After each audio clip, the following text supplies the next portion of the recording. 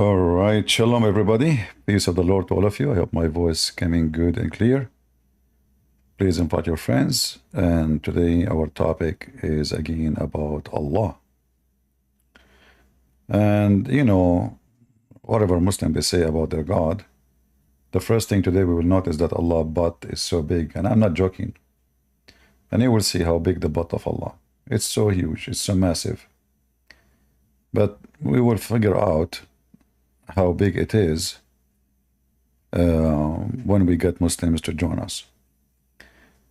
So if there is any Muslim would like to join us in Discord, we are live in Ramble and in YouTube and in Discord as usual. Now the link for Discord is in the info of all videos, all streams. So if you are interested, you can just click at the link and you will be with us in a second. If we search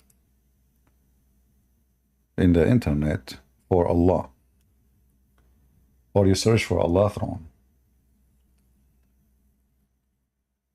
now the Muslims, they give you this throne like this is a drawing, Photoshop, imaginary chair. Even the Quran use word which is very weird. It used the word kursi, which is not even Arabic. But the second you ask a Muslim about Allah and the size of Allah, the Muslim, he got dizzy immediately. He freak out. All Muslim will freak out, will never dare to speak about this topic. And you will notice with me, as soon as we have some Muslims to join us, and you will notice why the reason. Slander when I talk again. Let us see what slander want to say to us. He's a Muslim. And you will see in a second that Muslims, when they, when they jump to answer a question, they don't know. Go ahead, slander. What do you know about the size of Allah?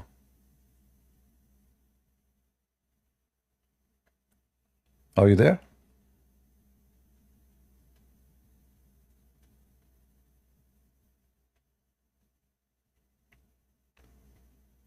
Abdul, are you there?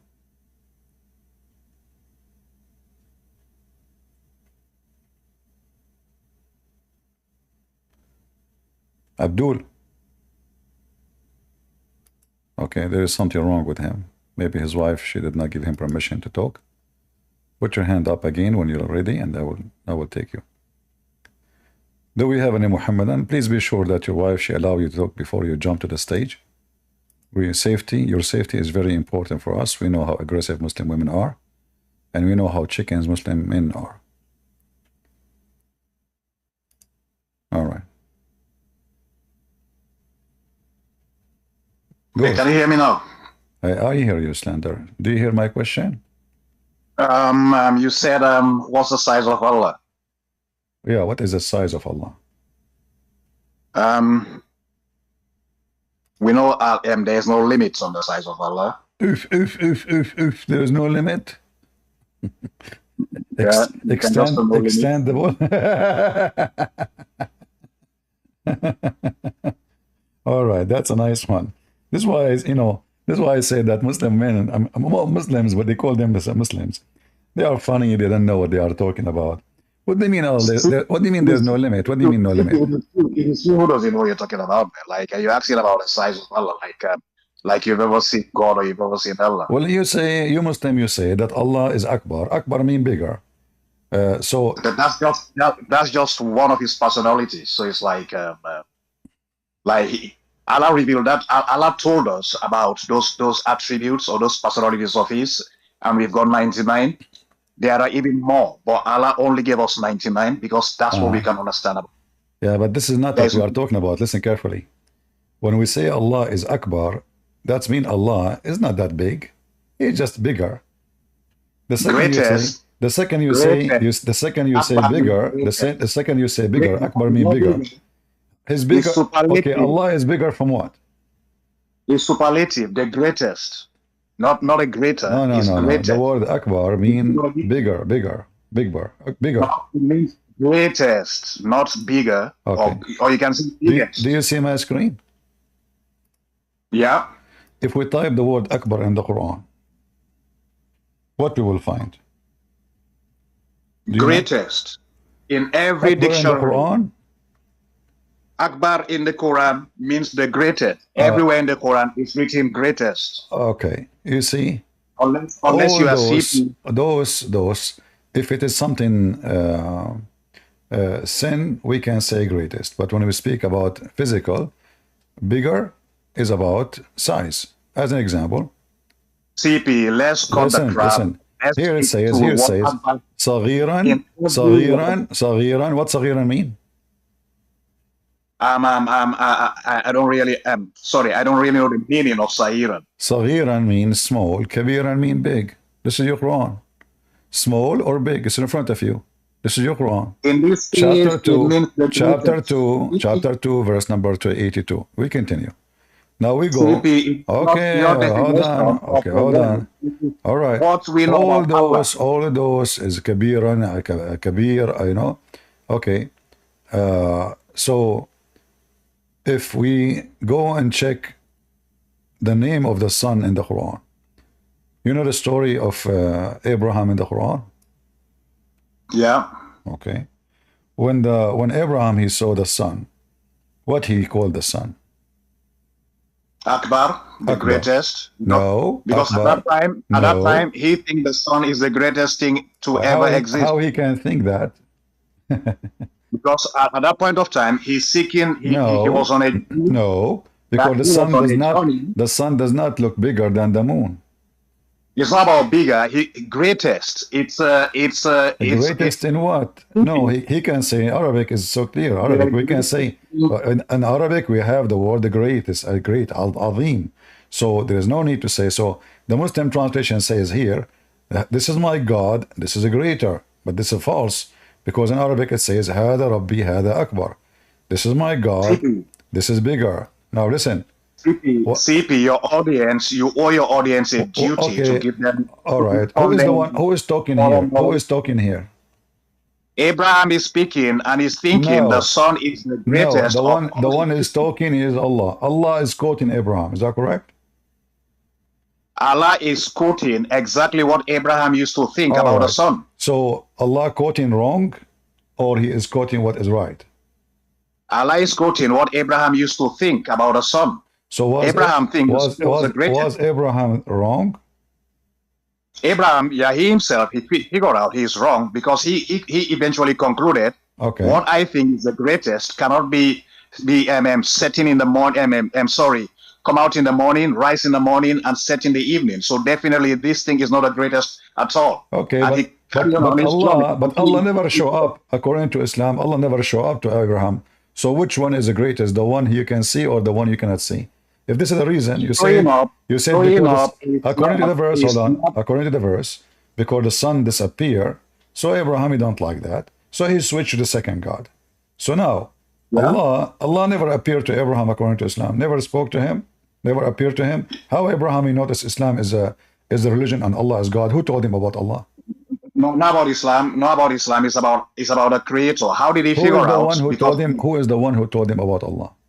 Because in life, everybody's got a personal connection with the Creator. Whether the Creator appears to you or he disappeared, you're gonna figure out like who is the Creator. I'm asking you a question. Who is the one? Okay, how he knew the word? How he learned the word Allah? How he learned the word Allah? Allah. Okay, Christian Prince. Can I just clarify one thing? You call yourself, are you actually an Arab Christian? How do you call yourself a Christian? Just get out of here. I want a Muslim, he knows what he's talking about. Do we have any Muhammadan, he knew what he's talking about? How Abraham, he was able to know the word Allah. If Allah never spoke to him, Allah never appeared to him. Where in the Quran here, suddenly Abraham, he said Allah. Where he got the word Allah from? Allah is a name. And here you see the stupidity of the Quran. You write a story, but you don't tell us where they met, how they knew, how he noticed, how he recognized, how he was able to know. What is this? And this goes for everything in the Quran. Like suddenly you will see in the Quran speaking about Israel. Who is Israel? Nowhere in the Quran it says, who is this guy? Suddenly a name appears in the Quran, it's called Israel. You ask the Muslims, who is Israel? They will say to you, this is Jacob. Okay. Where in the Quran it says Israel is Jacob? Have you ever heard of a book writer, an author, intelligent? He don't introduce the character of his story. So now here Abraham, he worshipped the sun. He called it Akbar because this is the name of the sun. And the Muslims, when they say Allahu Akbar, O Akbar, Allah and Akbar, they are monotheist in the mean of uniting the God of the sun and the God of the moon. La is the moon god. Akbar is the sun god. Allah, Al, which mean a word mean God, La, moon, U, and Akbar, which is the name of the sun. Do we have any Muhammadan? He knew what he's talking about. I will invite you, but you don't say anything. I want you to give me an answer. Don't give me speeches. All right, I will invite you one more time. CP, are you trying to give us the impression Allah, you know Arabic language more than Abraham? Don't give me a speech. How Abraham, he recognized the word Allah. Do you want to ask Abraham? Go and ask Abraham. You can ask Abraham. Why are you asking me? Why you put your hand up, you idiot?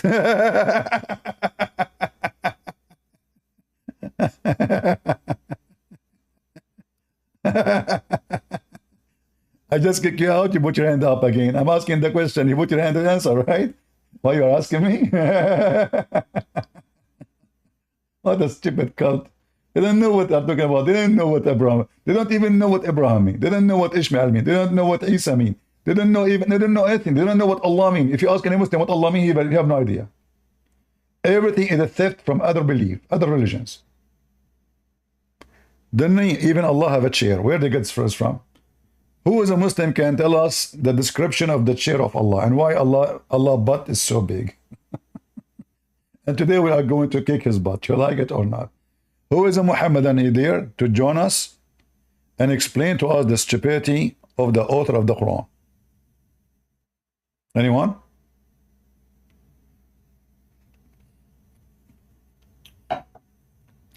Look what the Quran said, just to show you. Let us close some pages.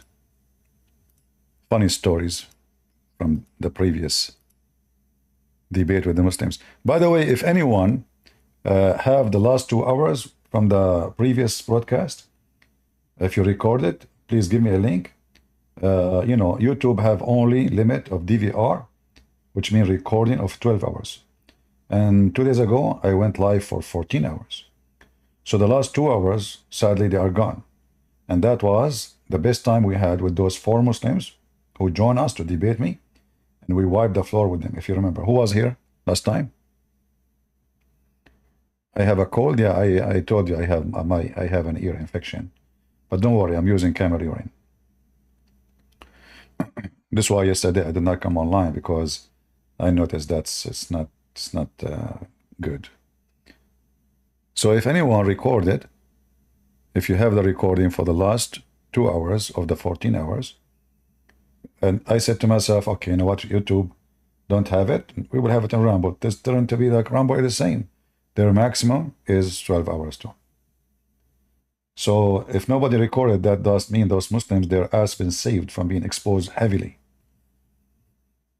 4 Muslims, and they brought to me at the end a sheikh, if you remember. No, I can stay more. I can stay 16. I can stay 18. I can stay 24 hours. But you know, you notice, like if you have 30 hours live, or if you have 2 hours, you will have, but people don't watch, you know, people, they will not be able to watch such. Even people complain. They say, how we can watch 12 hours? I agree with them. I mean, this is how we can watch it. I mean, you have to have a lot of time. Or maybe somebody is a truck driver and he want to just keep awake, you know, laughing.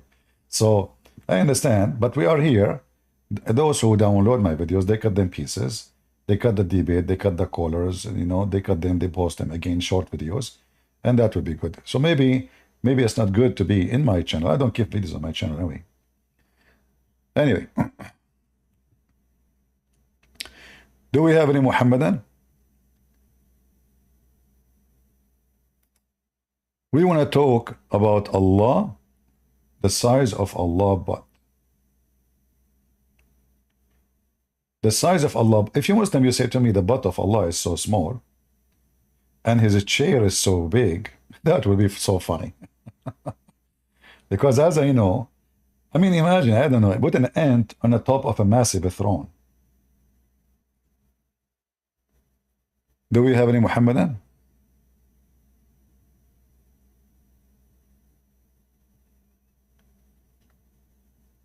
Anyone?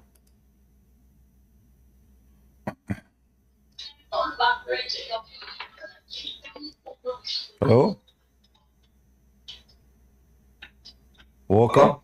Yes, Walker. Are you a Muslim? No. I have a question. About what? Um, We have a topic. I'm not a Muslim. Been called to interrupt or do anything out of order, but I just wanted to ask a simple question because I read the Bible myself and I follow the King James Version, 1611, and I've been a Christian since birth. And I noticed there's two types of Christians in this world, and I was just There's wondering two kind of what? There's two kind of what? two types of Christians in this world. Two kind of what? Two kinds of Christians, two types. Questions? There's two different types of Christians. Two different kind of questions. Okay. There's two different types of Christians. Can you hear me? Guys, I don't know. He's saying privileged Christians. Oh, okay, Christians. Two type of Christians. Oh, okay. Yes. Okay. Yes. And And I've noticed when I read the Bible, there's clear descriptions of how the Israelites and Jesus looked. Israelites and Jesus what? The description of Christ. You said the Israelites and the Jesus what? I said there's a clear description of Jesus Christ and the Israelites in the Bible. A clear description of Jesus in the Bible? Yes. Well, I never saw one. I don't know. Maybe you did read the Bible better than me. Revelations chapter 1, verse 15. It doesn't talk about the description of Jesus, how he looked like. That's false. How is that false when I can read it to you? You can read for me, but this is not about description of Jesus. You see, people are naive, and the naive one, he see what he like to see. So if I say, let us say, God is amazing, am I describing a size or describing that he is a miracle? You're describing he's a miracle. All right. So everything in the Bible is not about a look, never was about a look, and never even about a name. As an example, the Messiah is not a name. Yahweh is not a name. Adam is not a name. Moses is not a name. Jesus, Yeshua, is not a name. The sons of Noah and sons of Adam are not names. So you can see as you wish, but if you know the language carefully, you will see that this is about description. It's a statement. It's not a description only. It's a statement. When it describes. Anyway, my friend, I appreciate you calling. I don't care how Jesus looked like. He is my king. So only racist people care how Jesus looked like, and I find them silly. Seriously, because what we care for is the quality, not how he look. So if my Lord, the Messiah, he is a Chinese, I will worship him. If he is a black, I will worship him. If he is white, I will worship him. No, I understand. But this is not important for us. And true Christian will not care for the description and how Jesus looked like. Go worship pictures. I worship my Lord. When the Lord he come, we will know him by his glory, not by his look, because he will be glorious. It's not about a look. It's about something nobody can have. So only naive people, they focus on those things. If I'm racist, I focus on racism. If I'm white racist, that's it, Jesus white. If I'm black racist, Jesus is black. If I'm Asian racist, Jesus must be Filipinos. Well, I say to all of you, none of you is a Christian if you worship your Lord because of his look. So don't go there and don't waste your time, and be smarter. God is about equality, not about a look, including you. It's not your look who will define who you are. It's the quality of the person. So you're black or white, who care? If you're Asian, or who care? Short or tall, who care? Male or female, who care? The Lord, he said, from their fruit you shall know them, including him. How we know Jesus? From his fruits, not from his look. Don't you think the devil, he can come in a good-looking way? People are naive and people are silly. And the book of Revelation never speak about such a topic. The book of Revelation have deep meaning. The naive one, they take it literally. The book of Revelation, you will know the meaning of it when things happen, not before. For all of it is symbolic. Everything there is symbolic. All right, do we have any Muhammadan?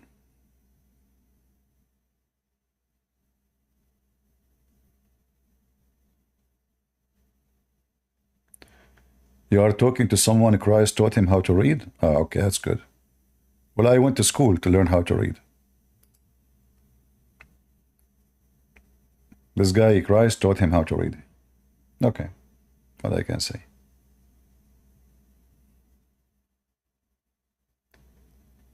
Do we have any Muhammadan would like to join us?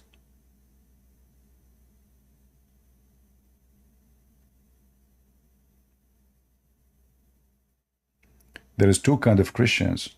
Yeah. It's depending on your shoe size. There's only one kind of Christians. There's no two kinds. You are just being a fool.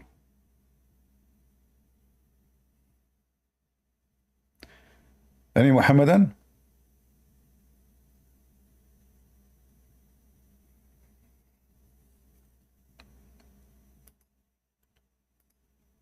Do we have any Muhammadan? I know this topic is scary for you Muslims, but come on. One of you will have the courage. Anyone?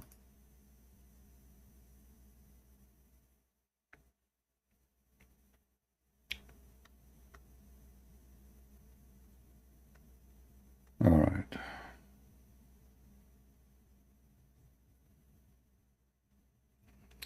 You know, the guy he is saying to you, go to Revelation number 1.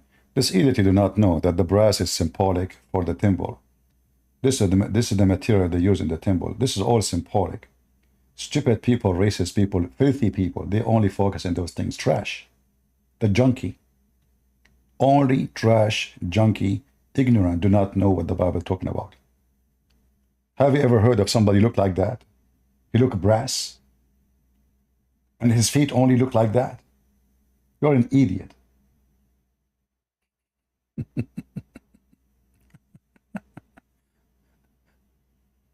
All right. So, there's people, they read the Bible by their heart. And there's people who read based on their stupidity. So if you are seeking something, you will find it because you are seeking that thing. Because you are seeking that thing, you will see it only as you want to see it. It's like an ant looking for the word sugar. You give them powder, tastes like sugar, they eat it, they die. It's not a sugar, it's poison. So everyone goes where he belongs. The fly goes to the garbage. The races go to their garbage. And people who worship the Lord, they go to the Lord. Do we have any Muhammadan?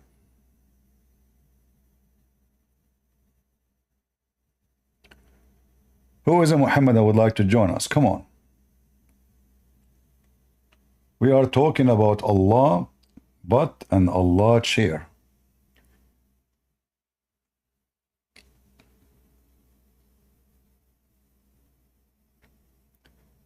Black Israelist, yeah. Well, I am from the Middle East. I never saw an Israeli as a true Israeli is black. There's Israeli now, they have citizenship. Yeah, because those, Israeli, they are desperate to have citizen to overcome the size of the Arab. So they brought Ethiopian, they brought, but those are not really Israeli. You cannot be the son of one father and one mother, and then one is blonde and one is black. And we're not talking about middle, we are talking about one is totally African and the other one is white. It's impossible. The only reason for that, there is people who converted to Judaism in Africa, and because the Israeli are desperate for citizen, the Arab population is increasing so fast, their population is declining. There's many reasons for that. Many Jews are converting to Christianity. Number two, they are not having too many kids. Number three, many they flee Israel, hoping because they don't want to go to war.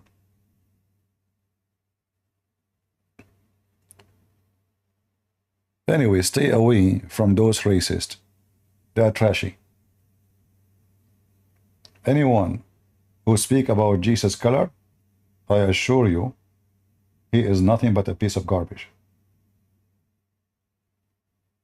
You see, I grew up in a family, they are very religious. I never heard my mom or my dad saying to me what Jesus looked like. But if your mom and your mother and your dad, they are racist, they will speak about that. And they will put it in your head. And now because you are so desperate, you try to find a verse where it says, oh, something about him. Oh, look, it says white like snow. All of this is description.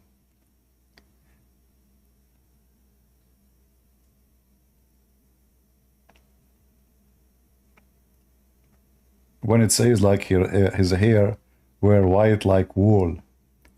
Have you ever seen a man have such a description? Why Jesus is getting old now? Is that the guy from the Holy Buddha?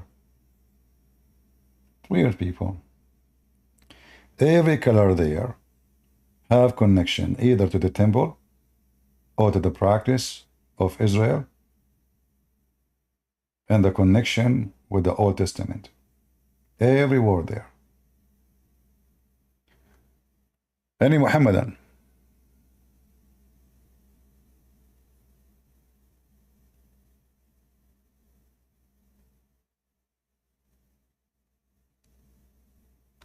Do we have any Muhammadan he knew who is his God?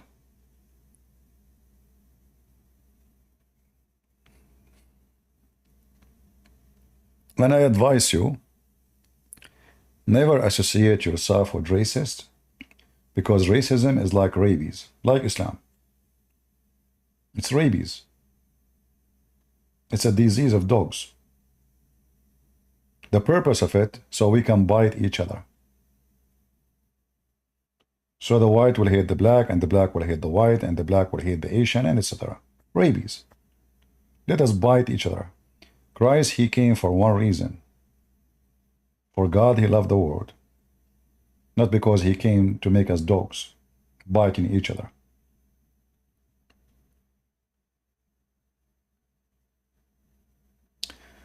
There's 3 people raise their hand. I don't see them. Where are they? Put your hand up again. I don't see anyone raising his hand. All right. Are you a Muslim? No, I'm not a Muslim. So how can I help you? Yeah, I was blocked on your channel the other day because I was defending Candace Owens. I don't see any Muslims here right now. Why you are defending her? Tell me. Well, because she's not a preacher, she's just a regular human being who should have the right to call herself a Christian. Well, everybody had the right to call himself as he wish, but the Lord, he says, you shall know them from their fruits, correct? So you're the Are you, person now. do you allow, yes, I am the person, because the Lord, he told us to judge people by the fruit. You can judge me by my fruit too. Who said you cannot? The Lord says that. From their fruits, you shall know them. So if my fruit is bad, you can judge me. Why not? You're not judging me as a person. You do not know me. You're judging my fruit. So are you against what Jesus said now? From their fruits, you shall know them? So Okay. let me I'm judge asking you. So let me judge you. are you willing to allow your wife to go and meet with someone? His name is Andrew Tate. He's a pimp. He's a rapist. He is under investigation. He don't pay his tax, as he said in the videos. He lure women into sex to do porn business. Would you allow your wife to fly all the way? And not only that, she agreed with him in everything he said, and she is asking him how we can save generation. Is that what a Christian woman she would do? She will ask. She will ask a whore, because whore is not only a female. A whore is a male. He is a whore. First time I type his name, I never heard of him before. I type his name. I saw a video of him masturbating. The first thing I saw about him, I type Andrew Tate. I click. All what I see actually is porn website.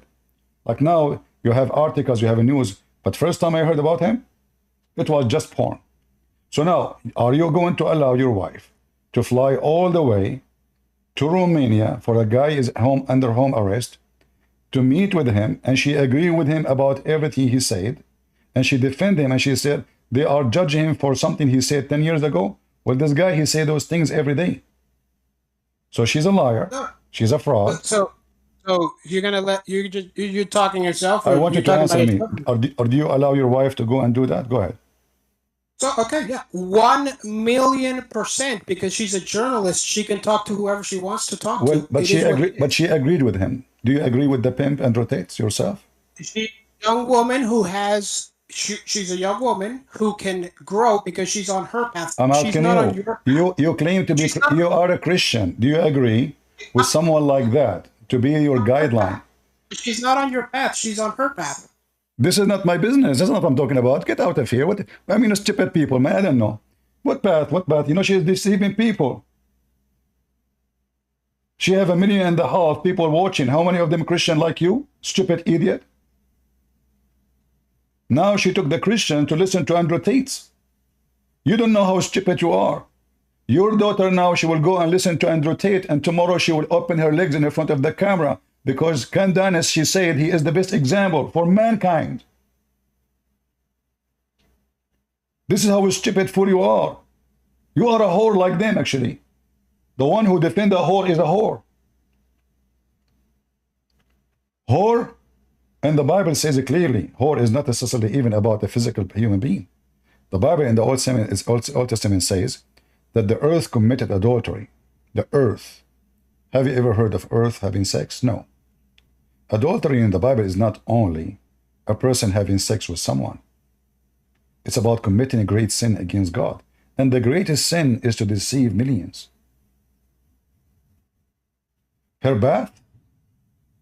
Well, her bath is to make money. She noticed that this guy, he have a lot members of fans. So let us go there. They have no bath except money. She worked for the Jews for 20 years, made millions of them. And now because the Jews, they don't want her no more. And now she claims she became Catholic. Do you know why? Because the Protestant, they spit at her. She is speaking against Israel. And we know how the Protestants support Israel. So she said, okay, I'm Catholic now.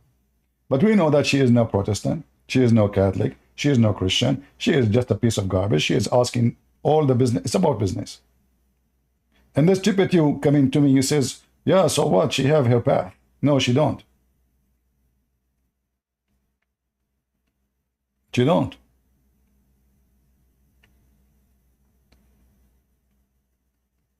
She can have her path, but not to claim to be Christian. She can say I'm an atheist. She can say she's lesbian. She can say she is a LGBTQ. She's a free. We live in a free country. You can fly and interview anyone. And you say to me she is a journalist? And the journalists agree with the person who have 10,000 videos teaching men how to lure women into pimp business, how to hide your tax. Is that the Christian, honest person inside you? Let us teach people how to hide their tax. Who is the one is inviting this slander? Don't invite him. His name is slander. I want to talk to someone have a brain, not just a kid. So this woman, she is a very bad woman, the same as Tucker Carlson. I call him Sucker Carlson. And the naive ones consider them conservative. Conservative, he support a pimp. He agree with the pimp. She said to the pimp, so how we can change everything, how we can fix it. She went all the way to Romania and she agreed with him. You see, if he is just like a Muslim guy, I say, okay, well, he's a Muslim guy. But the guy is literally a whore. He used, he abused, and he fooled millions of people to steal their money. $300 to teach you how to open a pimp business. Just join my class. The guy didn't have high school, and suddenly he became a philosopher. Because of donkeys like you, and a liar like her. Do we have any Muhammadan? Muhammadan, please. Going.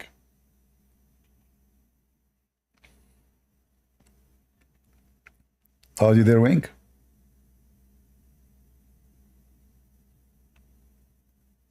Push to talk.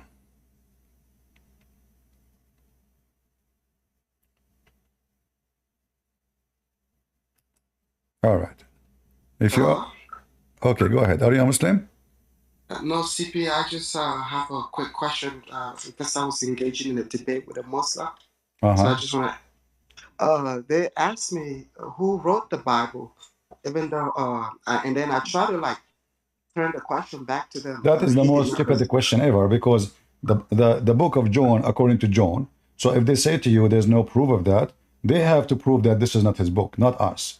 Because simply, we believe that this is the book of John. No. If somebody says to you, like, who is the author of the Bible? For us, if you're asking me, do we have the first page written? Nobody can say that. The reason for that, the Christians, in the first 300 years, they were very poor, discriminated. Christianity was underground faith. And the first time the Christians, they have a king, which means they have money. It was almost 300 years after Jesus. And then the Bible, whatever they have in those papers, transformed into real books, which mean expensive leather, expensive stuff. So they can claim as they wish, but they have, and the Muslim who's asking you the question himself, he don't even have one fragment of his book. So who wrote the Quran, CP? Because that's what I Nobody knows. There's many Quran. Which Quran? That's what I wanted to get to. Like, can you? I was trying to ask him. So, who wrote even the Quran, the most popular one, which is according to Hafs, is according to the recitation of Hafs, which means the Muslim don't have it. Recitation of Hafs is 200 years after Muhammad, and if you search right now, go to Google and type the word Hafs was a liar. Just type it. You will see how many articles written by Muslims about Hafs. The reason that Hafs, all his hadith, is rejected, because he's a liar. You will not find one authentic hadith mentioned by Hafs is accepted. So how you take the Quran from him if all his hadith is fabricated?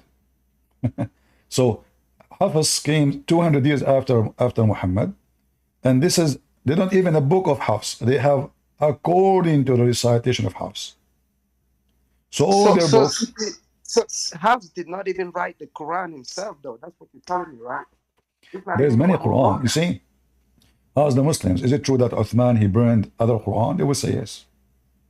He burned them because they are different, not because they are the same. Nobody will burn the same Quran. If I have 10 copies of the Bible and I want to spread them, am I going to burn 9 copies and keep one? No, I will keep all. But Uthman himself, he burned all the Quran and he kept only the version he liked. Even that one does not exist. Nobody have it. Nobody have a Quran. All right? Yes, yes. Thank you, CP. Thank you. Yeah.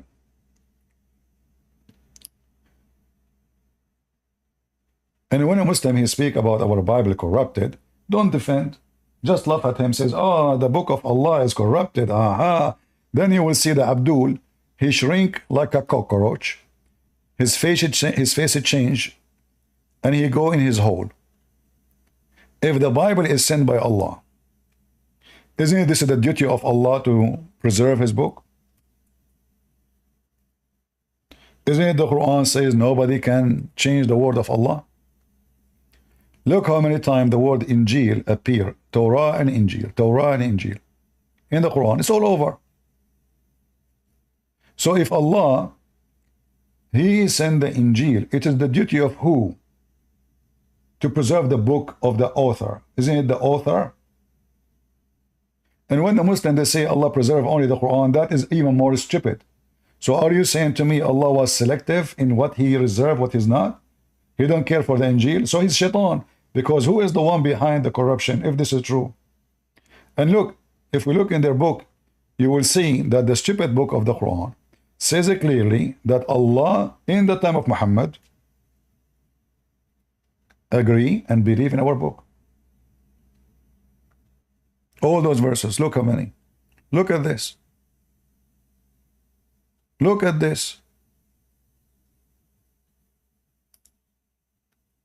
It is he who sent down the book, the Quran, to you, Muhammad, with the truth, confirming what is between his hand. Look at the lie. They say what came before it. That's a lie. Do you know why they say it confirm what came before it? Because if they translate what the Arabic saying, that means confirm what is between his hand. Look, I will use Google in front of your eyes. بين يديه. Huh? See it? The translation is not even accurate still. It says in his hand. No, it says in between his hands. In his hands. This is what the Quran is saying. Confirming the book which mean Muhammad, in the time when he came, he have the correct Bible. That is 600 years after Jesus. Now, who of them can tell me if the Bible is 600 years after Jesus is ever changed? We have a fragment way, way, way before. In fact, the Bible, even this guy Borat, Mimi Hijabi invited him. Even this Borat, he said, there's no documented book with the proofs as much as the Bible. Not even one book in the whole world. This is a person who's an atheist. He is the enemy of God. Even this scumbag, he agreed that there's no book is documented, examined as the Bible.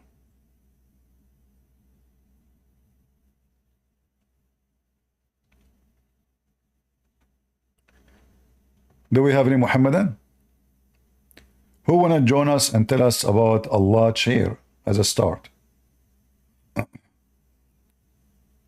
Don't put your hand up, Slender. I want to talk to an adult. You're just a kid. Let your dad talk to me. If your mom, she allow him to talk.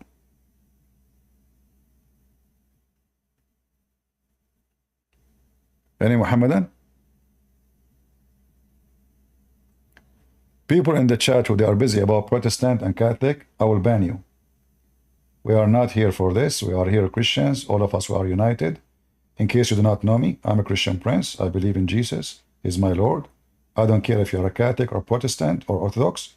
If you think you belong to those, get out of here. I belong to Christ. The one who belongs to Christ is welcome to stay.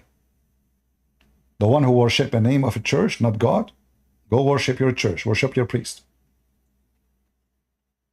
The one who follow Jesus, you stay with me.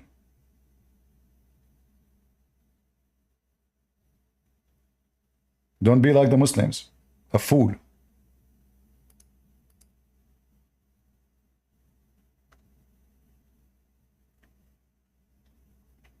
Yareen. Oh, Yes, Yareen, you are a Muslim? not at all. Not at all, Chris. Not at all, CP. So how I can help you? I just gave this time about politics. Okay? Politics? And this time is again about the Israeli conflict. What conflict is that? Non-existing conflict. What is that? But I just need you this time for exposing few narratives, right? I'm listening. Go ahead. According to what they say, for example, the Muslims, the leftists, and the liberals, they say before Israel existed, there was a peace in the Middle East, for example. There was what? A peace between Jews. There was a piece of shit. I agree.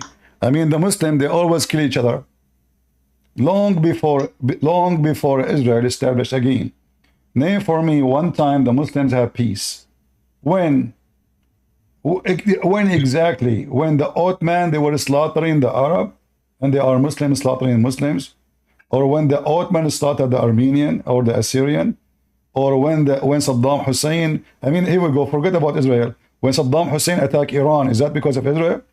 When Saddam Hussein attacked Kuwait, is that because of Israel? When Egypt attacked Yemen, is that because of Israel? When Saudi Arabia invaded Yemen, is that because of Israel? Those are stupid people, and they can say whatever they want. And we love. Anyway, my friend, I have a topic. Sorry, I don't want to change my topic, but you know my answer. Those people are stupid. They can say whatever they want. But you can go right now to Google and type wars in the Middle East. You will find that war never stopped. Muhammad himself, when Muhammad, he killed the Jews, there was Israel. When the Muslim, they killed the grandsons of Muhammad, there was Israel. When they killed Ali, when the Caliphate, all the Caliphate killed by Muslims. Is that the Israeli? So they are stupid people, you know. They have to blame the Jews because they are filthy liars, like their God, the devil. Anyway, thank you very much. Do we have any Muslim?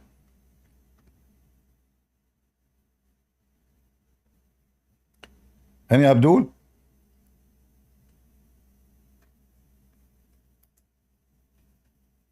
They want to blame the Jews for anything.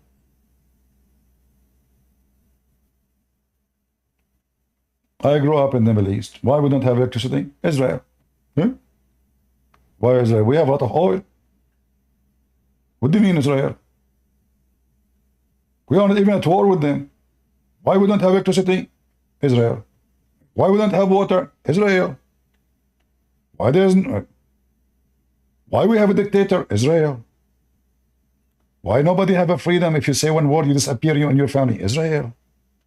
Even the filthy Muhammad, he said, if there is no Jews, no women betray her. So if there is no Jews, no meat will decay.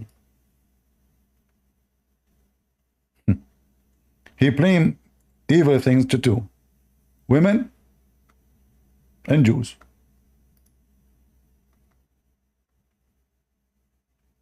The reason now we have refrigerator because of the Jews. If there's no Jews, you can put your food on the table for a century, will never damage. All right.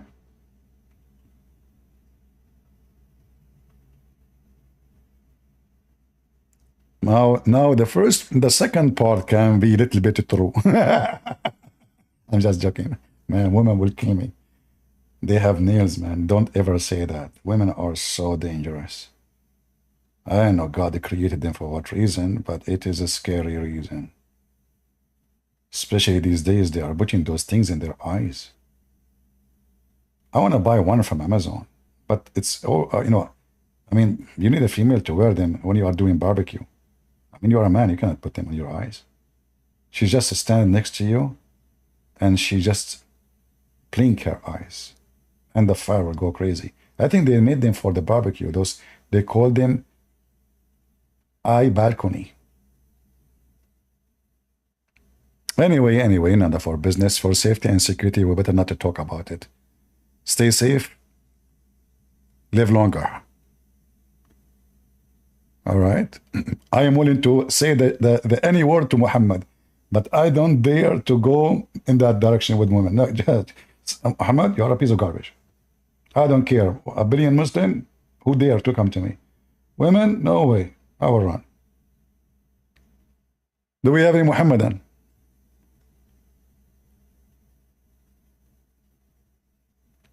Anyone?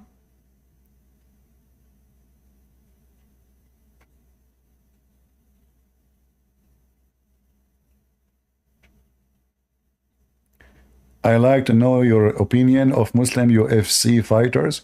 You know, one of the hypocrisy of the Muhammadan, they say, yeah, it's okay, but according to Islam, you cannot. According to Islam, anything is connected to gambling is the work of shaitan.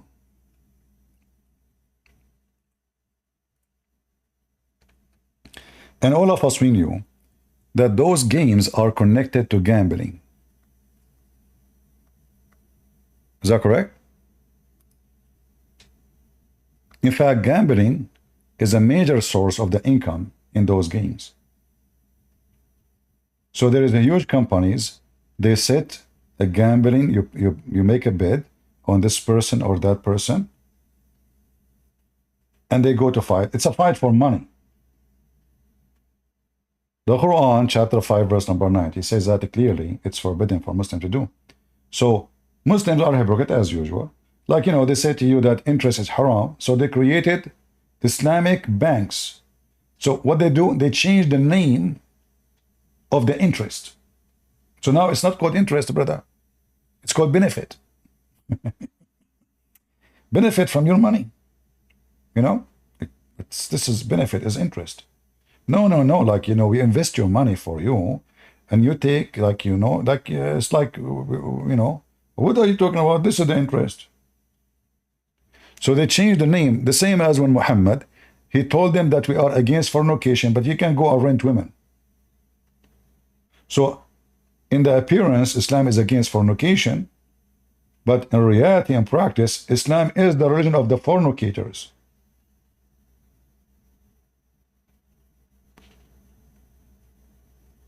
Do we have any Muhammadan? Anyone?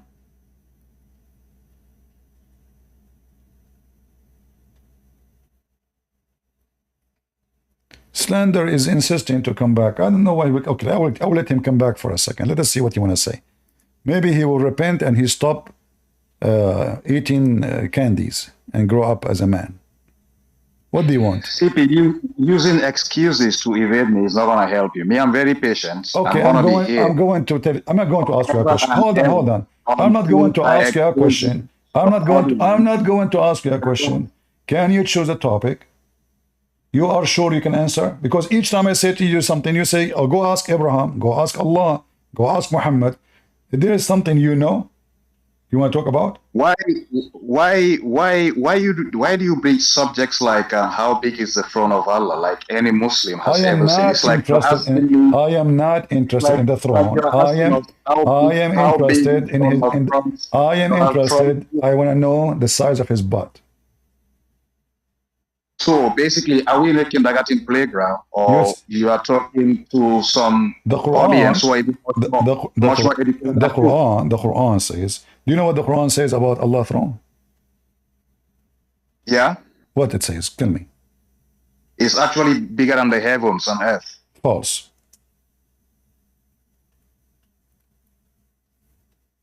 Why you lie? I know the Quran mentioned about the throne of Allah bigger than the heavens. That's a lie. It says exactly the same size. So the size of your God chair is exactly the same as the earth and the heaven. Because your God... It says it's bigger. No, it says exactly the same. So... It says it encompasses the heavens. Here we go. It says, وَسْعُ كُرْسِيهِ السَّمَاوَاتُ وَالْأَرْضِ. The size of his chair is the same size as the earth and the heaven. Don't make things up. Now... Can we read the verse for everybody? Read the verse. This is your Muslim translation. I can see it. Tell me the verse number. The chapter of the Hindu. Verse number 255.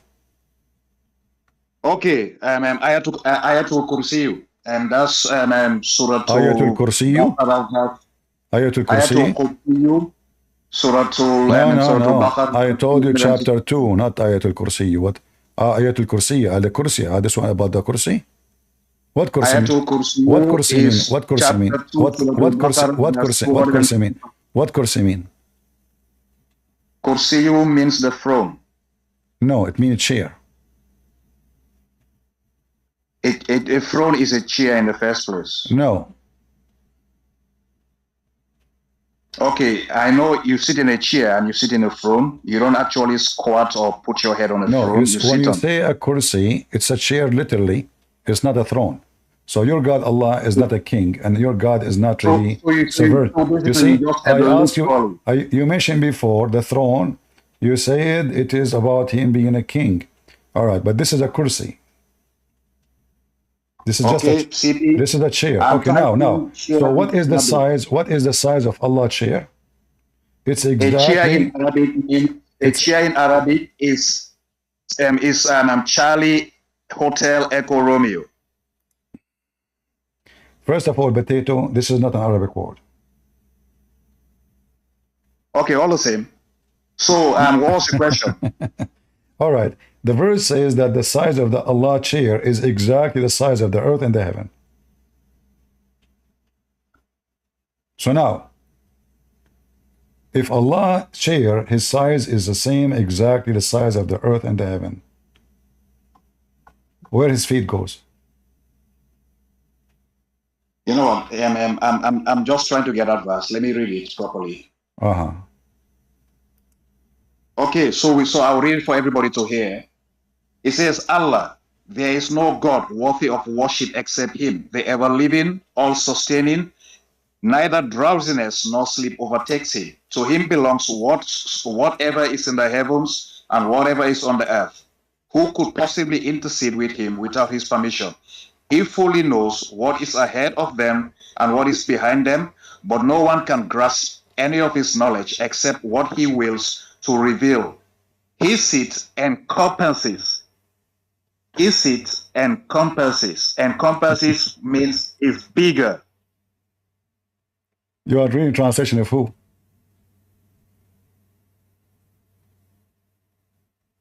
The translation of who? I'm reading Qur'an.com. All right. Is the rooster bigger than Allah's chair or smaller? What question is that? You're talking about hadith now, or you're talking about the word of Allah? I'm asking you, is a rooster bigger than Allah's chair? A rooster is something I can grab with one hand. So how comes it's something which has just been described to you? It encompasses the heavens and the earth, can be compared to a rooster. So how come the one is carrying the chair is a rooster, if it's so big, and this rooster, his feet is in the ground? Can we read the hadith, please? Yeah, you want to read the hadith? Are you sure? No, I don't mind. Oh, okay. Let us see. The only thing I want you to promise, CP, I would love I would love it if I can speak to you for just 10 minutes. You constantly kept telling me, I don't know, I'm a kid. I don't mind. I'm very patient. As far as I'm concerned, CP, me, I went to Cardiff University from 1997 to year 2000.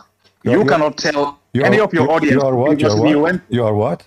I went to Cardiff University, right? You can contact Cardiff University Registry and mention my name. I can send to you. From 1997 to year 2000, I was there doing maritime studies. You are not in a position to mention to anyone here which university you attended. You can only brag and lie that you've got a degree in Sharia law. You can never disclose any other detail. Me, I've just disclosed to you now. I went to Cardiff University from 1997 to year 2000. You cannot do that because you don't even have a high school certificate.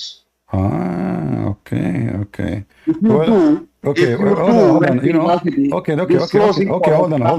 Hold on. Listen.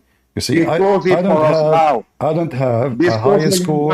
I don't have a high school certificate, but yet I know more than your religion. Look, I just asked you about the chicken of your God, and you do not know. So I am the one who have high school according to you. I'm I know your religion. Okay, now, okay, listen. I don't disclose, Abdul, I don't disclose anything about me. And you know why? You are just a piece of shit. You are just a piece of shit, and you are trying to say you know. No, you do not know. And everybody knows why I don't disclose who I am and what I. No, shut up. So now, is this hadith in front of you? You should take 20 minutes and see what happened. Get out of here, son of Muta. Can you disclose which university you are from? So if I tell you, what does that would do to you? My knowledge is my proof. It's not a degree. And let me tell you, everything learned about the shit of Muhammad is not from my degree. I study law. They never taught me those things. Like, do you think when you study law, they will teach you about your God, he sat in a rooster? This is my own study. This is my own research. This is my own work. In a school, the teacher Muhammad is amazing. The stupid Quran is the source of law. That's what you study. You are just a piece of shit like your prophet. And if you are a person who claims that you have knowledge because you have a degree, well, why you follow Muhammad? You cannot even read. Now let us read. There's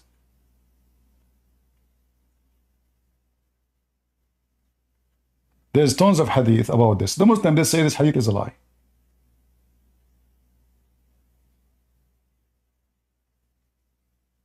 This is what they will say. But the hadith is so clear.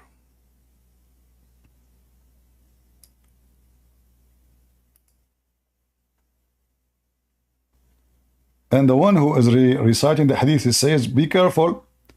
Allah, Prophet, he says, the one who lie about me, he will be punished.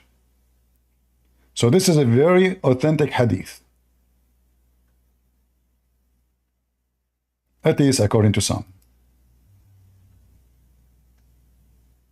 On the authority of Abu Hurairah, may God be pleased with him, with a chain of transmission traceable to the Prophet, God has permitted me to narrate about a rooster whose feet have touched the ground and whose neck is bent under the throne, and he is saying, Glory be to you, how great you are, our Lord. Then he responds to him, no one who swears by me will know that.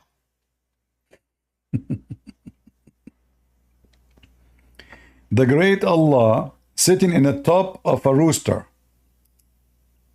Isn't this amazing and beautiful?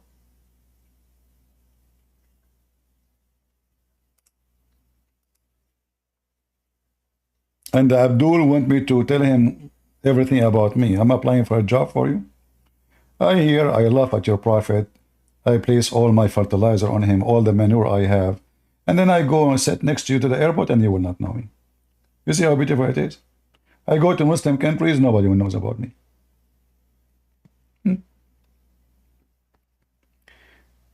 Any Muhammadan? A God who is a great, he is on the top of a rooster? Is that right? Is that the rooster who lays eggs? And look, this is hadithun sharif, which means it's an honorable hadith. This is authentic, brother. An honorable hadith. Authentic hadith. Do you see it? People, do you see what it says? It's what? It's an honorable hadith. Authentic hadith. An honorable hadith, authentic hadiths, by Sheikh Mustafa al-Adwani on the authority of Abu Hurairah, may God be pleased with him, with a chain of transmission traceable to the Prophet, God has permitted me to speak about a rooster whose feet have touched the ground and whose neck is bent under the throne, and he is saying, Glory be to you, how great you are, our Lord. Then he responds to him, no one who swears knows that. Any Muslim have a comment? The God who is sitting on the top of a rooster?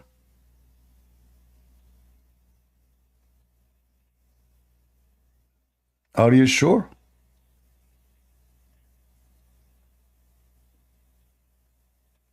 What kind of rooster this rooster is? How big it is. And the rooster and Allah, they are talking.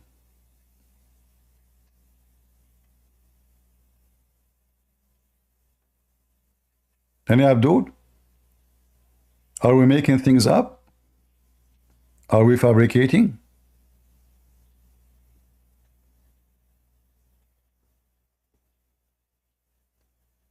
Who is a real Muslim would like to join us?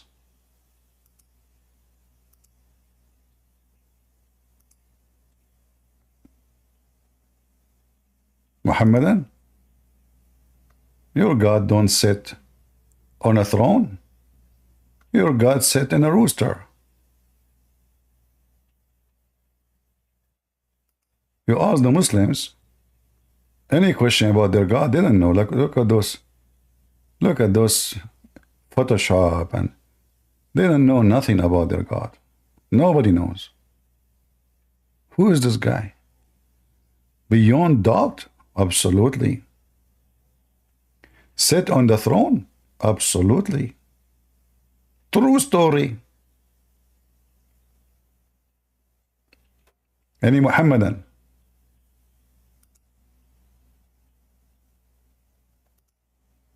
From those who follow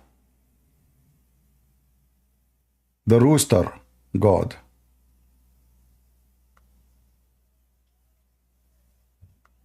Anyone?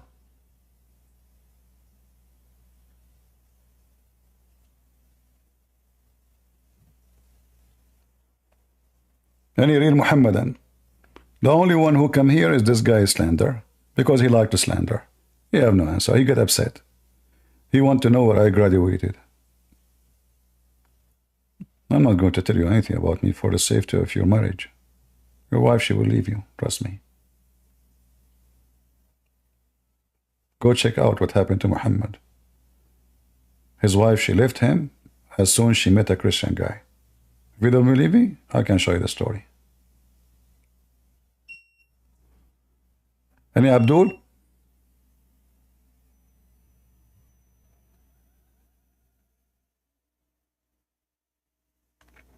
Where is the Muslims? Allah is great, Allah is amazing, Allah is potato, Allah is tomato, and tend to be to what?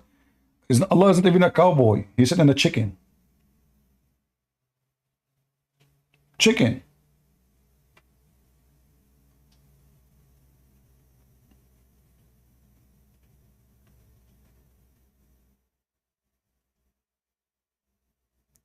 And then the rooster speak to Allah, and Allah answered the rooster.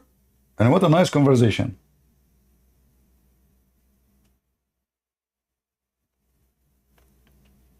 All right.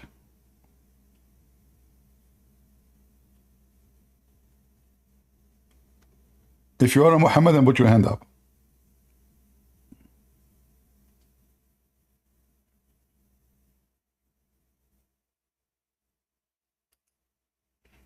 Somebody saying, I am not a Muslim.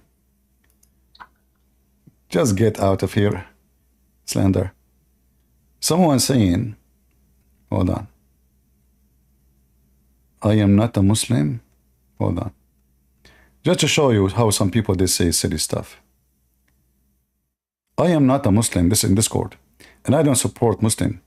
But why would a Muslim join this Christian Discord server and stage when knowing he will be just insulted like this? That's a good question. Because you're ignorant. You do not know that the Muslim believe that they have to do jihad to defend Allah. And they have a duty to do so. Secondly, just because you are ignorant, a Muslim will be insulted, doesn't matter what you say to him. The second you say, I believe in the Bible, get insulted.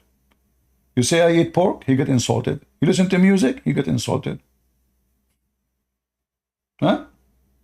Anything you say, he get insulted. So the stupid you who is being perfectly correct, you do nothing, you act nothing because you don't want to insult anybody. Well, the whole life is about insulting. If you don't say the truth, you insult nobody. You agree with everybody. The second you disagree, people will be offended. So why you are here? You yourself, the one who's saying, I'm not a Muslim, but why a Muslim will join here? Why you are here yourself? Are you like to listen to insult? Are you stupid or what? Shame on you. Is that what your mom taught you? To go to Discord where they insult people? Do your mom knew that you are here? Somebody call his mom, guys. His mom, she do not know that he is here and joining a Discord where this guy is insulting people. Haram. Not right. Idiot. Those who don't insult, that means they never say something serious. Each time Jesus, he speak to the rabbis, he's insulting them. He called them serpent. He called them, you are your father the devil. He called them hypocrite. He called them liars. I mean, he flipped the tables on them. Do we have any Muhammadan? Mayday, mayday.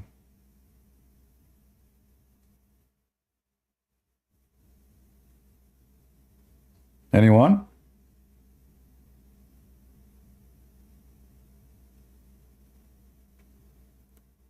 The Muslim, when he pray 5 times a day, he's insulting you. He say in this and that prayer, Allah please, not like the Christian, the lost Christians and the cursed Jews. The last 2 verses in the chapter of Al-Fatiha, which the Muslim, they recite the first thing in the morning, is about insulting us. We are the lost, the Jews are the cursed.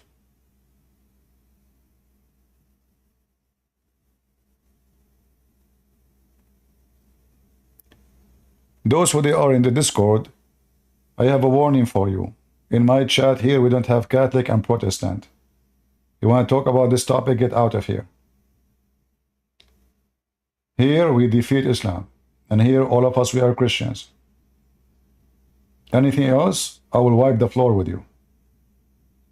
You don't have to stay here. Go open your own Discord and do all garbage you want. This is a warning. You repeat the text twice, we block you. Do we have any Muhammadan?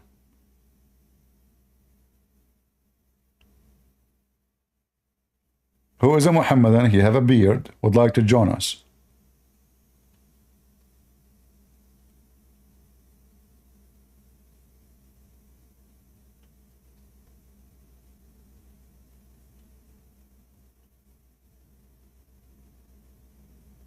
Anyone? I want to convert to Islam and I want to have an endless penis. Because I want to get rich. I want to sign a contract with all oil companies to supply oil to Mars and beyond galaxies. In fact, we can just piss there. You know, water will go there. I drink from the ocean and I piss in the other galaxy. And then we can have a new planet full of water and have life. It's just endless penis. Promise of Allah. The only true God who promised true penis is Allah. How we know that Allah is true God? I mean, look at the promise. Endless penis. Not 6 foot, 10 foot. What? Endless. Nobody can see the end of it. It's like Allah himself. Is Allah endless?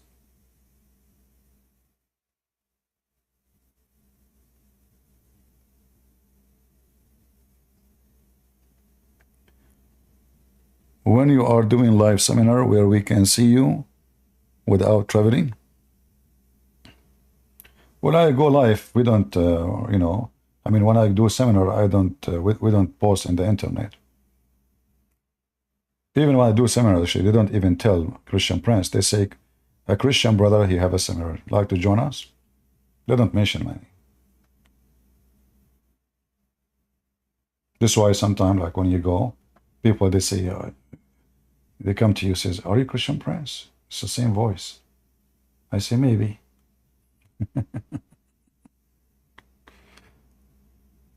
Any Muhammadan?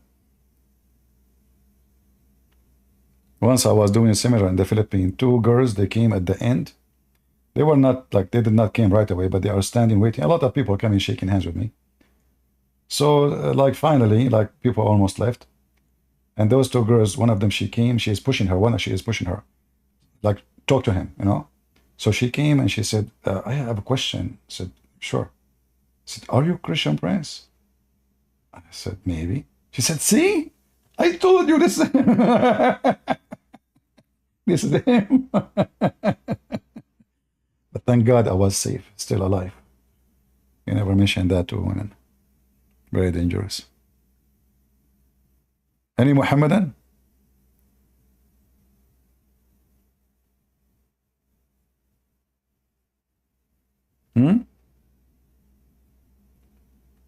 Who is a Muhammadan who believe Allah sit on a rooster can join us? Get out of here, Salander. You will never be in my stage again. Coward liar. You want to know where I graduated, you potato?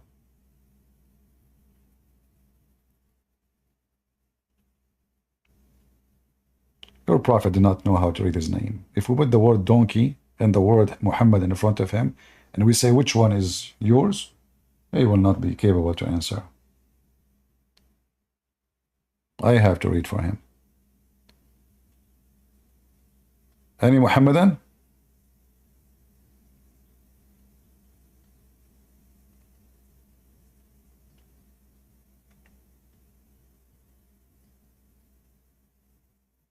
No?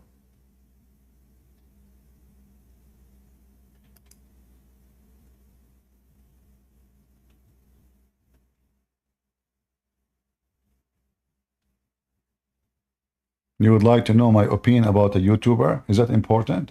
Here we give our opinion about something important, not about a YouTuber. Here we wipe the floor with Allah and His Prophet. Who care about the YouTubers?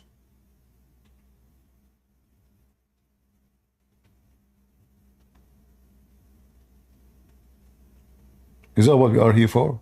Give me your opinion about your YouTuber.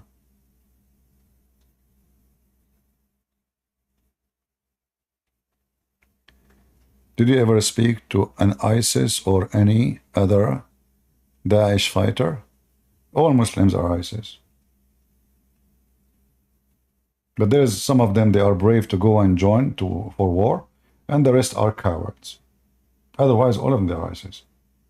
Trust me, each time the Muslims attack somewhere, all the Muslims, they dance and they praise Allah for what happened. The difference is there is some they are brave to do it, and there is some they are coward, and they stay home. And the majority of them, they are the coward one. If a Muslim, he says to you he's against ISIS, it's possible because he is not a Muslim, which means maybe he is a Shia. Because ISIS want to kill the Shia, and they kill Shia. If a Muslim, he says to you is against Al-Qaeda, obviously, because, you know, the Muslim, they kill each other too, because they are competing with each other, right? So, but not because they are like all Muslims in the world, they were rejoicing for what Hamas did. Like, remember, Hezbollah was killing Hamas in Syria. Hezbollah caused the death of tens of thousands of Muslim Sunni in Syria. Hezbollah support Hamas in Israel. Huh? So, in the appearance, they look like they are supporting each other, but the reality is, now we have one enemy. We take him down, then we kill each other. And if you compete with me in my ground, I will kill you. This is why when the Sunni, they try to compete with the Shia in Lebanon, the Shia killed them. Same in Syria.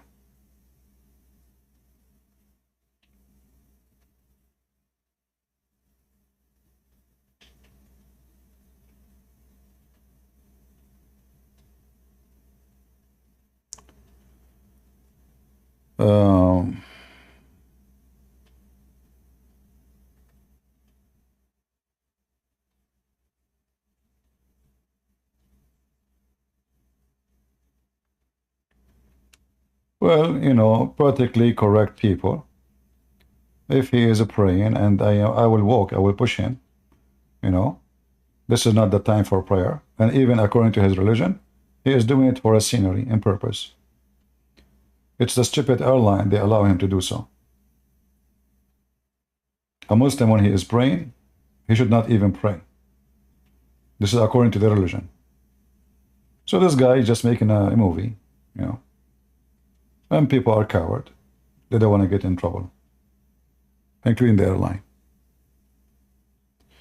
Do we have any Muhammadan?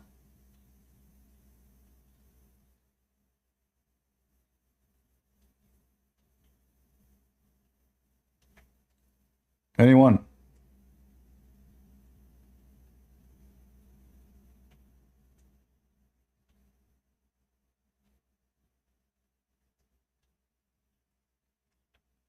Who is a Muslim would like to join us?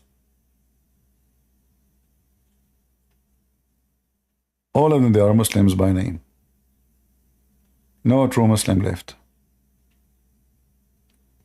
Again, just a reminder, if you have the last 2 hours of the video we did, the live we did 2 days ago, please send me the link, because YouTube DVR only catch 12 hours, which means because we went live for 14 hours, the last 2 hours, especially when those 4 Muslims, they came to debate me, sadly, we don't have any recording of them. So if any of you record them, make a video of it and send it to me. Mayday, Mayday, any Muhammadan?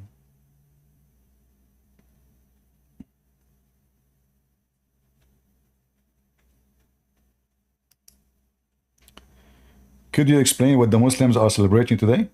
The Muslims, they celebrate nothing. Muhammad is copying others. The Muslim, they claim that this is celebration. They call it Adha, right? But in fact, the Muslim, they do Adha in every celebration. Adha means sacrifice. So the Muslim, they claim that they are sacrificing because Abraham, he did. In fact, Abraham did not. He did not. And the Quran is here. So Muhammad, when he trying to establish his religion, he started learning that religions, they have fasting. So he hijacked fasting. The first fasting he hijacked, it was from the Jews. He lived with the Jews, he started hijacking things from them. And he put it to his religion.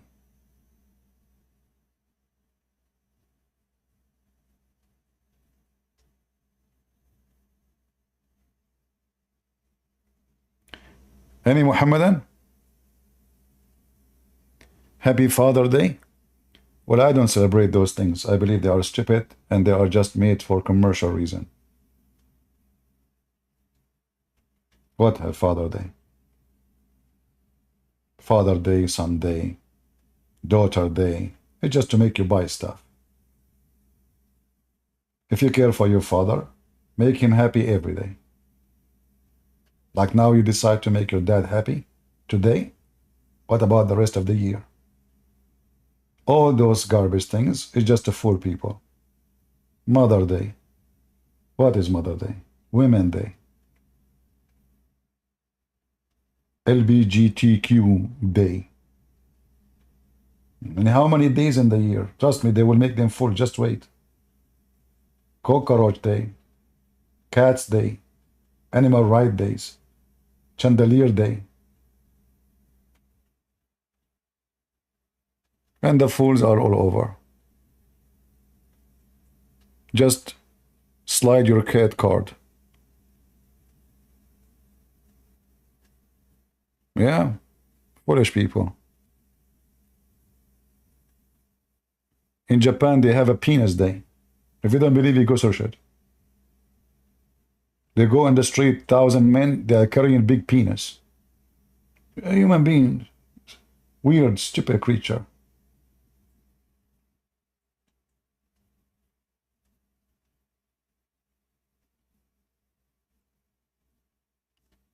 Do we have any Muhammadan?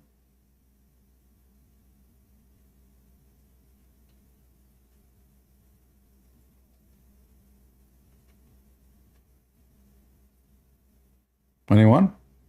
I know you people, they get offended from what I say. Guys, I say naturally. I don't know. I don't. If you get offended, don't come here. You ask me something, I answer. I don't mean you. I do not know you, but I say things as I believe.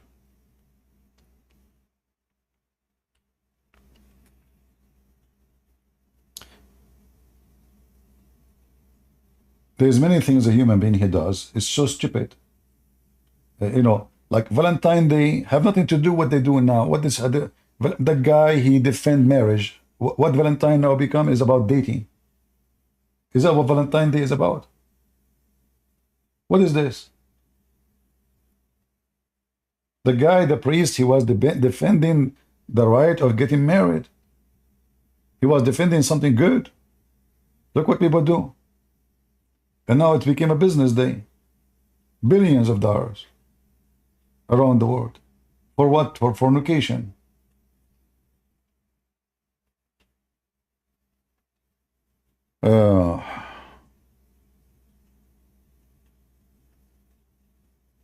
Yeah.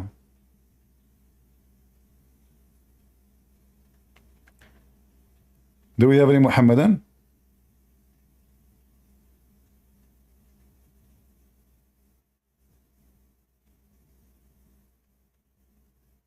What about counting age of birthday? It's not mentioned in the Bible. This is not about mentioning in the Bible or not. Birthday, you celebrate your birthday because of what?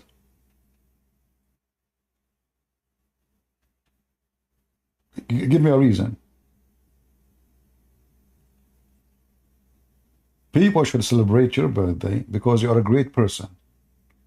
But if you are nobody, you did nothing to humanity. You did, you know, cake, bring your friends. What is this? Yeah. I asked my mom actually when it was my birthday. She said, I don't know. All what I know, it was a bad day. What is birthday for? I never celebrated. I will never do that. I believe this is silly. For you, maybe this is very important. If you tell me your birthday, I will never remember it. And I will never say to you happy birthday.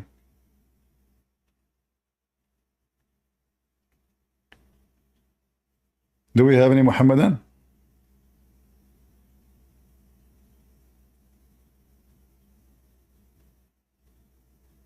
All those things, I believe, because a human being, he have a vacancy inside him.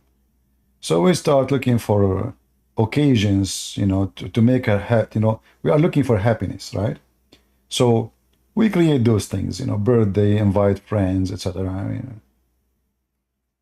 But if you really want to be happy, I mean, every day it can be your birthday.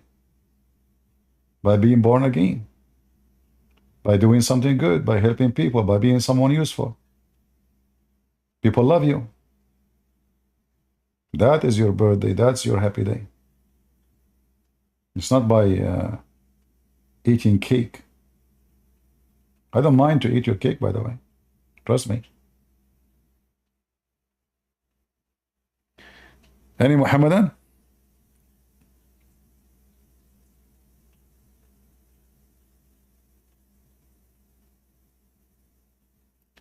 I don't celebrate anything. I don't like to attend wedding. I don't like to attend any kind of party, birthday, especially something personal. You know, society is based in many fake things. You invite your friends to a party, half of them, they gossip about you.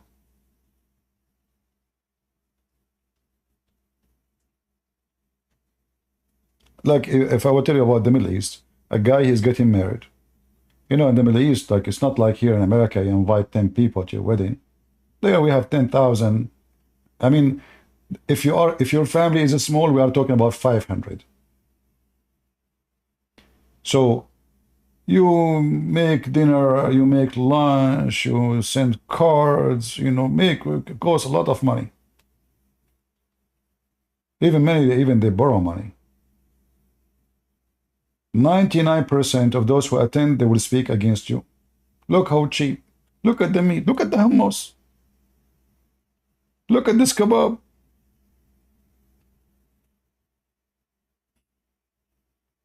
So my experience with people, it doesn't matter. Even God, what he did to them, they don't like what he did. They complain. So human being, he have to be self. I don't know the word in English to use it. I'm trying to use my limited English. If you want to be happy, you have to be first happy with yourself. It's not a party will make you happy. It's not being with the group. If you cannot be happy alone, you will never be happy. So first, you have to be self-confident. You have to learn how to enjoy life by being yourself, with yourself first. Not loving yourself, no. But whoever you are, you try your best to fix yourself, to be better. And when you feel that you are able to be something, then that is your happy day. All those occasions, usually people they do, like Friday, people go to the bar. Why? Their life is empty. What I would do home? So they go, they drink, they come back like a bunch of a mule vomiting. The woman, she got raped because she didn't know who grabbed her from her hand and took her to his car. The other guy, he lost his wallet. The other guy was shot. I mean, you did that yourself. So they think by going to the bar, they are going to get happy. Do they get happy? You tell me.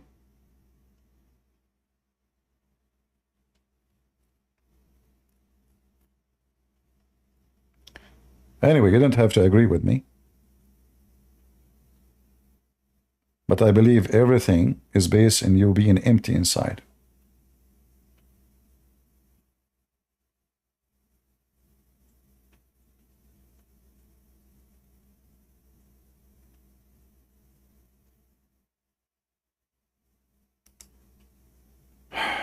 Any Muhammadan?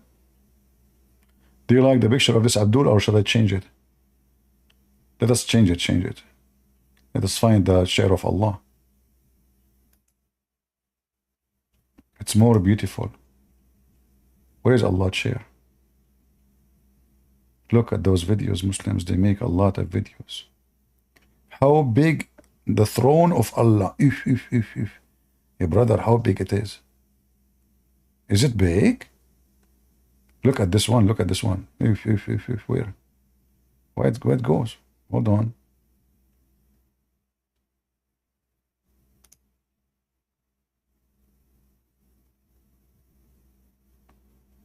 Throne of God. Somebody trying to copy my book, maybe.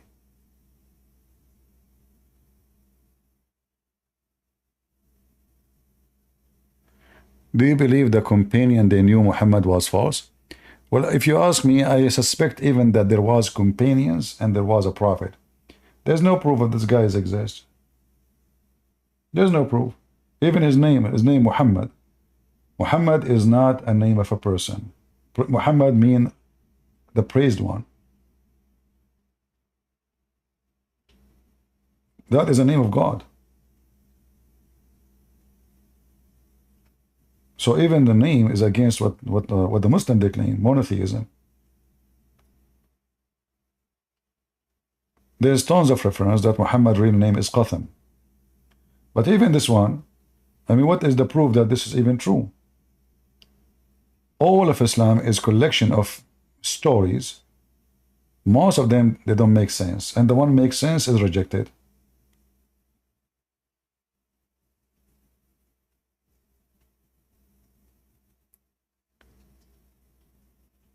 What Islamic ruling about women genitalia? Okay. Well, Muslim, they practice circumcision for women. And Muhammad, he commanded them to practice that too during his time. Do we have any Muhammadan would like to join us?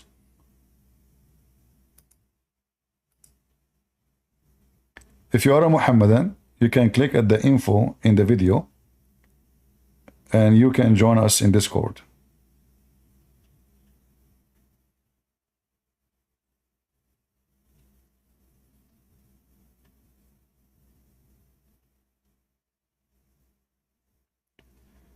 The recent death of Abdul Qadir Munir. I don't know who is Abdul Qadir Munir. Who is the guy?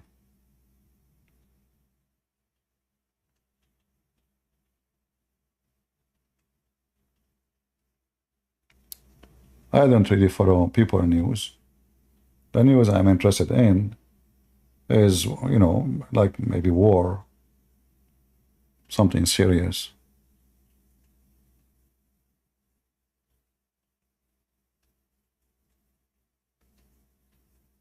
Any Muhammadan?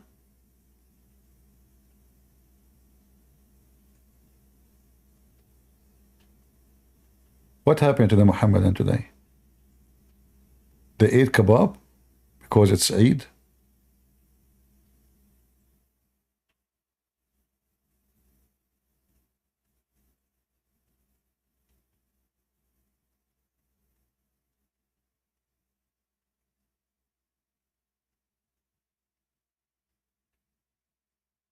Right? You know, the Muslims, when they have a holiday in the Middle East, it is the most horrible ever celebration. Little kids, they go to play with the swing. Girls, they have to wear long skirt and long pant. And because if she is 6, somebody might have sex with her. You know, she's adult, 6 years old. It's all just about her food. There's nothing. Everything's haram. Everything is haram. Music, haram. I mean, I don't know. You name one thing for me you can do in those Muslim countries.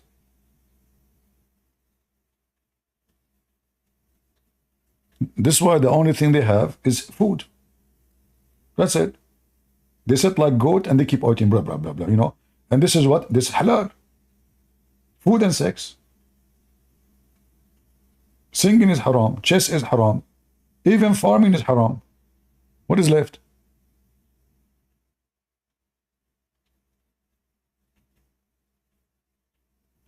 Do we have any Muhammadan? How many times I ask for Muhammadan to join us? Why chess is haram? Because it makes you use your brain.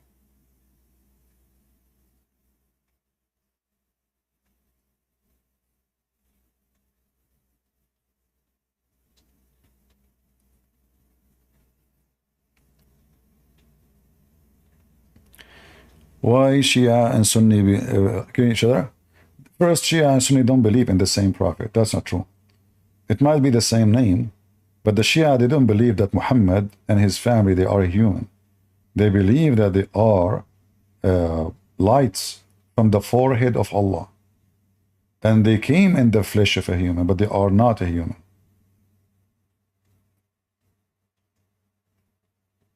So there's a huge difference between what Shia stand for and what Sunni stands for.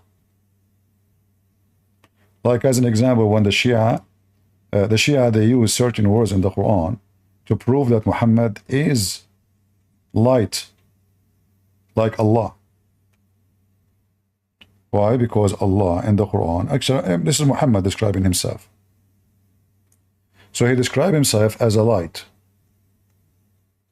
Chapter 33, verse number 46.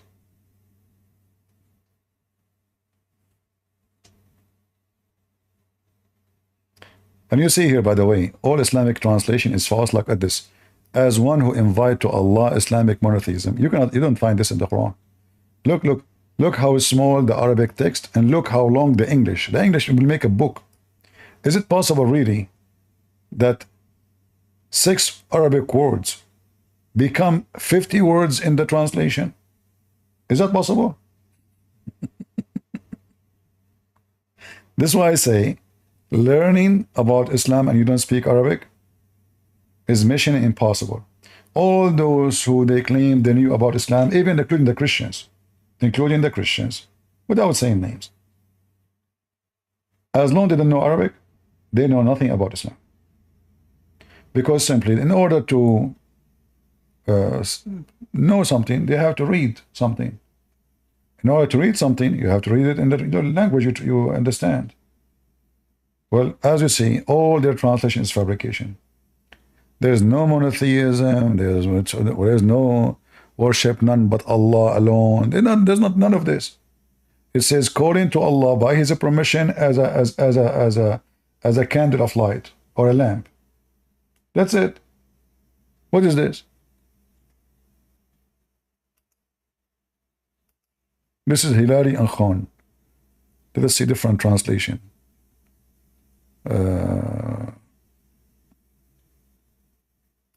Shakir. Look how Shakir is small. Shakir, he went and diet. He might lose weight. So the verse in the other translation was long here. And one invite to Allah by his permission and as a light giving torch. So the Shia, they say this is a proof that Muhammad is like Allah, because Allah, he can describe himself as light. So Muhammad is light, Allah is light, so Muhammad is from Allah, and his light and his family, all of them, they call him in Arabic Anwar, which mean lights.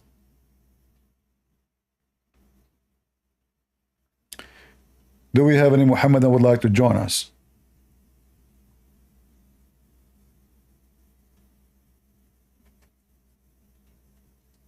Anyone?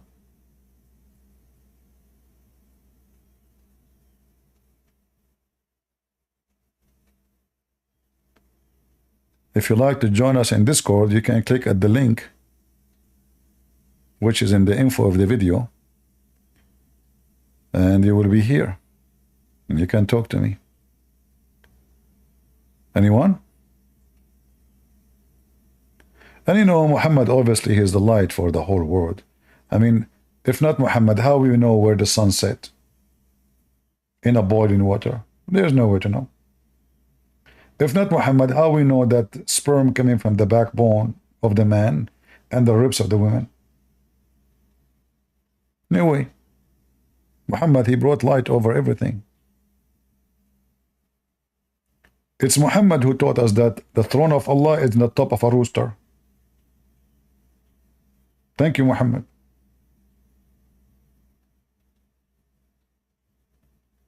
Right?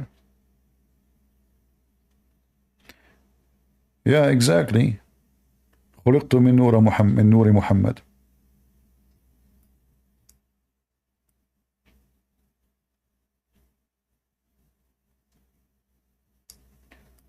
Yeah, the gentleman who was posting for you in Arabic is speaking about how what the Muslims believe, that they are created from the light of Muhammad. There's a hadith, it's called Dawlaka.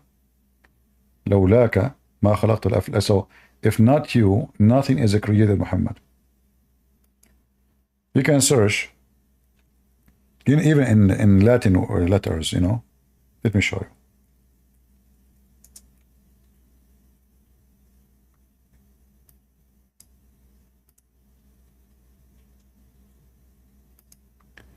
So if you type this in Google, using your English, words, Hadith Lawlaka. If not for you, O Muhammad would not have created the creation. So the Muslims, in the appearance, they say they worship Allah, but in reality, their God is Muhammad. And the reason for Allah to exist is just to serve Muhammad.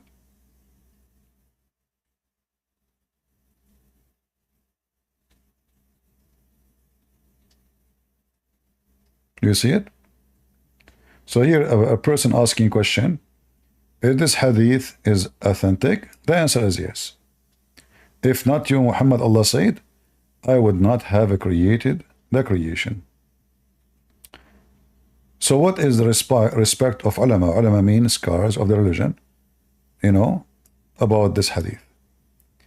The answer is, indeed, indeed, the reason for all the creation is Prophet Muhammad.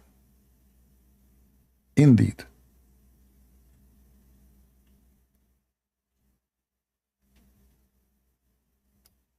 You see it? Indeed, the Prophet of Allah, even they say, when they say Sallallahu Alaihi Wasallam, they lie to see you in English, they say to you, it means Allah bless him. That's a big fat lie. It means Allah pray on him and salute him. Imagine the God, he salute Muhammad, not Muhammad, he salute Allah. Like I serve in the army, so depend on your rank. When you meet someone, he's higher than you, you salute first. All right? So, in Islam, Allah, he salute Muhammad and he pray on Muhammad. Not Muhammad pray on Allah or pray to Allah. No, Allah, he pray on Muhammad and Allah, he salute Muhammad. So indeed, the reason for the creation of Adam, peace on him. You see, by the way, here you notice when they speak about different person, when they speak about Muhammad, they say Sallallahu Alaihi Wasallam. Do you notice? When they speak about other person, even though supposedly he's a prophet in Islam, they don't say Sallallahu Alaihi Wasallam. They say Alayhi Salam, peace on him. That's it. In the case of Muhammad, Allah pray on Muhammad. In the case of Adam, peace on him. That's it. Allah don't pray on Adam. So Adam himself and the universe, if the Prophet of Allah Sallallahu Alaihi Wasallam was not to exist, then the Arsh, the chair of Allah, the throne of Allah, the Kursi of Allah, the chair of Allah, the tablet of Allah, Lawh mean tablet, Qalam, which mean pen, the sky, the earth, the heaven, the hell, the trees, the stones, and all other creatures would not exist. You see it? So Muslims, they lie when they say that they believe in monotheism and Muhammad is just a prophet, but in reality, the true God for them is Muhammad.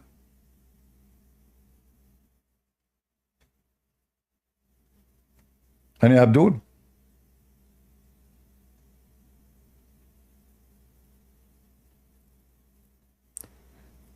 Is Kursi an Arabic word? No. A huge number of the Quran is not Arabic, including the Quran itself, the word Quran.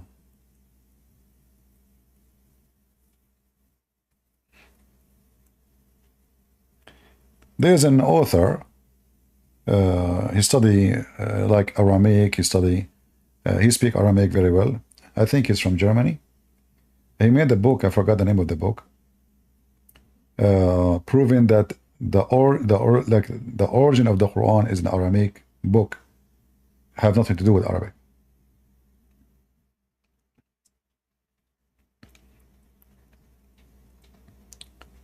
I can agree with that, you know. However, we don't have that book, so we have to stay with the Arabic one we have. But for sure, the Quran is full of words have nothing to do with Arabic. In fact, Arabic is not even a language by itself. It took time to become a language. It's a collection of languages.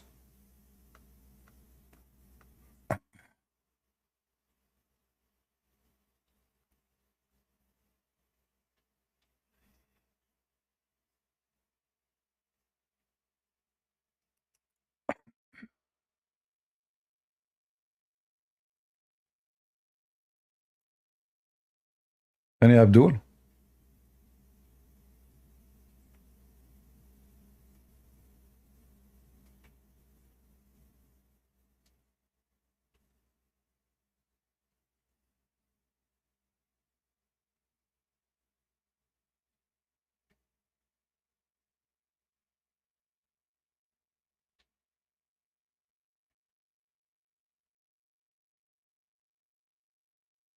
What happened to the Muhammadan today? Where do they go?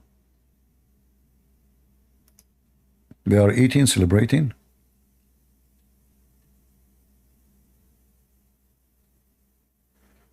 What the difference between Jabhat al-Nusra, Al-Qaeda, and ISIS? All of them, they are Al-Qaeda. Jabhat al-Nusra is Al-Qaeda. You know, when they notice that they will put sanctions on them, they change the name. They took the advice of Erdogan. Change your name and don't make yourself part of Al-Qaeda. However, Al-Qaeda is the mother of ISIS. Al-Qaeda is born of Muslim Brotherhood, which is Hamas. All is the same garbage. It's just a group of Muslims competing to take over. Otherwise, it's the same. So, like, I lead a gang of people. They choose me to be their leader. If the other group don't agree, we will kill them. You know, Muhammad, he made it clear that if one of you, he wanted to split the group, which means make people not united, kill him.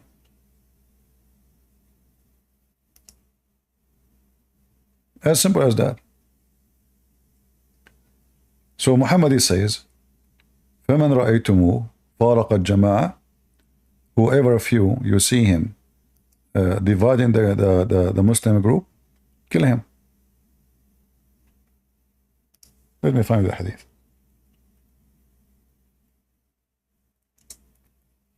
Gang, you know.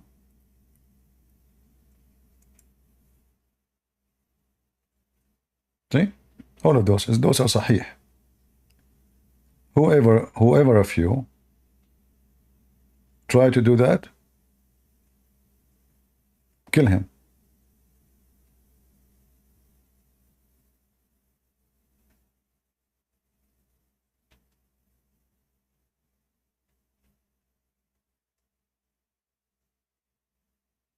All of this.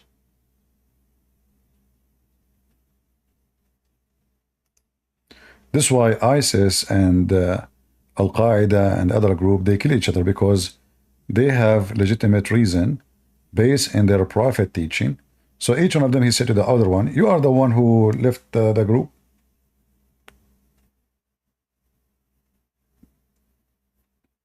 So now, you see, Muhammad, he just established a rule of self-destruction.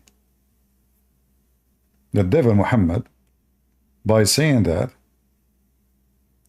he established the self-destruction.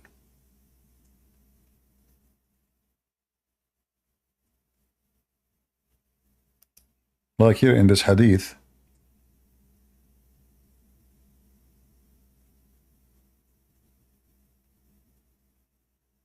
let me see if I find the hadith where it says, just kill him. Here we go. من فارق جماعتكم فاقتلوه.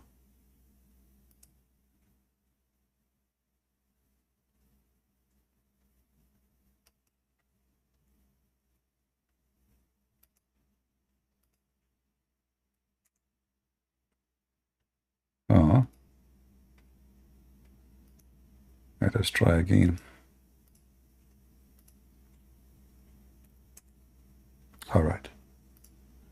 You see it? Kill all of them. Who? All of them. Those are Muslim killing Muslims. I heard the Messenger of Allah say, when you are holding to one single man as a leader, as your leader, you should kill who seek to undermine your solidarity or disrupt your unity. Kill them all. All right?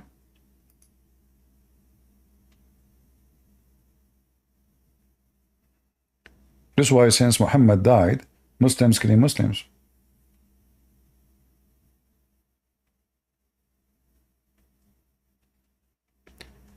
Do we have any Muhammad who would like to join us?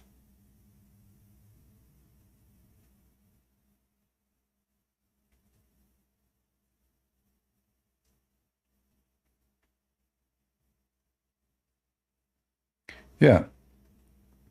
You know, this information, it's not because you go to school, you learn it. Like I study, you know, Islamic law, right? But they never printed that in our books. Never. We never saw those things, you know. Those things, you will find them in the yellow pages, in the garbage of Islam. When you go to school, especially if it's not about like you want to be a sheikh, you know, They teach you law, like how to practice, how divorce, marriage, because, you know, Islamic law and like in the Middle East in general, religion is involved in everything. Marriage, divorce, property, inheritance, orphanage, anything. This garbage you will find only if you do dig yourself. Like you jump inside the books, you bury yourself with it, and you start reading, and then you will find all the garbage.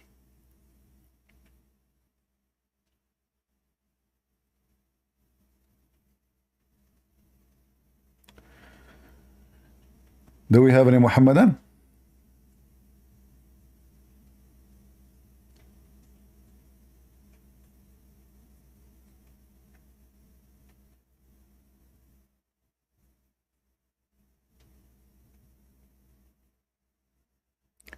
Were you doing something against Daesh? I'm always doing things against Daesh and against non-Daesh. I joined the USA Army.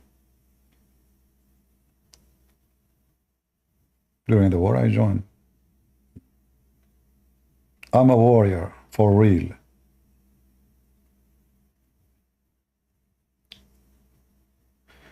Do we have any Muhammadan?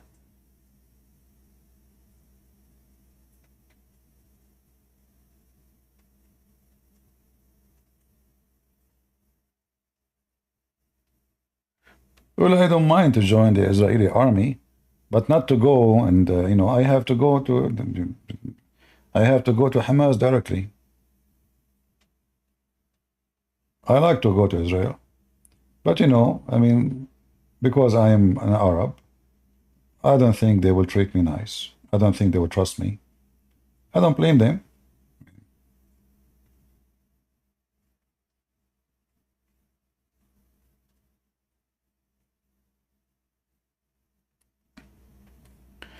I don't know, all documentaries about Daesh are not really realistic. I remember once I saw, I was invited by a Christian minister. He said to me, there's two people from, I think, Australia, and they were making documentary about the same topic. And I noticed how much those documentary full of lies. It was a shameful, actually. So if you learn about what's happening in the Middle East from documentary, I say to you, you are mistaken. Everything you hear in the media is absolutely a lie. Even the one who speak, you know, like negative, supposedly, about Daesh. Everybody have his agenda. Some, they want to make money. It's about money anyway, all the time. But the media never say anything truthful. Like, you know, when Obama was in the office, Fox News was asking Obama, how come he don't attack Syria? And Fox News, including Tucker Carlson, they call the Syrian terrorist rebels. Rebels. When everybody knows that those are the most evil Islamic terrorists ever. So they keep pushing Obama until he sent them $560 million of money and arm and weapon. And even the filthy John McCain, he went to Syria and he met with them. So in your TV, those are rebels. In reality, they are slaughtering Christians, burning churches, raping women. That is the truth. So it's about who is your friend in your media and what is your agenda. Osama bin Laden himself, he was a hero in Washington Post. Go and search. The title says, a hero left his country to fight the communists in Afghanistan.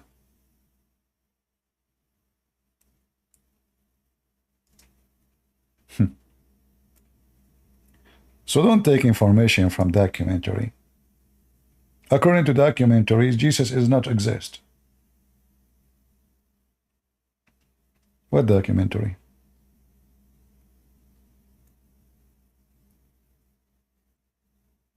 Is that how we get our knowledge?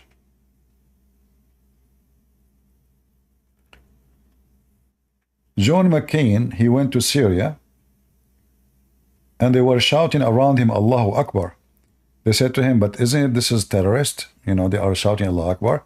John McCain, suddenly, he is a person who can explain to you what Allahu Akbar means. He said, Allahu Akbar means God is a great, nothing wrong with that.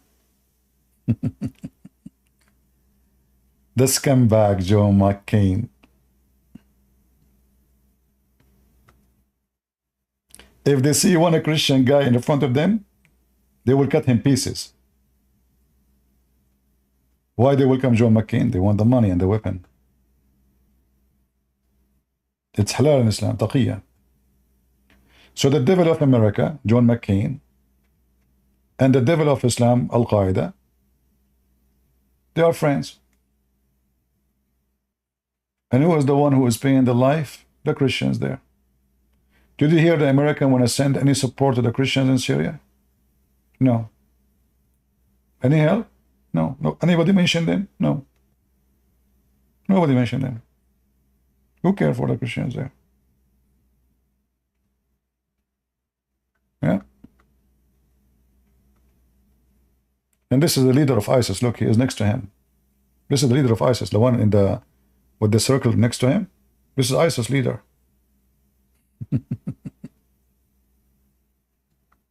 Scumbags. Yeah. But you watch TV, you listen to them, you believe them. Even the scumbag Netanyahu, he supported them. Do you know that? Do you know that Israel supported those criminals too? Do you know that Netanyahu, you opened a hospital for them in the Golan Heights? Do you know that if the Syrian army, they try to catch them or shoot at them, the Israeli army have command to protect them from the Syrian army? Do you know? This is the truth.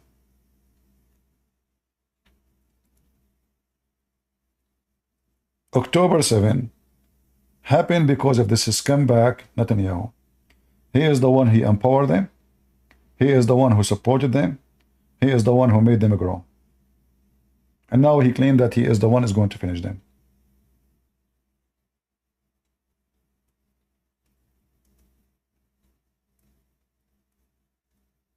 But people do not know, but we do. He opened hospitals for them. He gave them arms. He gave them weapon. He gave them shelter. He gave them coverage. Yeah. That is for real, my friend. Look at them. This is Netanyahu supporting the terrorists in Syria.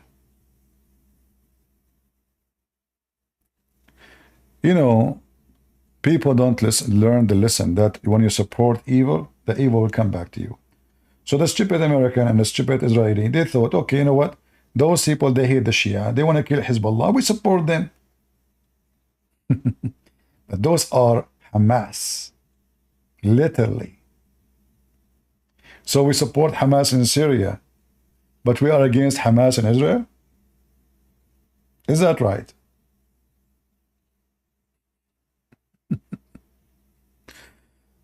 Yeah, I mean, but people do not know how people know. I mean, people they see what the news says, you know, like, and people believe in news. They open hospitals for them. He give them arms. He give them weapon. He called them honorable people. You know, yeah, they are good people. Good people. And now Israel is paying for the stupidity of this scumbag Netanyahu. Anyway, what we can say. The same mistake the American did with Osama bin Laden. They sponsor him, they feed him. The dog became bigger, he bite them. Always remember this. You support evil, evil will come back to you. Just remember that. And look at the news here. Syrian rebels. Those are Hamas. What's Syrian rebels? Those are Hamas. Those are ISIS. Those are Al-Qaeda. Rebels? They are rebels. That's a good one. Yeah. Yeah, for sure he is supporting the rebels, man. He's a good man.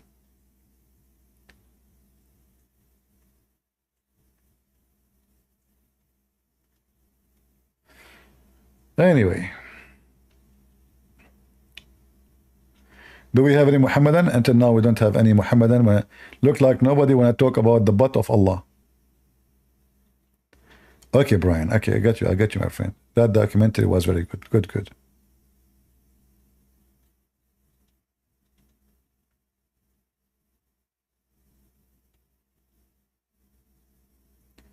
The Israeli, they made a huge big mistakes in their politics. They have a very stupid leaders, extremely stupid leaders.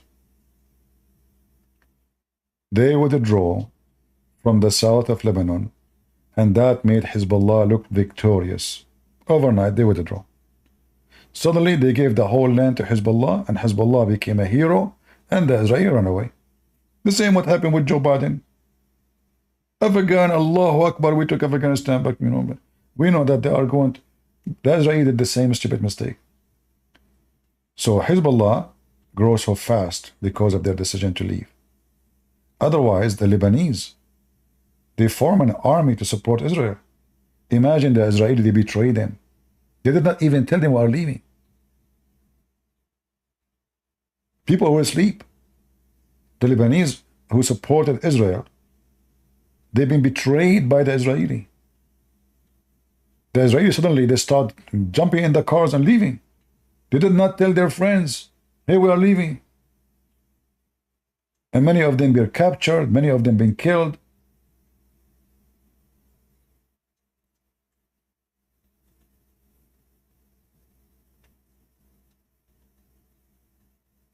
This is why now, who is going to trust the Israeli anymore in the Middle East? The one you friend them, you betray them.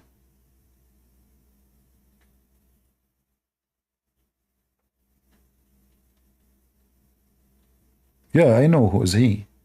But the Israeli betrayed him. And they are the one who made Hezbollah grow.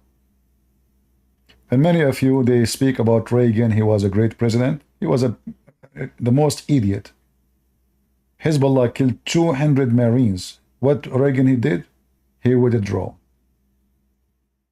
It is America and Israel who made Hezbollah grow. You don't have leaders in those countries. And instead of smashing Hezbollah, wiping the floor with them, Reagan, he put his tail between his legs and he left. They just killed 200 Marines. 200.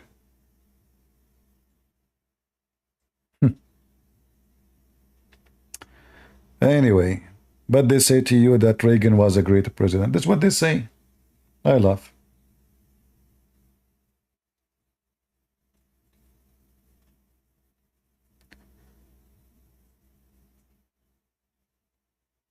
Yeah, an actor. That's what happened when you have an actor, a president, or a businessman like Trump, or a stupid like Joe Biden. It's always about business. You see, there's no leaders in the West. Those are not leaders. Those are just businessmen. Businessmen, they see things as business.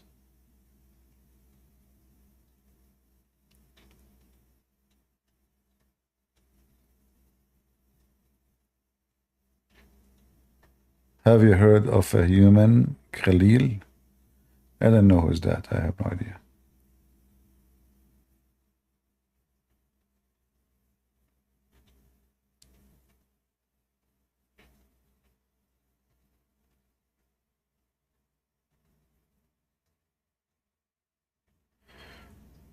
UK and Denmark and US starting to deport.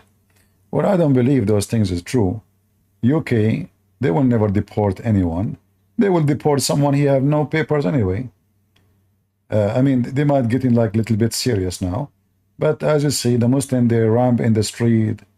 I saw a video of Mimi Hijab saying he want to kill the Jews in front of the police guy.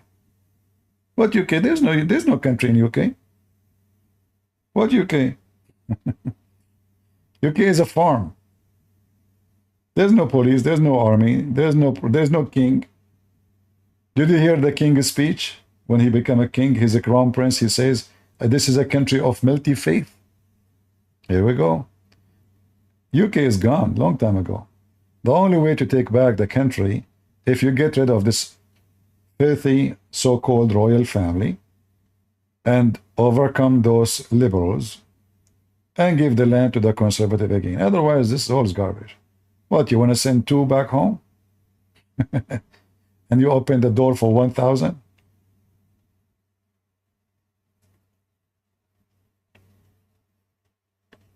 Europeans are stupid. I don't have respect for them. I don't. They destroy their land. European, they are going to be minority. Maybe in 50 years from now. I can go in London and I will meet Middle Eastern like me more than I will see English people in the street. Where is the British people? I don't see them. I went to Germany. I did not see German. I saw people from Bosnia. I saw people from Albania. I saw people from Iran. I saw people from Lebanon. I didn't see German. Where is the German?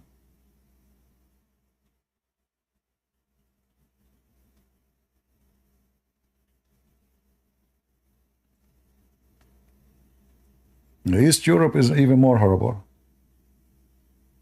The Turkish taken over. They invade all those countries. You will find Turkish business in every corner in East of Europe. Putin, he invited Turkish to take over Russia.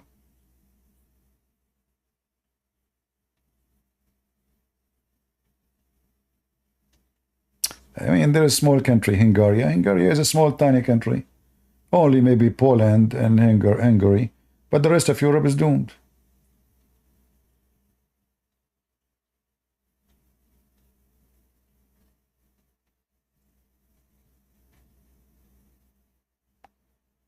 Anyway.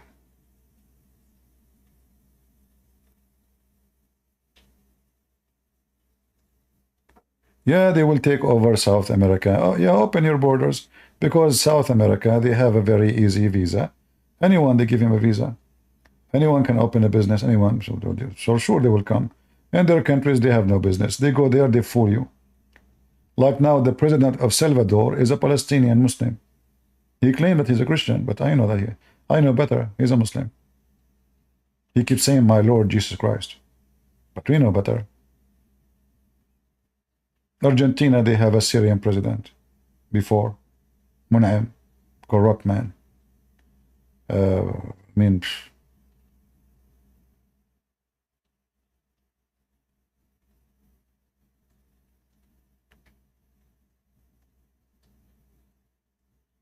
Okay.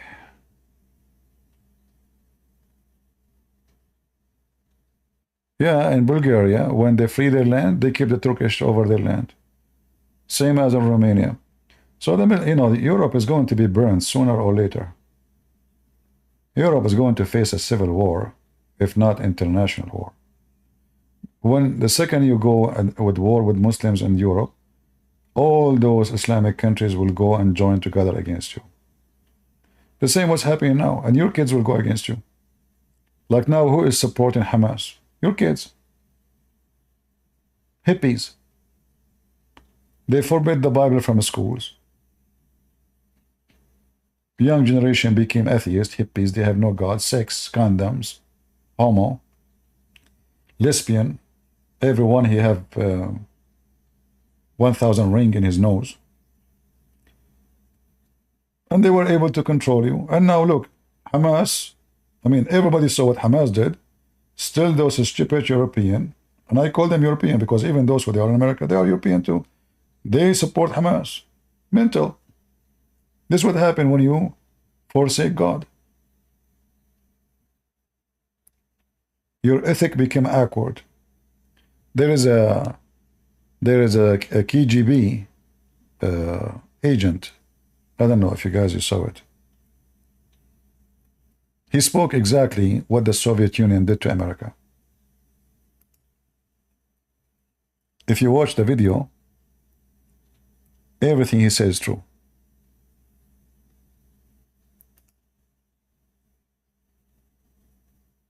Everything he said is absolutely true. Crazy. The next stage is destabilization. This time, subverter does not care about your... Let me show you.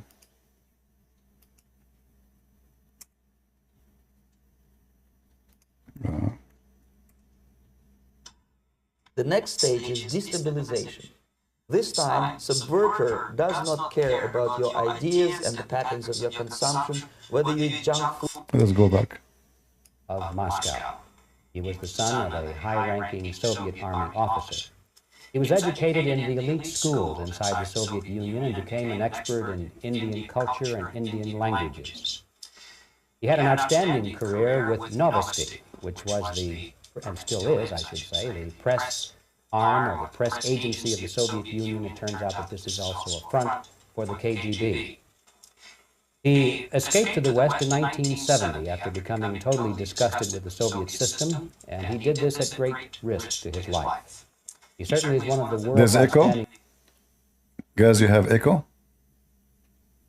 Really? Okay, let's see. I don't know why. You have echo. Okay, I will try to mute my microphone so you can hear. You tell me in the chat, please, if you still have echo. Experts on the subject of Soviet propaganda and disinformation and active measures. Well, you spoke several times before about ideological subversion. That is a phrase that I'm afraid some Americans don't fully understand. When the Soviets use the phrase ideological subversion, what do they mean? Well, the problem, if I mute my microphone, people in Discord will not hear me. I don't know why.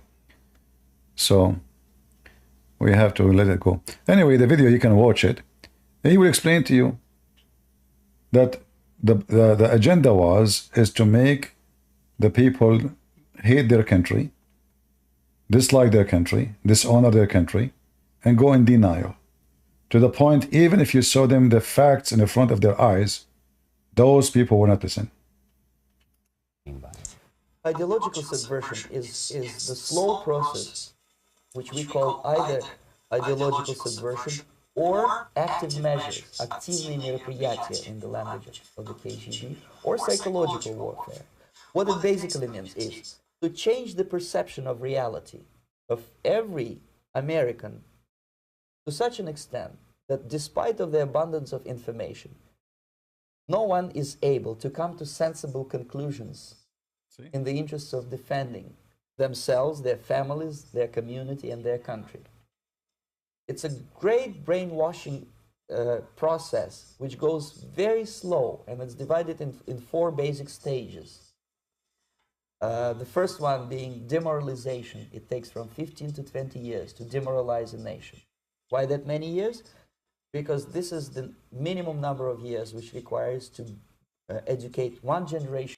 So now they will make you believe that your country is evil. They make you disconnected from your government, your army. So army is evil, your army, you hate your army. Flag, you spit at your flag. This is the socialism movement, you know? So now anything happened is a conspiracy. CIA behind it. America is evil. The flag is disgusting. America is a bad country. This is what they did to the American generation. All of us, we knew the movement of the hippies. Even the hippies, behind it is the KGB. They were able easy, because America is an open country. Migration is so easy. They were able to establish such a movement, and the movement became so popular. American army cannot even find men to recruit. Everybody became hippies. Sex, party, drinking, long hair, music.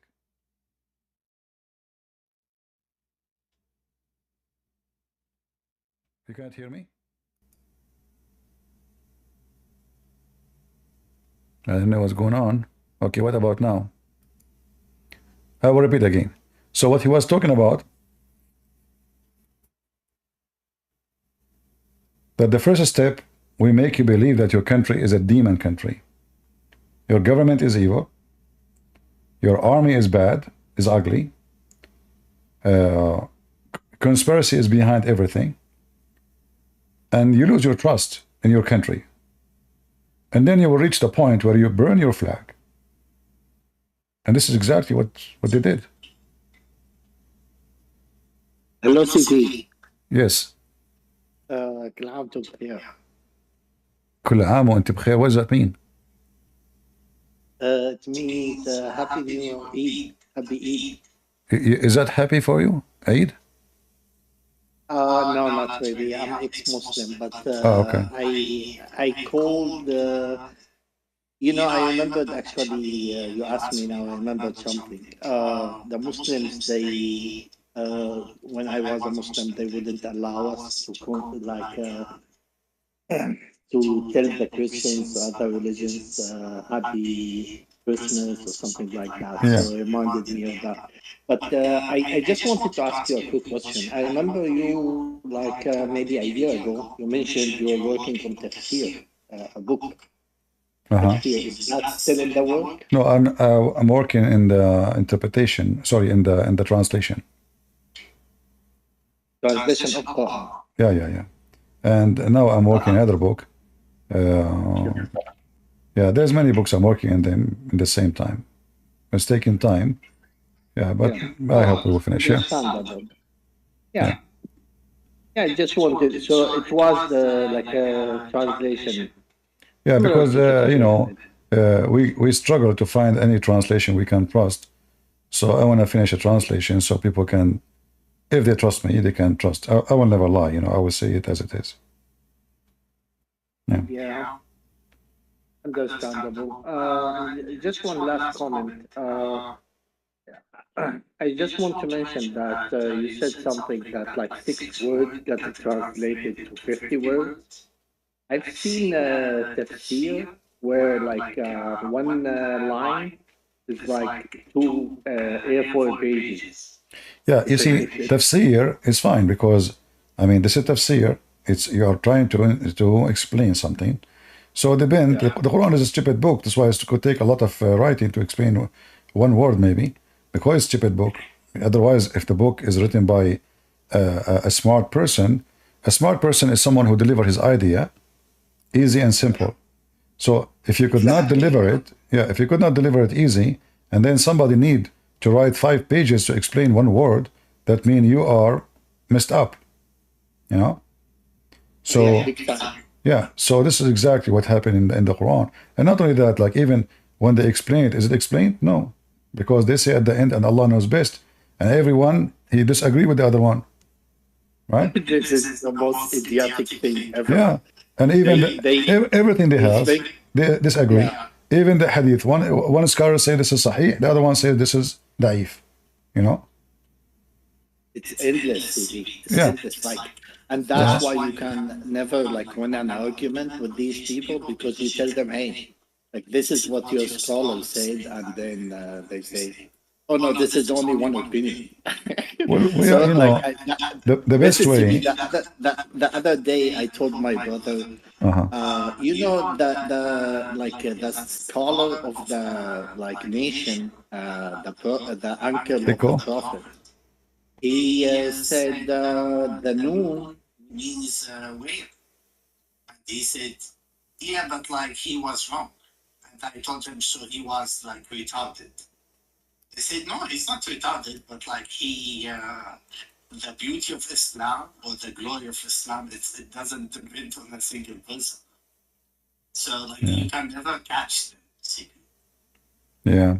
Well, no, you can't catch them. You see, the Muslims, in order to catch a Muslim, you have to get him busted, which means you make him agree upon something, then you show him that what he agree upon is really horrible. So, you don't give him the question and then you wait for the answer. Try to get the answer before the question, so he cannot take it back.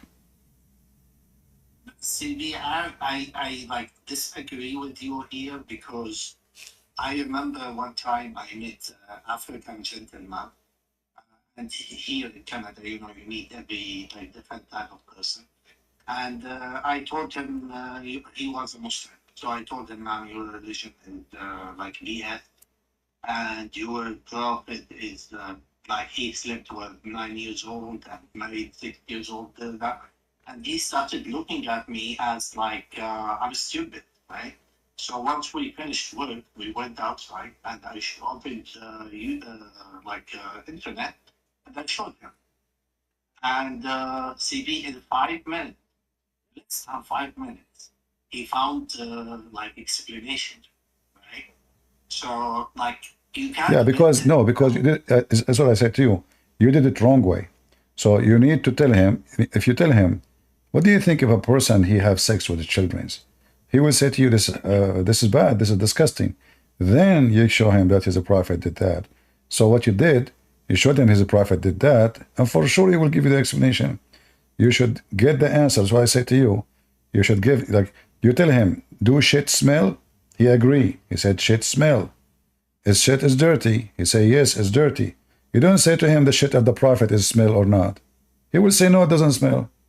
So you have to make him agree first about the common sense before you give him the question which is about that common sense. So a Muslim right away he will turn into defense. It's like playing cards.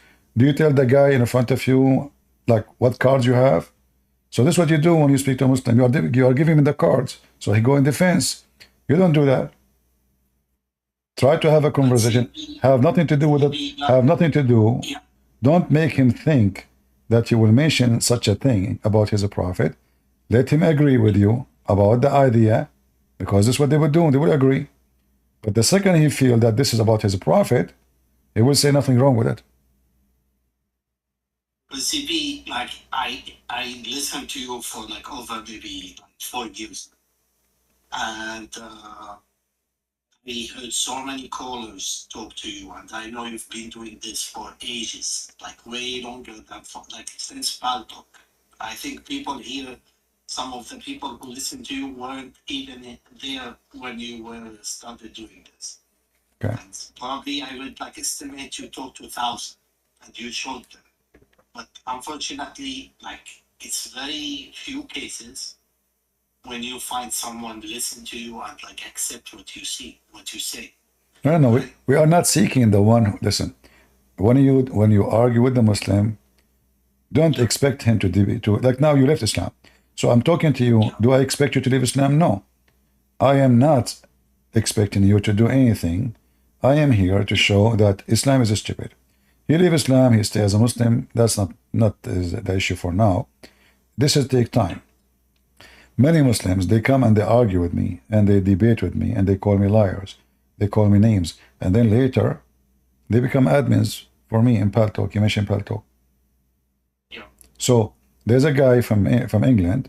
He have a chat room, 3 years. 3 years. The name of the chat room is my name, Christian Prince. Christian Prince is a liar. So the whole chat room is just to attack me. 3 years after, suddenly he came to my chat room, and he told him whatever Christian Prince is saying is true. We thought this is fake name because, it's Paltalk. People, you can create a name look like somebody. So they told me, look what he's saying. I said, there's no way this guy is going to say that. It turned to be him. So they asked him to come to the mic to hear him. Yeah, it was him. So he take the mic. He's a doctor. He left Islam. He said, everything he said is, I checked it out. I was lying to myself all those years. I was angry. I was upset. But you know what? Not a single thing he said is not true. So fighting the devil is like, a faucet, and the faucet is dropping water. The water might be soft. It might be weak. But by time, the water will make a hole in the rock. So it doesn't matter how hard the rock is, the water is going to win. So they can deny, they can claim they are, you see, all those Muslims, they say we don't agree, and their side, inside, and they knew, trust me, they knew that this is what's happening. So he denied in front of you, he go in denial as a defense.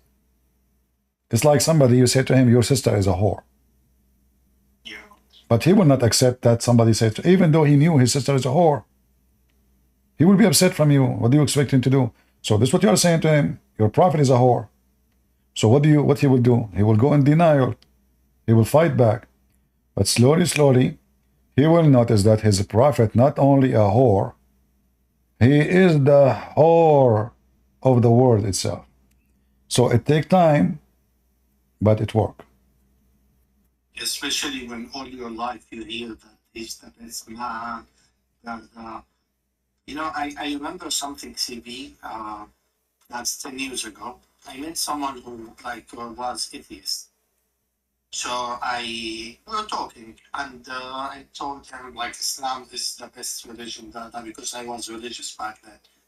And he asked me, okay, what is unique about Islam? So I told him Islam is religion of peace. And he told me, so you think, for example, Christianity is a religion of like aggression, for example, or like let's say Buddhism or Hinduism? And when he said this, TV, I swear, like I never thought about this all my life, and I stood shook.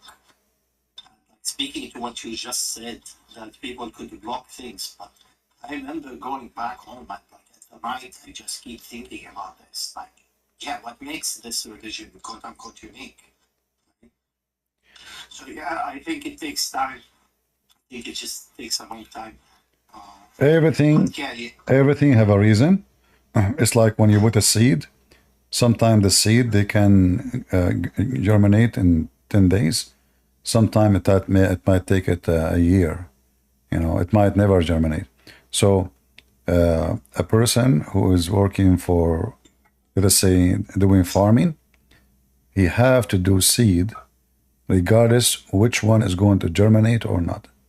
And that's why we as a Christians, we are not, it's not about being successful. It's about being the hard working person. Success is something not in your control. Who believe, who don't believe, this is his business. For us, we throw the seeds, we do the farming, we water it, and the one who wanna have roots, grow and live, and the one who wanna die will die. So I will not cry for anyone, even if it's my own family member. If I have a family member, he don't want to believe in Jesus, and he died, I want to cry for him. Why? He decided to go to hell. I don't care. It's your business. You know, I cry for nobody.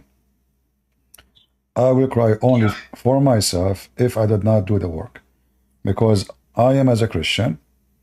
The Lord, he says, from their fruit you shall know them, and he commanded us to go and teach and preach.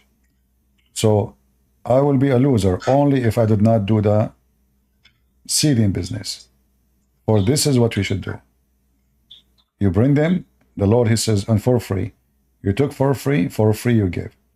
So we, you know, who want to join? We know that majority of mankind are not going to be saved. But that will not be a reason for us not to start and work harder. Maybe we can save one human being out of million. All right?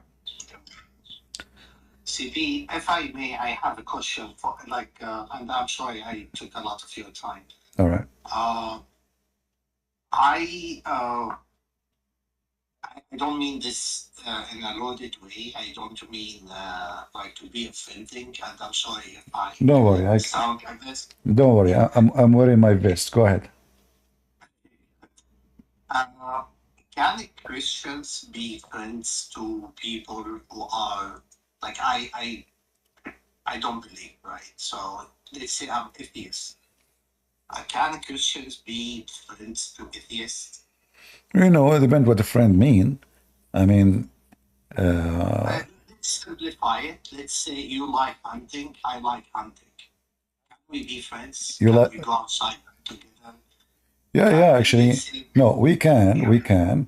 But, you know, for us as a Christians, we have to be aware that a company can mislead the weak one.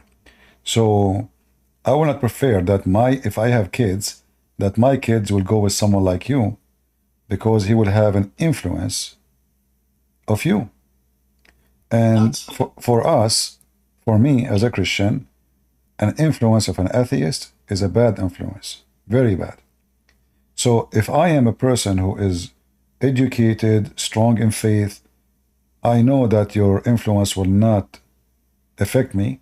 I don't mind, to go and sit and talk, because I know that that will not, let's say you have to be immunity for what is wrong, then you are ready. It's like anything, not only you as an atheist, any other belief or any other person. If you are not immune, then anyone can influence you. And we believed that a company, and I know you're an atheist, I believe that an atheist is a bad company.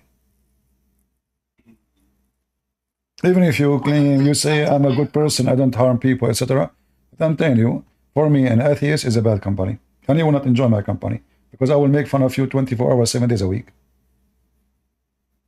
Well, CP, like, that's fair, right? Like, if you want to say, like, the way I look at it is, let's say, for example, just like example, evolution. If you come tell me, hey, man, it's not that. No, I believe in the evolution. Like you, I believe, like you used to be a Muslim, which means you used to be a donkey. And now you decide to leave Islam, so now you think you are a mule. Huh? Evolution work. Yeah, in that sense. But like, yeah, I don't want to take more of your time. I certainly can't talk more. I'm just being honest with you. This is why I say to you, if you go with me, you will not enjoy it, because, I mean, we can go and have coffee with you, but you say to me something, I will give you the answer which you don't like to hear. So here we go. All right. But CB, like, we can disagree on ideas, but like, how is it? Like, you could tell me, for example. Yeah, we can be civil. We can be civil. Being with a Christian, we agree, we disagree. Yeah. Evolution is stupid, yeah. Right? That's fine, right? Like, yeah, I'm not gonna be offended. Like, I believe that's true. Yeah. But I'm not gonna be offended, right? I just wanted to ask this question because, like, you know how Muslims, they can't be friends with anybody, right? As I said, for us as a Christians, I will not welcome a Muslim to my house unless my house, the one who occupied this house, all are very strong in faith, well versed, and they can debunk any statement that Abdul he say, because I know he will try to bring his evil influence into my house. The Bible actually forbid us from opening the door for them. However, me, I opened the door. Like as an example, once 2 Jehovah's Witnesses, they came to me. They were happy that I opened the door for them. I said, let us get in, which usually people don't do. They get 2 Jehovah's Witnesses, they left 1. The second one, they want to leave. The other person, he got upset. So let's go. The other one, he said, I'm not leaving. He said, what do you mean? I said, to him, it's not your business. He's in my house. He don't want to leave. He decided to leave Jehovah's Witnesses. Second day, they came at 3. I opened the door for them again. So you come 2, I will make you 1. You come 3, I will make you 2. I make etc. So if you are a person who knew what they are and you know how you can refute them, then the Bible does not forbid you from dealing with them. But if you are a naive who do not know, opening the door for evil will bring evil. Maybe, like, do you mind if I push back a little bit on this? You can push back as much you can, but I am stronger than you. That's fine. According to the Democrat, I have 640 horsepower. Maybe this is genuine. Even I wish maybe one day I meet you in life. Okay. Because the thing is, I respect you, even like maybe we don't see eye to eye, but I respect a lot of things about you, like speaking about Islam and like being open about it, and like when you started, I wish I heard you at the beginning, not after I became ex-Muslim, because my life would be way easier. It took me like 10 years to leave Islam, right? But if I met you, maybe it would take me maximum a year. Right? Okay. But the reason I wanted to push a little bit is it always, like, I hated in Islam is if I was a decent person, if I was a good neighbor, I never hurt anyone. If you needed help, I would help you. Just because I don't believe that. No. You see, you don't understand. I'm not saying, you see, for us, you being a good person is not because you help me will make you a good person. For me, a person who deny his creator is a bad person. A person, listen, I'm just saying you what I believe. You don't have to agree with me. So a person who denies Jesus, for me, he is a bad person to himself, not to me. It's not about me. So I feel sorry for the person who is denying salvation. This is why I consider you as a bad person. Not because you are bad to me or did something wrong to me. No, you might be the opposite, as you said. But it doesn't matter how good you do to me.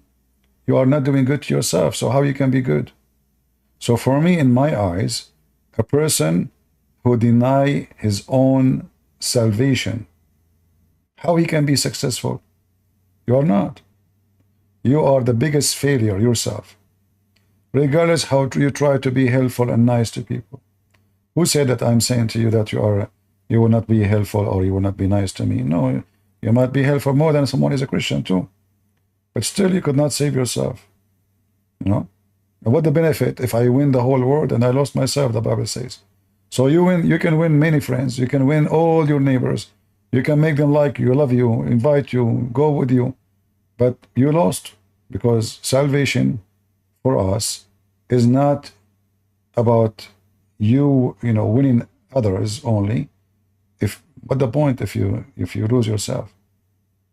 The Bible says, don't be worried about those who destroy the flesh, but those who destroy the spirit, the soul. For me, your soul is a waste. You are not saved. And I'm speaking to you like in a very honest way. I'm not a hypocrite to say to you. Yeah. I would take this 100 times over you telling me nice things to my face, yeah, and then like having that opinion to yourself. No, I want to hear it. Right? Yeah. So I'm gonna just leave you with one thing, CB. Like, and I'm not trying to put words in your mouth, but the way it comes to me, what I heard from you is my actions in life, they don't matter. What only matters is what I believe. No, I did not say that. No, I did not say that. What I am saying, even if you are the one who did the best thing in the world, but you decide to deny that the one who made you do it, created you to do it, you denied him. I'm not saying that. A Christian, the Bible says, faith without fruits is a dead faith. So I did not say you can be a Christian, you believe in Jesus, and you are an evil man. In fact, if you are an evil, you don't believe in Jesus anyway. I did not say that. So what I am saying, that all the fruits you accomplish, you are denying that all the fruits you have is given to you from the one who created you. How that can be as successful?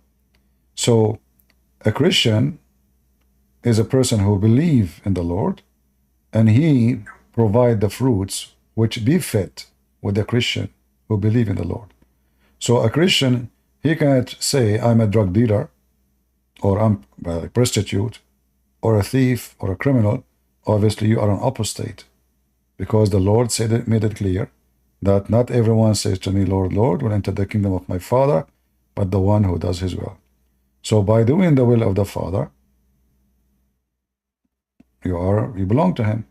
In your case, you denied the Father from the beginning. So what will you do? You are doing your own will.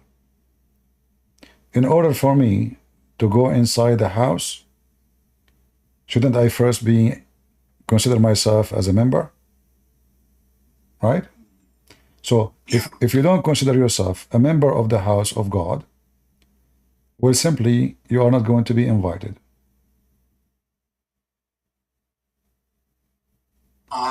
On that TV, what if someone listened, but he wasn't convinced?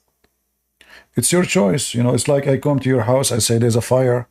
Let's say I'm a firefighter. I come to your house, I see a smoke coming. You say, I don't see anything. I say, I can see it clear. Please come with me. You say, no, It's your choice. You burn yourself. Nobody burned you. You see, hell, it's not God sending people to hell. It's not true. People, they send themselves to hell. It's like somebody, you say to him, if you go sleep around, fornicate, you will have AIDS. Still he will do it. Okay, you got AIDS. You got sexual disease. Okay. You know, you get a drunk, drink alcohol like an elephant. You might, you're killing yourself. You drink. It's not God who killed you. God, he created all those things. He created a grave, but not to kill you. God created the ocean, but not to drown you. You drown yourself. So, what a human being do, usually atheists, they say that God is not fair because, he did not give me freedom to believe or not. No, he gave you. He gave you freedom. He gave you all the options, and you chose on your own. Let's see, respectfully, the firefighter example is not similar to the God, because like firefighter, if you come to my place and the place on fire, and I see the fire and I don't believe, there's two options: either I'm crazy or I'm stubborn, right? But like if I look at like I want to make it more realistic, let's say you're the firefighter. I come with you. I see there's fire in the house. And then I say, okay, I'm not leaving. I see the fire, but I'm not leaving, right? Because for me, I know this sounds for you crazy, and I totally respect that, and I'm not here to change your opinion. But like for me, the idea of God, I'm not convinced, right? I'm not denying God. It's not like that. I know there's a God, and I'm denying it. I'm not convinced. I heard that. I heard what the argument, but I'm not convinced. You see the word fire, when I give an example, it's not literally. However, I will make it now literally. Do you believe that a firefighter, he is more expert about fire than you? Oh yeah, of course. Yeah. Do you think he have tools which you don't have? He can find out that your house is going to be in fire soon or at risk of fire? As an example, he can check your electric wiring. In 2 seconds, he will say you will have fire. All right. So what you are saying, because I don't see it, I don't believe it. Well, there's many things in life for you as an atheist you never saw, but you believe in it. Like what? Everything, like evolution, you did not see. You were not there. Millions of years, like they say to you, this animal 10 million years ago was like this and now become like that. You never saw that animal to see this animal to say this is the same animal. So you accept what someone he called himself scientist saying. He said to you, we measure the age of the earth because of the salt. So we measure how much salt goes every year to the ocean. But this is false because this is the average can change depending on how much rain in every year, how much, etc. So this measurement is false. Everything can be wrong. And you believe in the Big Bang, but the Big Bang, even now, they come to the conclusion that it's not true. There's a lot of things in the Big Bang theory is Big Bang in them. So you believe in things you never saw. But when it's come to God, you ask him to see. Here there is the double standard. Either you believe without seeing all the time, or you don't believe without seeing. So atheists, they believe blindly. They saw nothing. They trust someone. They call him scientist. They say something. They believe in it. Why this guy he die? They say, well, because there is a corona. We do not know really. Maybe he's lying. Maybe it's true. They make search center just to collect money. If you don't have a project, donation will not come. Global warming, we have to convince the population that the earth is burning, and then donation will come from government, from entity, from billionaires, from millionaires, so we can have a yacht and go in the ocean, and now we are the ones going to save the world. By what? By having a bunch of blonde people wearing bikinis, go into the ocean, We pay for their trip and they are enjoying their life. And they make a lot of money. There's tons of a project right now sponsored by European unions. It's just a joke. The effect of games on the society, the effect of TV in society, the effect of bad air on the society. All those studies did not even fix the air, did not fix the people, did not fix even the one who studied those things are hippies. So all of those is not really to fix anything. It's just to waste money, to make money, and to confuse people. You want to fix all what you are talking about? Teach people ethic. You want to fight crimes? Teach people ethic. You want to fight the global warming? Teach people ethic. Because an ethical person, he knew what is right, what's wrong. He will not burn things unless he have to. He will not cut a tree unless he have to. He will know what is ethic about. He will not harm people unless he, defend himself. So ethic can fix everything. What they do, they think they can fix everything by what's so-called science, which is most likely, not in all cases, but mostly it's just a fabrication of a project so they can collect money and fool people. So now, like they say to you, global warming. Do you believe in global warming? I believe there's a global stupidity warming, because the same scientists, they said to you that in a certain time the earth went freezing, and now there's a group of scientists saying that the earth is going to freeze again. So which one is true? The global warming or freezing again? Both are scientists, but both, they are opposing each other for a reason, to collect donation. So now, like, it's Fox News and CNN. Fox News supports supposedly Republican, CNN supports supposedly Democrat, but in reality, none of them support any. They want to make money. There's two coins. The coin have two faces. How we can take the whole coin? If we support one side of the coin, we take half of the coin. So now we create two companies. One support those, one support those. We control the business. So now Republican listen to us and Democrat listen to CNN. So now what we do, the same as in the global warming. The one who don't believe in it, we control him. The one who don't believe in him, we control him too. It's just a business. And the fool believe it. And in the top of that, all the study about the global warming, are they going to fix it? No. It's just waste of money and stupidity. Because as long there is a human being alive and kicking and eating and burning and using fuel and using even electricity, like electricity come from where? Uranium is more harmful than the global warming. So everything they say is just a joke. It's just to collect money, control the people, make them go in a certain direction, put you in fear, and everybody have to obey. It's like, global warming, it became a religion. If you don't believe in it, they don't even accept you. Like evolution. You want to study PhD? If you are a person who want to be a scientist, you don't believe in evolution, they don't even accept you. So it became now a religion of dictators. They decide what to believe in, what not to believe. It's like Islam. That's why me as a Christian, I take things into, to study. I don't take what people say. CCB, like when I called you, I wanted to say, like, I thought of myself that I have like evidence, so to speak, about everything I believe. But the first thing you challenged me on, I have no answer to, like global warming, evolution, Big Bang, and I have no answers, right? And then I feel like I fell in the same trap as you mentioned, that I'm believing without evidence. So I'm gonna go learn about these things.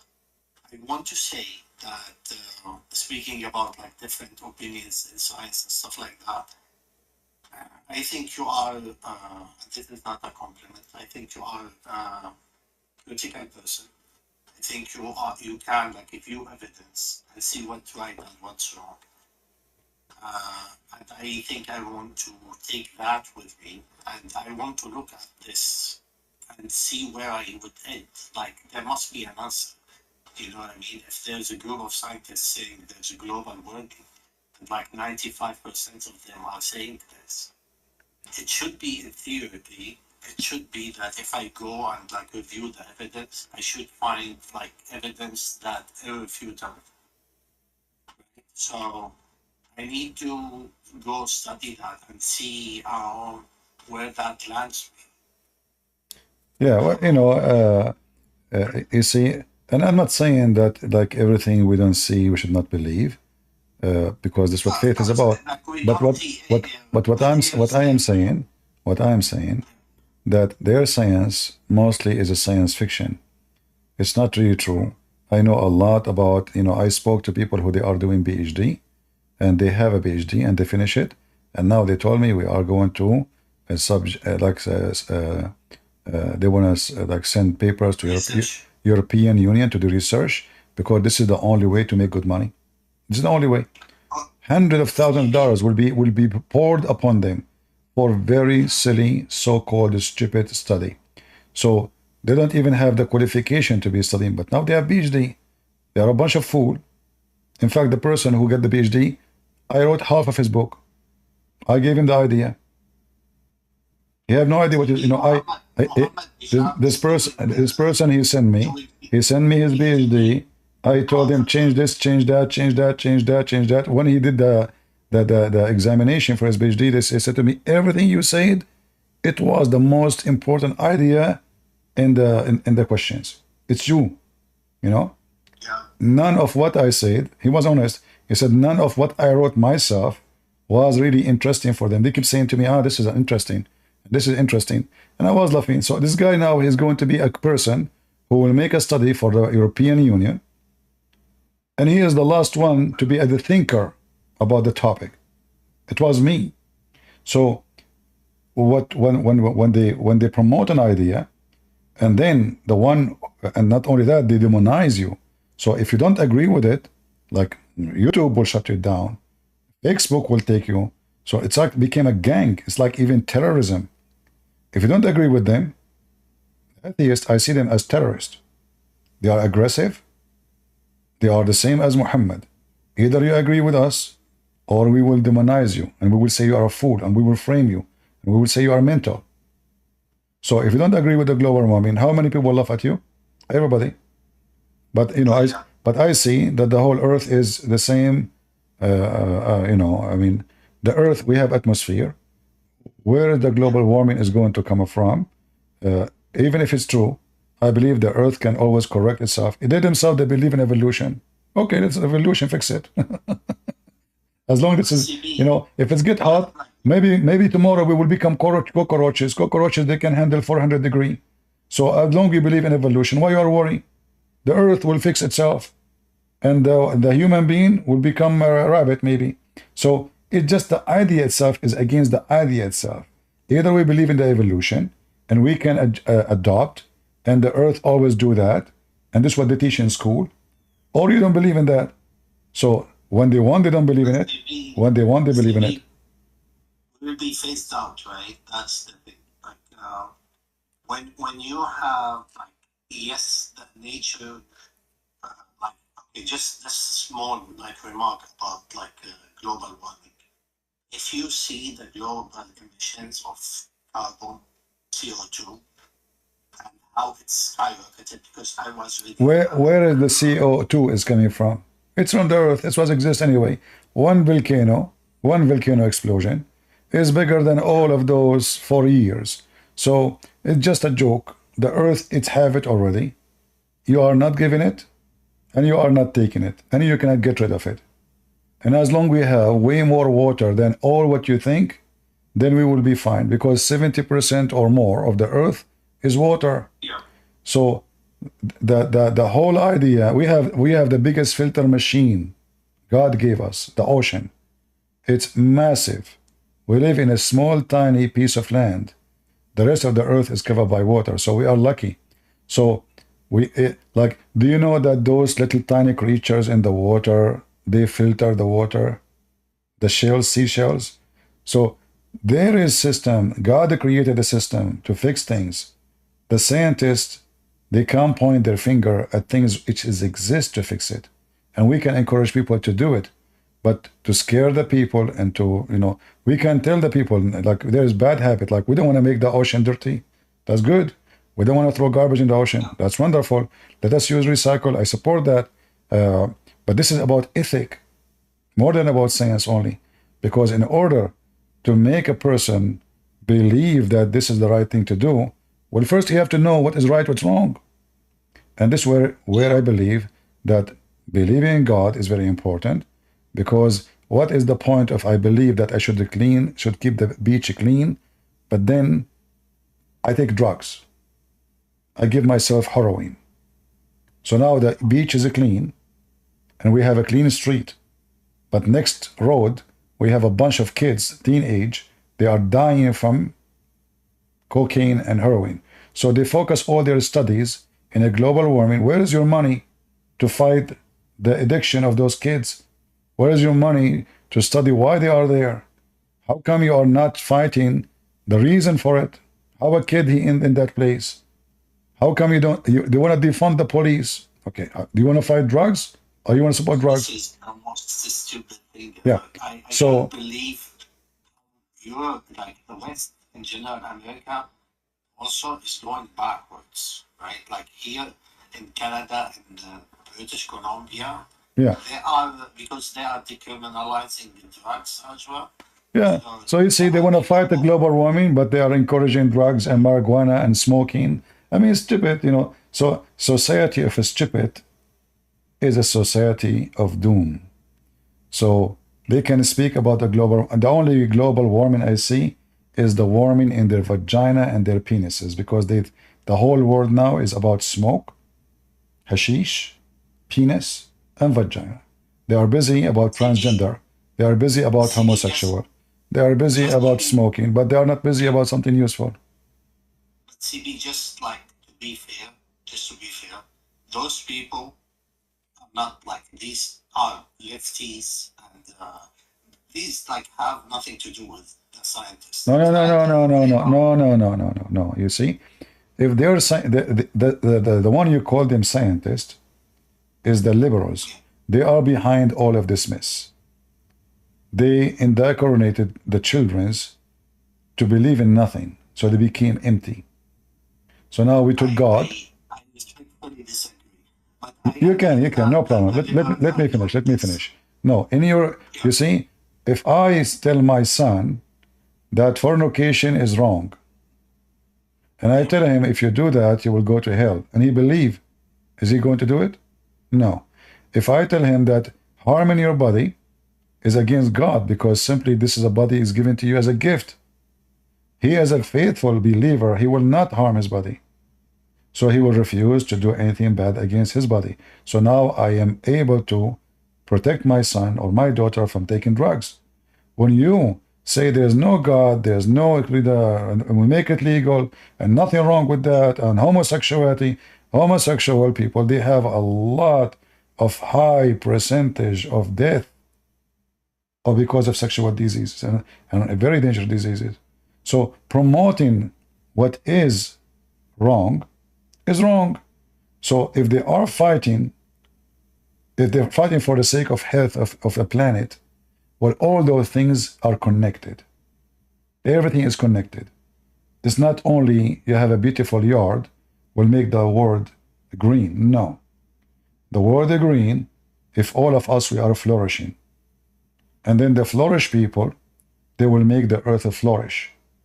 What we focus on, we focus in the silly stuff, and we ignore the most important, which is the human being. So liberals, they invest in silly ideas, and they ignore the important, which is their kids. And their kids is messed up. You will see a son saying to his father, F you. You will see a girl, she is 16, she want to open her legs, she don't care. She want to sleep around, she want to take drugs, and her mom, her dad can't even say to her. This is what they did to themselves. So how they can fix the global warming if they cannot fix their own kids? All right. Thank you for joining us. Okay, I'm going to... You're welcome.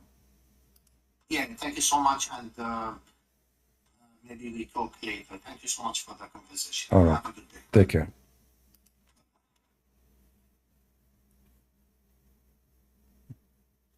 Yeah, global warming.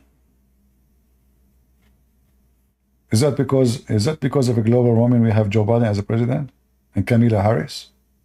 I think so. Too much fart. What her name? This woman Cortez from Puerto Rico. She want to kill all the cows because they are farting. I mean, look who is even in charge of a government. A bunch of mental people. She want to kill all the cows in USA and in the world. The Hindus will kill you. Don't even say that to in India. You go to India, you say that, you are in trouble, big trouble. Mental. And still there's people, they vote for her. This is telling you how stupid the society is. Cows must die? Really? Why? Because they're farting. You fart too.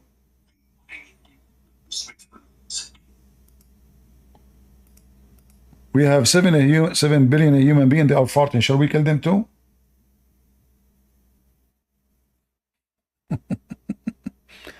Shall we ban beans? We should make a law, anyone fart, he go to execution, you know. Ocasio-Cortez explained farting cows comment.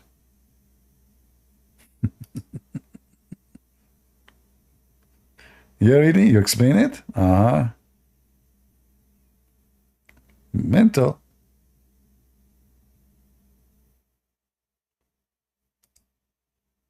All right, we have Sheikh Halal. Hello? I'm a Christian, but I have a question now. Okay. It's about Matthew chapter 15, verse 21. But before you tell me about Matthew, what do you think about Muhammad? He's a beloved. Okay. And what about Matthew? Matthew what? Chapter 15, verse 24. Okay. Only that verse is a problem for you? I mean, it's not a problem, but my friend asked me. Ah, okay. Okay, what he asked you? He asked me, like, is Jesus sent for all mankind? Is Jesus what? Is Jesus sent to all mankind? To all mankind? Yeah, well, Jesus said, I came for my sheep and my sheep rejected me. So, because the only one who they are waiting for him is the Israeli. Nobody knows about the Messiah except the Israeli. All the prophecies about Jesus is in the Old Testament. So this is why he came to his people. But Jesus, he himself, he sent his disciples to teach. This is why they speak in all languages. So he sent them and he said, I have sheep, I have flock out of this land. So Jesus, he mentioned that clearly. And Jesus was sent for all mankind. Is he a Muslim, your friend? Yes. All right. Well, you should tell him, if Jesus was sent only for the Israeli, then why his book is in a Greek? Because according to the Quran, the name of the book of Jesus is Injil. And Injil is a Greek word. I mean, he's listening right now. Let him talk to me.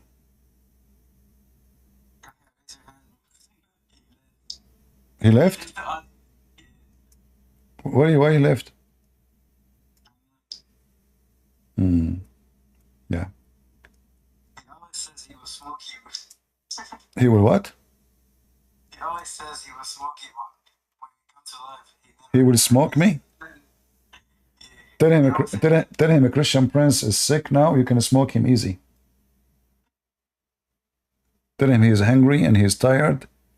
And, you know, tell him to come back. Call him.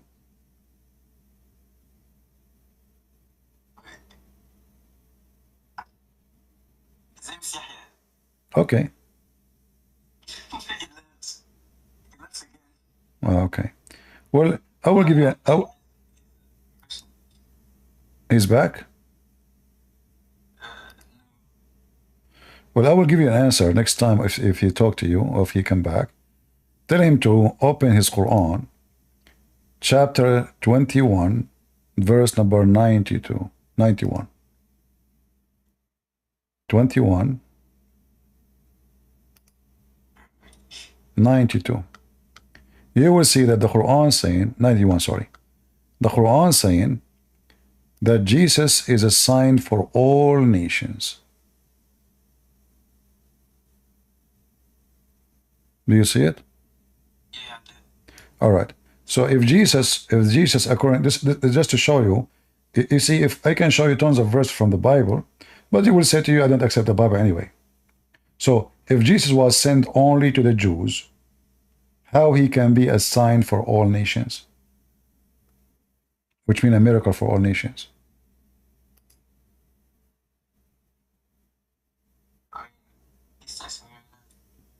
Do you understand? Do you understand me?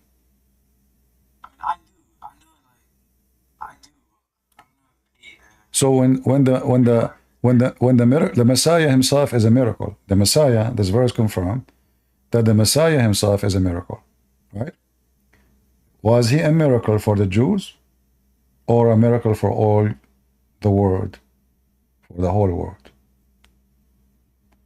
So all the world will witness to Jesus, for he is himself, he is the miracle of God, and he is God. Well, I hope that answered him. He's not replying right now, but I hope that answered him. All right. Well, thanks for having me. Take the note and remember that. Yeah, thanks, bro. Yeah. I love you. You're welcome. You see, when you show the Muslims from their book, I don't waste my time and show them verse from the Bible because they don't believe it anyway. Why I want to waste my time? But this verse in front of you, it just came to my mind actually. It says clearly that the Messiah is a sign for all mankind. So how Jesus is sent only to the Jews? Right?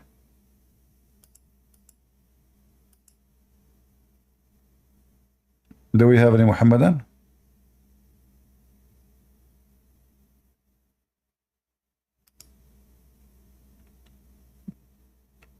Any Muhammadan?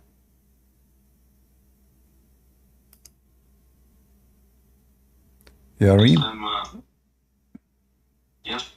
Go ahead, Mr. Yareen. Are you a Muslim? Not.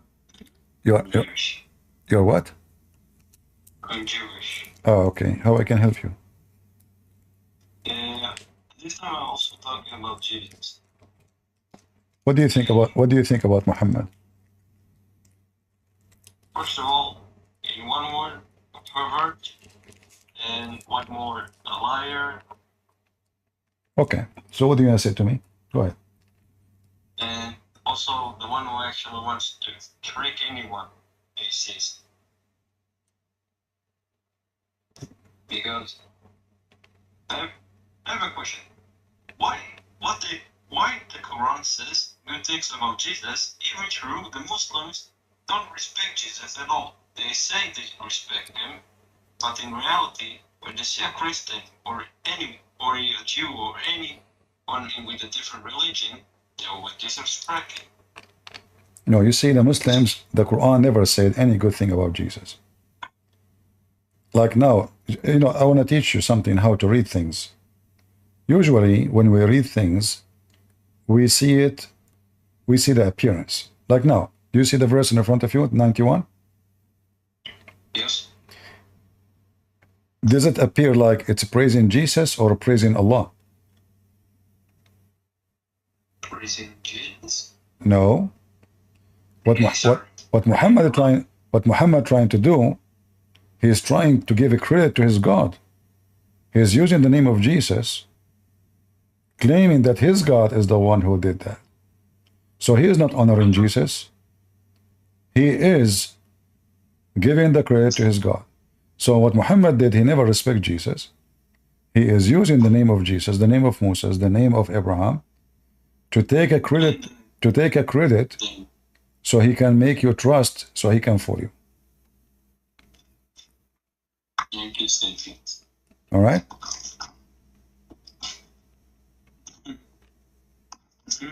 Yeah.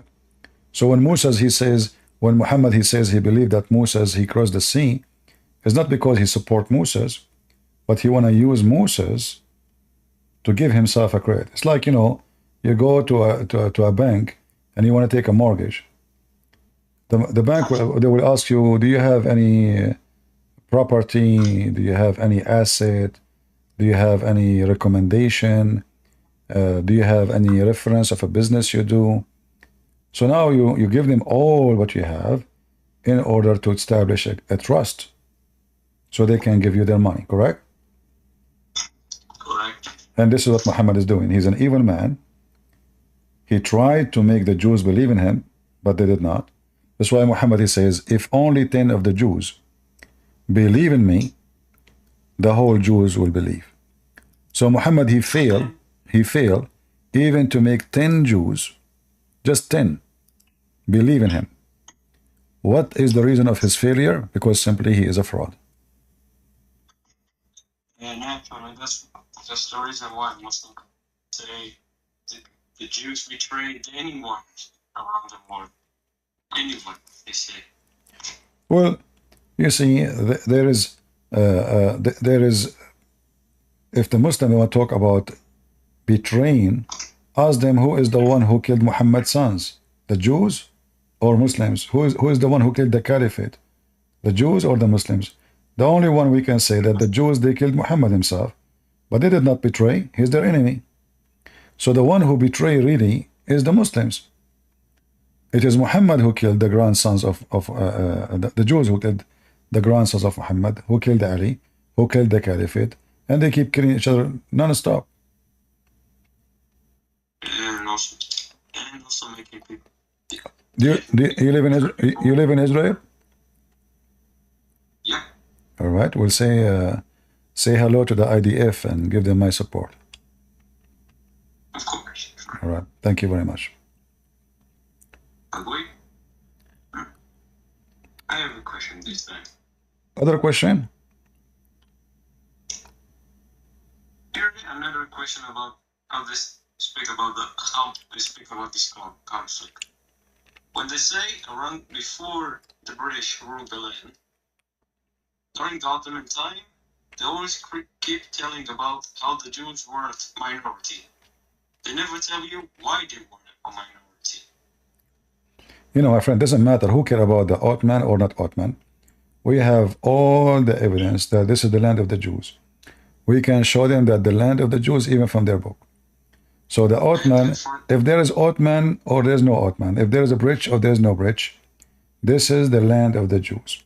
Even in their stupid books, chapter 5, verse 21, Allah, He said, now they're talking about the Canaanites. They're saying they are the Canaanites themselves. Who? Those are the Arab, and the Canaanite didn't speak Arabic. In their language, and their language never was Arabic.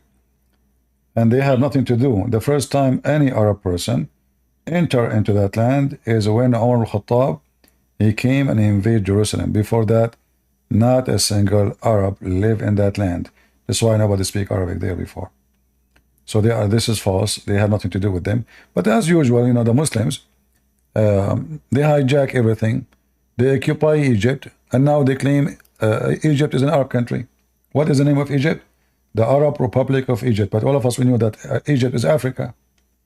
How it became Arab?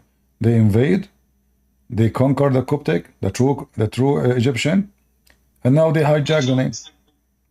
Same as Iraq. Iraq is the land of the Chaldean and the Babylonian. You know? And what about the Assyrians? Who? The Assyrians. Assyrians. You mean Assyrian, Ashuri? Yes. Yeah.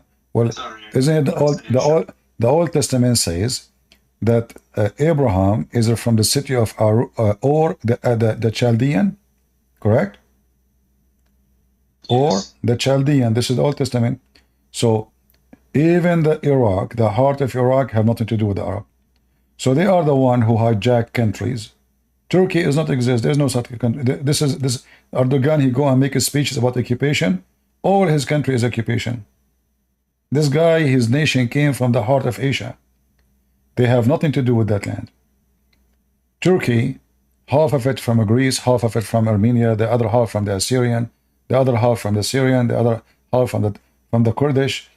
And he give Israel speeches about occupation and colonization. So people are stupid, ignorant, they do not know history. And you know, when you are ignorant, everything goes fine. When they talk about colonization, how the fuck can it be if they actually colonized everywhere, even in Europe and until India? Yeah.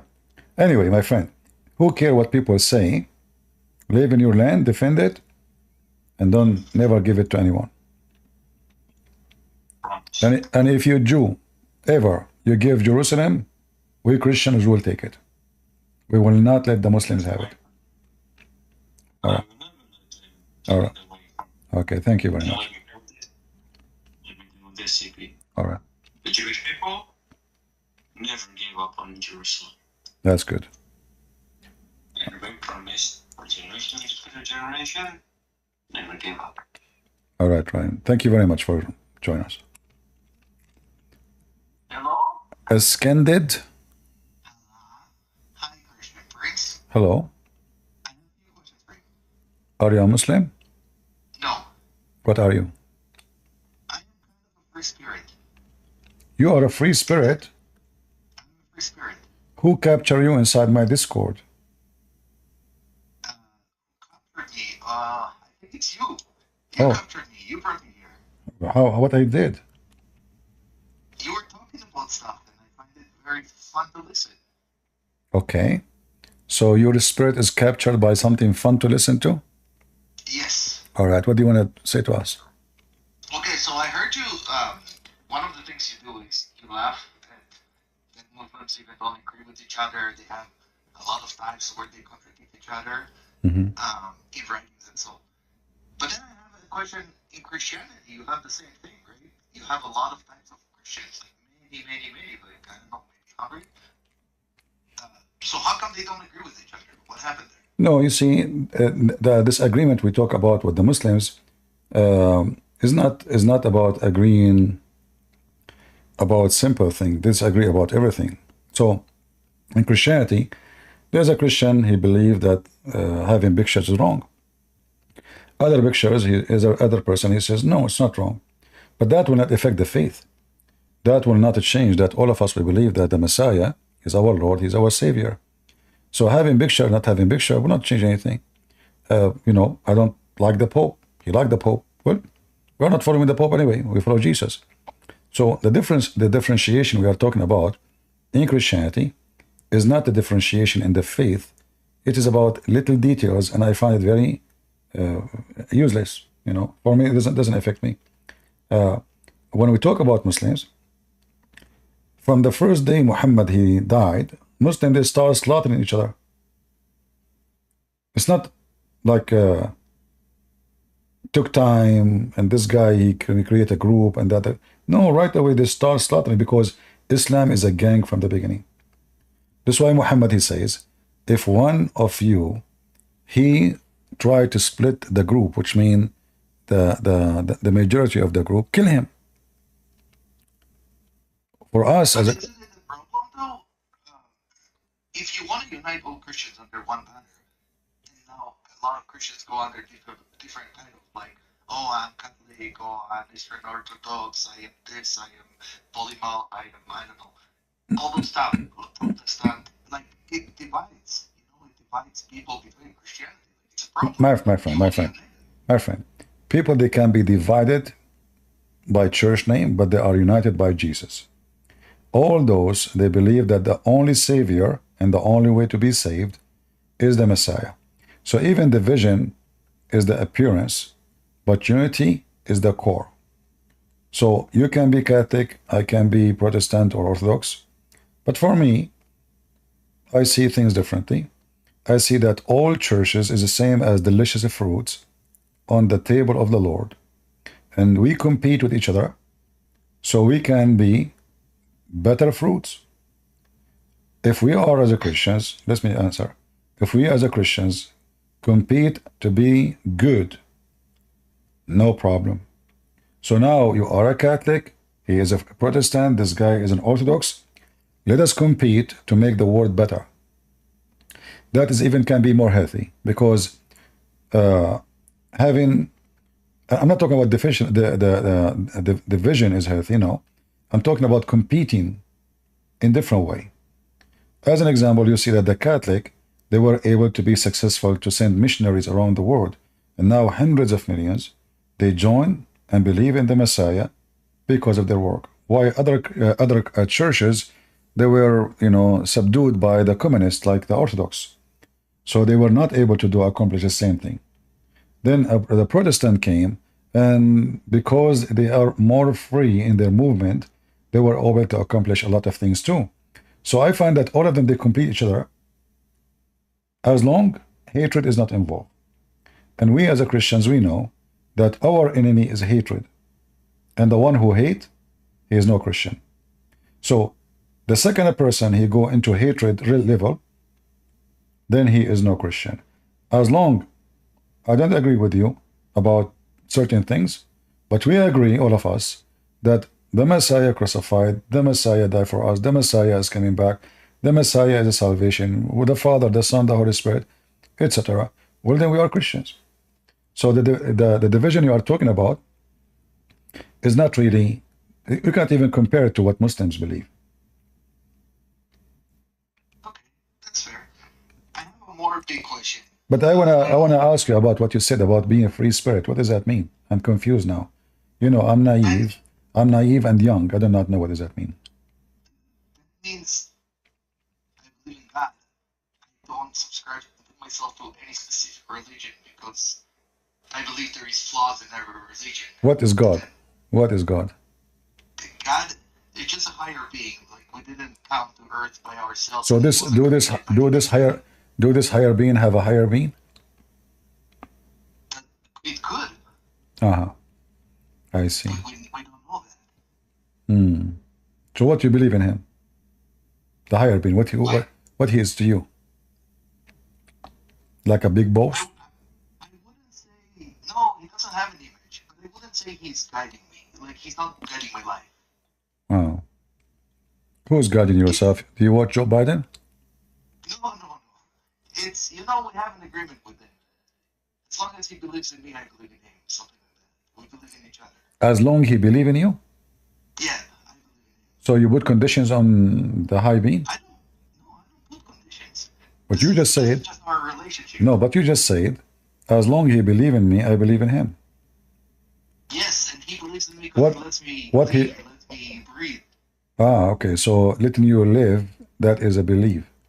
Yes, he believes that there is some worth. But as long you are a person who believes in such a philosophy, maybe this high being is just doing an experiment. So like you are a rat in the laboratory, he put you there, he give you some cheese, and then he try things on you, like different temperature, different chemical, different stuff, maybe? You're right. Okay. We could be in us in a bowl that he created for us as an experiment. Okay. Well, I say to you that, and I'm trying not to be offending, but I say that this is a very stupid idea, because you are believing that there is a higher being, and maybe this higher being, he have a higher being too. So now look like we are going to have an interview with Mr. Bean. For all what you want to say to me, that being, and you are being. So which being is being, I have no idea, and it's very confusing. And you are a free spirit, but in fact I see that you are captured inside a city philosophy. You have nothing to do with being free. You are just confused, and you are trapped to the point you just agreed that you might be a rat in the laboratory. I'm saying it could be an experiment. I didn't say specific rat. And also... No. I mean, no, I know. I mean, you don't look like a rat, but rat look like you. Because if you agree that you are in the laboratory, you are in the laboratory, and laboratory mean you're an animal to be tested. You're nothing. Your life, your soul is not important. The result is important. So when we speak about laboratory and you agree upon it, that means you agree that your life have no value. You are just a rat. The experiment is the important. So we make a study, we see the result, and that's what we need to know, not you. You don't count. So when I disagree with this. But you just said you agree with the right method. I said there is a value for me because he's letting me, he believes in me. That means there is some value for me being here. No, he believes in you that you are right. No. Ah. He believes in me for me being here, doing something. He wants me to do something in the world. I'm not sure what it is yet, but Okay. I will find it. What is your education? Sorry? What is your education? I studied business. I mean, yeah, I don't think that will make you do anything in this world. Maybe yes. I still have like a long what? life to live. Like what? You have a bachelor degree in business? College degree. College degree. You know what? You want my advice? Sure. I'm always happy for advice. Don't waste your time. Go and go and learn how to be a plumber, because the degree you are studying will never feed you. Okay. Thank you for the advice. I will take it. You're welcome. Let me ask you something. Specifically about Christianity, there is some stuff, like especially the prophecy that we're talking about, also that Jesus has not fulfilled. And when you saying, "Oh, he's going to come back and fulfill them in the future," and I'm not trying to say that in a disrespectful way. I'm just saying, like, let's say painter comes to your house, doesn't do the job, and then he says, "Oh, promote me to all your friends. Tell them I'm good. I'm going to come back and finish the job," and I do that job. Tell all your friends this, and then he leaves and takes your money. Let's say. Will you go around and tell all your friends, "Hey, this is the best painter," when he didn't paint anything? So you probably I don't understand. Say again from the beginning. I didn't understand. Go ahead. I'm saying Huh? Jesus has not fulfilled all the prophecies the Messiah needs to fulfill in the Old Testament. Do you agree with this? Mm-hmm. So, like the ones about time, yeah, like he is going to come back, so he will come back. Yeah, okay. But why didn't he finish them when he was here? Like if he's the Messiah. Because it's not time. Everything have a time. So like you want him to like, you see, you just say that you believe in a higher being, and the higher being believe in you, and he is expecting you to do something. And now you are asking me that my Lord is expecting me to do something for him. So do you believe that your Lord expecting you to do something and you are right, but you believe that if my Lord expecting me to do something, he's wrong? You are contradicting yourself. So the Messiah, no, hold on. So the Messiah, when we believe he's coming back, because simply the whole world have to go through a process. Everybody, when the earth become the land of corruption, total corruption, which means when the earth is really so ugly, that means there's no hope left. Everybody get his chance. Then the Lord will come back and everybody will receive what he deserves. So in the Old Testament, when in the story of Sodom and Gomorrah, he asked God, if there is 70 people, they are righteous, will destroy the city? He said no. What if there's 10? He said no.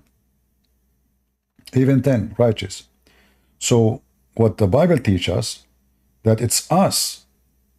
We can finish the story fast, or we can make it go longer.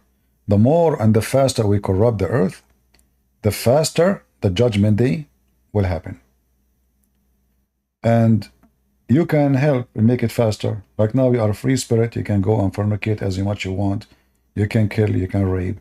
So the more we have people who are bad and ugly, the faster the Messiah will return. The slower we are in corruption, or maybe fixing it, the Messiah will not come until that happens. So, because he's fair, he will give everybody his chance to prove himself, like you said, that you believe in a higher being. He believes in you, and he is expecting you to do something. So my Lord is expecting us to be perfect as the Father he asked us to be. He said, be holy like your Father. So he gave us an advice. He gave us a guideline, and then either we follow and we will be saved, or we don't follow, and then we have our own GPS, which will take us where we are going to go. Okay, so I give you an example with the painter, because as a painter, because he's human, it's easier to kind of have a feeling for that You know, just hold on. I think I have a Muslim. Muslim is more important. Let us see if we have a Muslim. Yo, I'm not Muslim. I had the wrong question, but you are not a Muslim. So, how I can help you?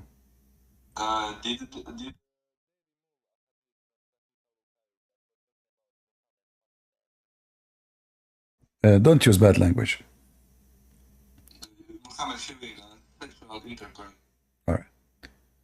Anyone want to come to speak to me in the stage, don't use a bad language. All right?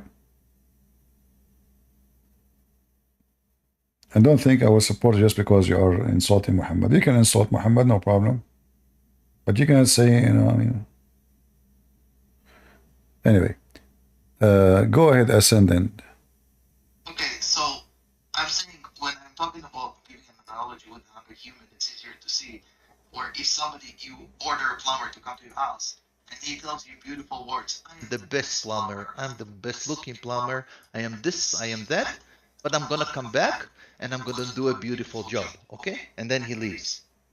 Do you think you're going to be like going around telling your friends, oh, this is the best plumber, most beautiful plumber? No, you're going to say, hey, buddy, first come back, do the job. Let's see you do everything that you said when I ordered you from the internet.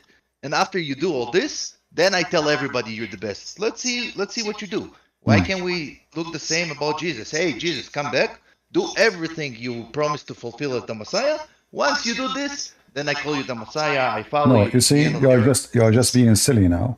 The Messiah, yeah, because the Messiah, he will fulfill all the prophecies as he planned, not as you plan.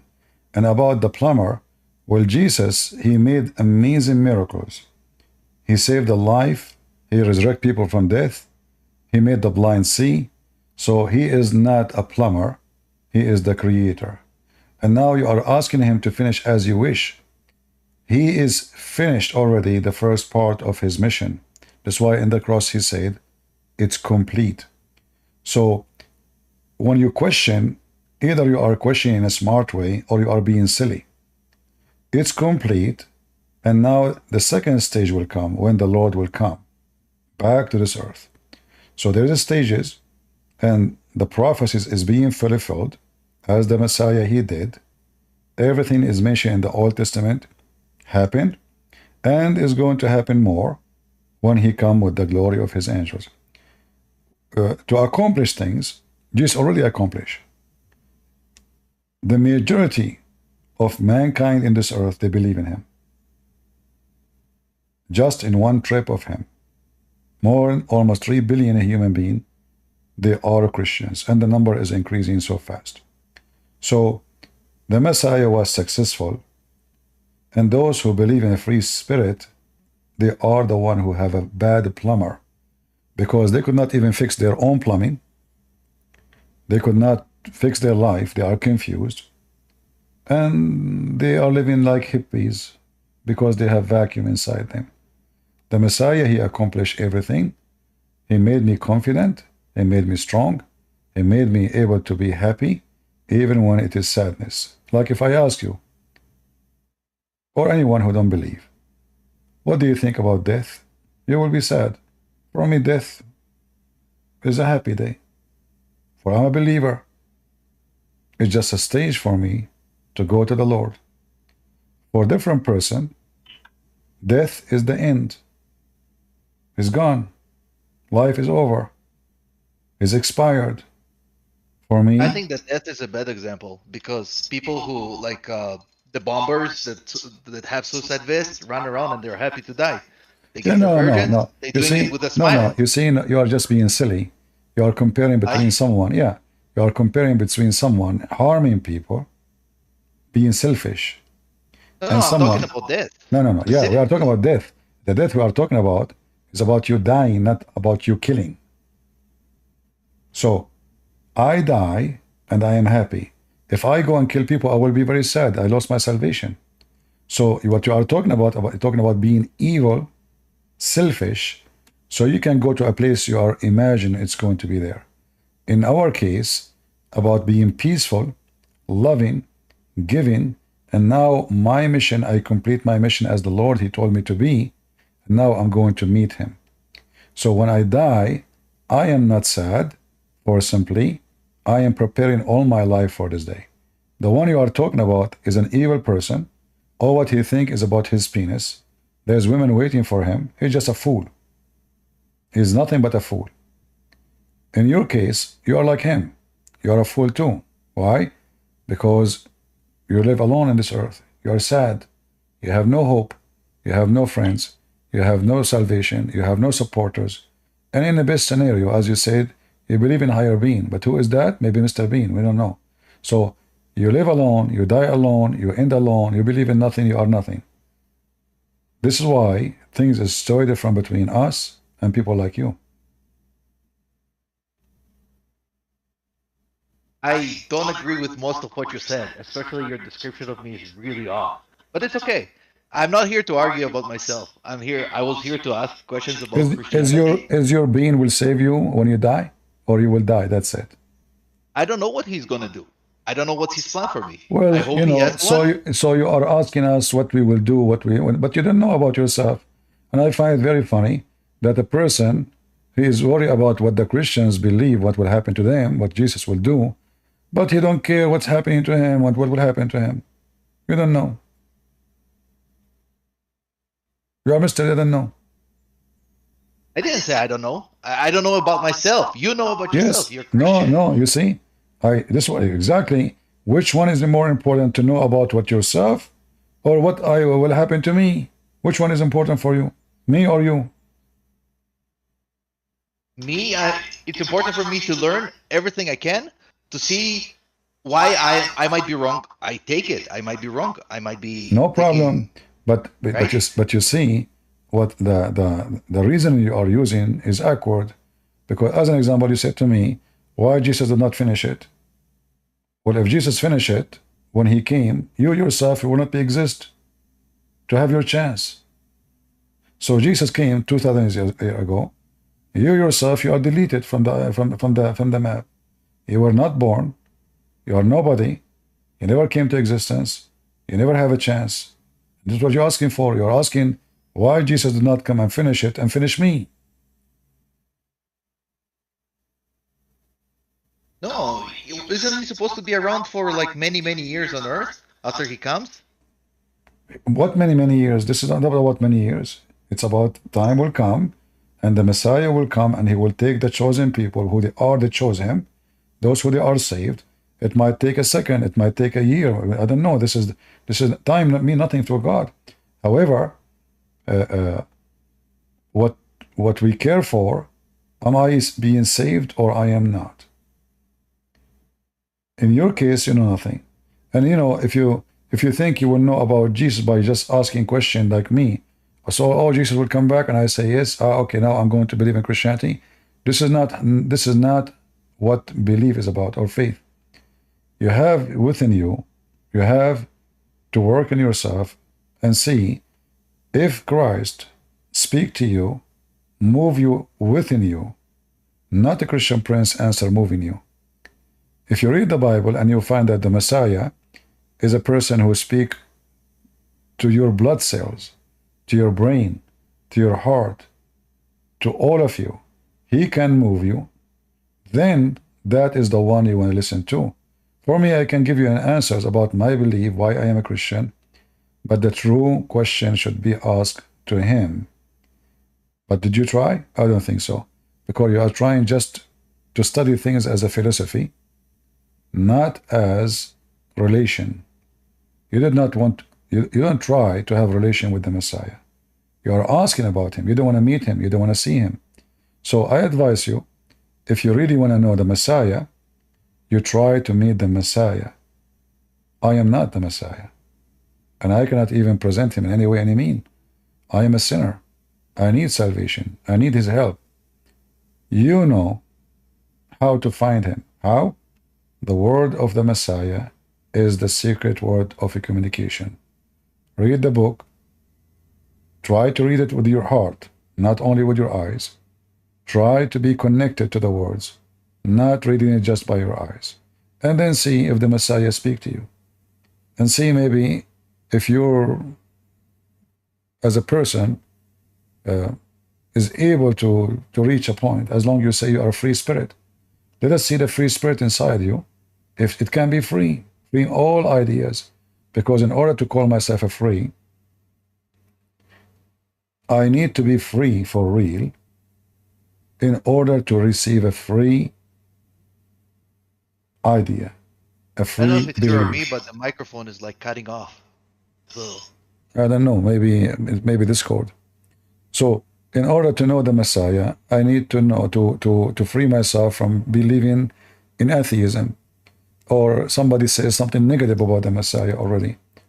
So if I go into to know the Messiah by a preset judgment, I will never know him. I am an atheist. Oh, the Bible is funny. You are a communist. You are whatever you are. So already you have a prejudgment in the book you are going to read. So if you read I think it's your sensitivity. I think you have an issue with your microphone sensitivity, maybe. Okay, I will leave the stage, but I have to kick you out first.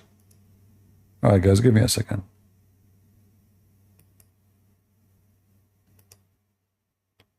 All right, is it better now?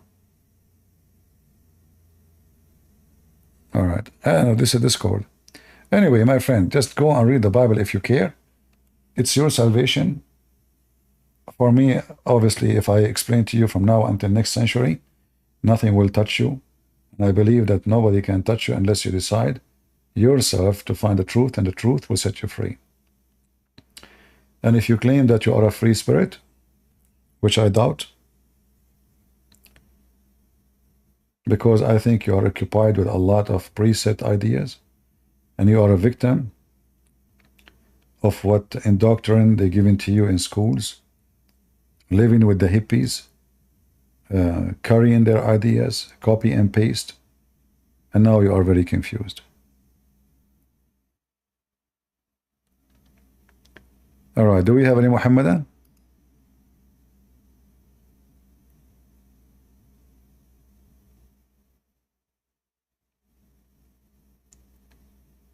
Any Muhammadan?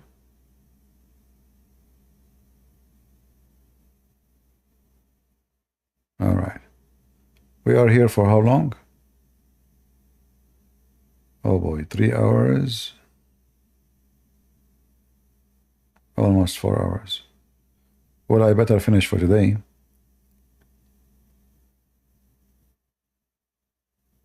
Do we have any Muslim?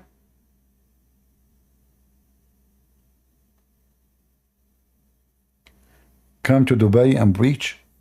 You see, thanks to the internet, we do not need to go anywhere. I go live. In 5 minutes, I have thousands of people listening to me. 10 minutes after, people download my videos. Then they add a subtitle and languages to them. And then we end with millions. So, you know, the days where you need to go to somewhere, it's not needed. In fact, now I can show you reference. Like now, this is why actually, you know, if I go in the street, I will be shouting, nobody will talk to me, maybe 1, maybe 2, maybe 3. Here, I show you the screen, I show you my reference, we share education, and I can reach to houses around the world without moving from my chair. So I cost nobody anything, I cost nothing to myself, and I cost nothing to you. And I believe this is way more effective than going in the street.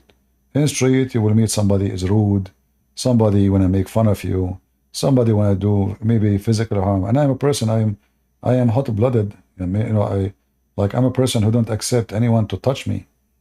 So I don't want to end in jail because I think that will happen. Somebody will come and do something. I will never allow anyone. I know many of you will say to you, the Jesus says, the one who, you know, to turn the cheek. But I believe that Jesus, he said that to prevent us from being evil, from being violent.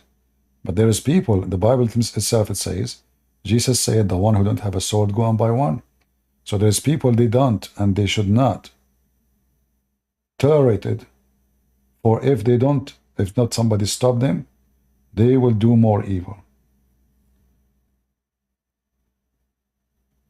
So for me, like I see people go into speaker corners, I see somebody trying to intimidate them, I say, thank God I'm not there, because if I'm there, God knows what will happen. You know? People are different. People are different.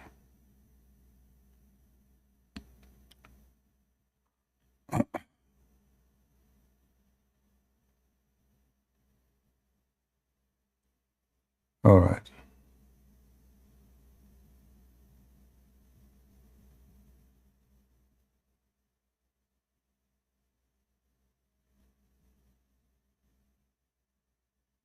You have to be wise. And wisdom says that here I'm doing better job than going in the tree, in the street. Can you do 24 hours stream, please? Can you stay 24 hours, please, yourself?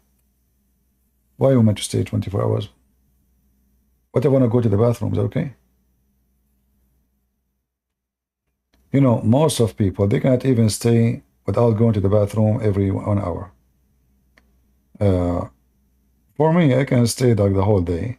Like 2 days ago, I was here for 14 hours, right?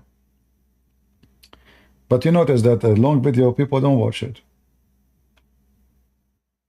Because right away they say, oh, this is 12 hours. Like the one we did is 14 hours, but YouTube, DVR allow only 12 hours.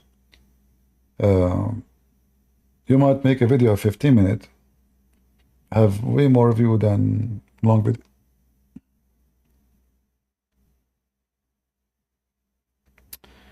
All right.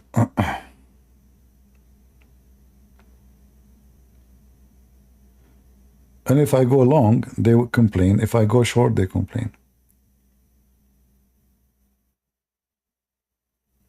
Right? You will see a comment, somebody saying, are you serious? 12 hours? Do you think we can watch 12 hours? Yeah. Yeah. You know, for me, I have a passionate to help people. And I believe that the Lord, He give people gifts. Every one of us have a gift. God knows what is your gift. I don't know what it is. And you better use it for His glory. You remember the Bible speaking about the talents? I can now, just instead of being here, I have an ear infection. I think you can tell from my voice. I can say this is an excuse for me, at least to myself. I mean, come on, you are sick. I should not come. But I know that I will feel guilty because I know that my voice feeling comfortable, feeling fine. So I can do it.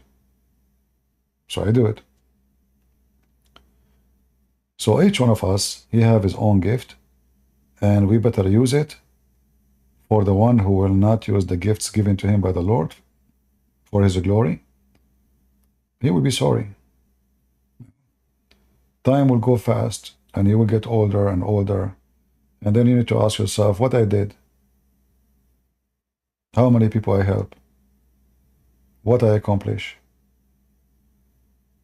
how many people I tried to bring to Christ.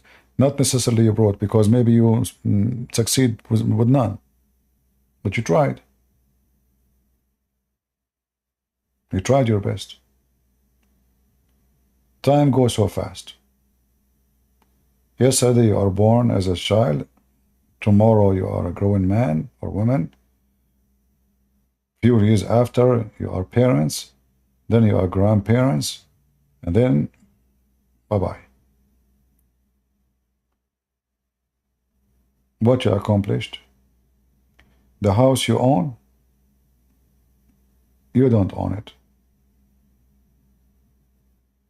Nobody took anything with him.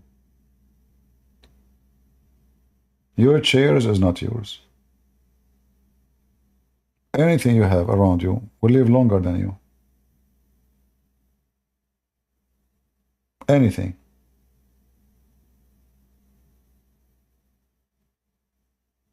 Even your family will forget about you. They cry a day too. Oh, Dad, he passed away. A week after they are celebrating birthday of somebody. 2 weeks after they are in the beach. There's only one person. He will never forget your name. That is the Lord. So always you better remember that the one who loves you for real is not necessarily a family member, is not necessarily a daughter or a son. For a human being have a very short memory. Extremely short. This is why we see a son, he ignored his mother after all what she did to him. This is why we see people cursing their parents, even hurting them. Human beings have a very short memory.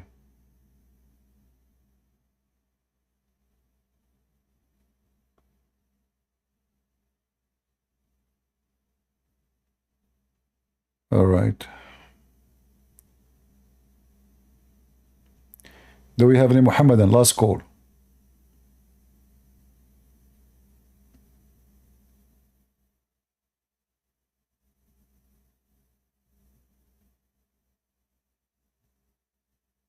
Anyone? Any Muhammadan? Hey CP, can you hear me? I do hear you. Hey my brother, God bless you. I'm Christian and I would like to share 3 things if that's okay. 1 thing for you, 1 thing for ex-Muslim, and 1 thing for the Muslim. Is that cool? Go ahead. Okay, for you, my brother. One of my favorite, excuse me, one of my favorite episodes you did was for Christmas, and you had Muslims call, and I teared up on that show, and I was wondering if you think it's okay for you to do maybe like once a month do a show for ex-Muslim to call or like Christians to call in. Yeah, you know, I mean, we don't oppose ex-Muslim to call. They can call me anytime, but I am not the one who dictate who can call me, who not. You see, like now, like you jump. I don't know if you're a Christian or not. Especially now, it's in Discord. Anyone can jump easy. They can join us anytime. Yeah, I understand. That's true. And so I'll go ahead with my next message for I'll do the Muslims. I'm Christian. I was born in the USA. I'm Latino, and thanks to you, I have so much knowledge now, and it's amazing the patience you have because, to be honest, once I started hearing about camel urine in the Sahih al-Bukhari 5686, breastfeeding for adults in the Sahih Muslim 1453a, flying donkey, genie, magic carpet, the age of Aisha, endless peanut, it's crazy, and to be honest, CP, you amaze me, it's like never stops. It never stops, and for someone to believe these things is crazy. And I'm teaching my little brother this so he can know this information. And in his school, he faces this. The best thing a Muslim could have done is be humble and quiet, but they want to go crazy on the internet, and now we onto them. And I want the Muslims to know that. Yeah, the whole purpose of what we do, that the reason actually I start what I'm doing, I never thought actually, me myself, I never thought I will be doing what I'm doing. But first time ever in my life, I faced a debate. It was a Muslim, he's a prince. He invited me to his house. I was not even 18 years old. He have a video of that. He invited a bunch of sheikhs. And I was a kid. All of them, they are grown men, gray beard. And I don't know. I mean, he called me. He said, we want to show you something. So I came. I went to his palace, and they put the video, and they played that. My English was not good. I mean, but they have subtitle, in Arabic. So I'm watching, and I know now what's going on. They brought me. They are trying to convert me. They are trying to make me see that Christianity is bad. So I was very, very, very upset. But you have to be wise. So I said, I want to watch it again. Can we play it again, especially that part here? So he played it again. I said, do you notice here there's something wrong? Like the guy, he asked a question, the answer was something else. Why all the videos is all the video they play with it? So the guy, he asked something, the Muslim guy, the Christian, he looked like a fool. He had no answer for anything. So he said he speak English. So then he started concentrating on what he's saying in English, and then he said to me, "You are right. There's something wrong. This is the question. This answer is not for this question. Somebody cut the videos, and they play with them." So anyway, this is the first time ever how I encounter a debate. I never debated really. I mean, I have like in school, etc., but not like in sheikhs. Those are sheikhs. They have a long beard. Before I talk to kids and my age, etc. But this is the time when I say to myself, I need to know and I need to study. And then this prince himself, he became a Christian, the one who invited me to his house to convert me. He left Islam, he became a Christian. There was a radio station, it's called Monte Carlo, and I'm sure many here, they knew it.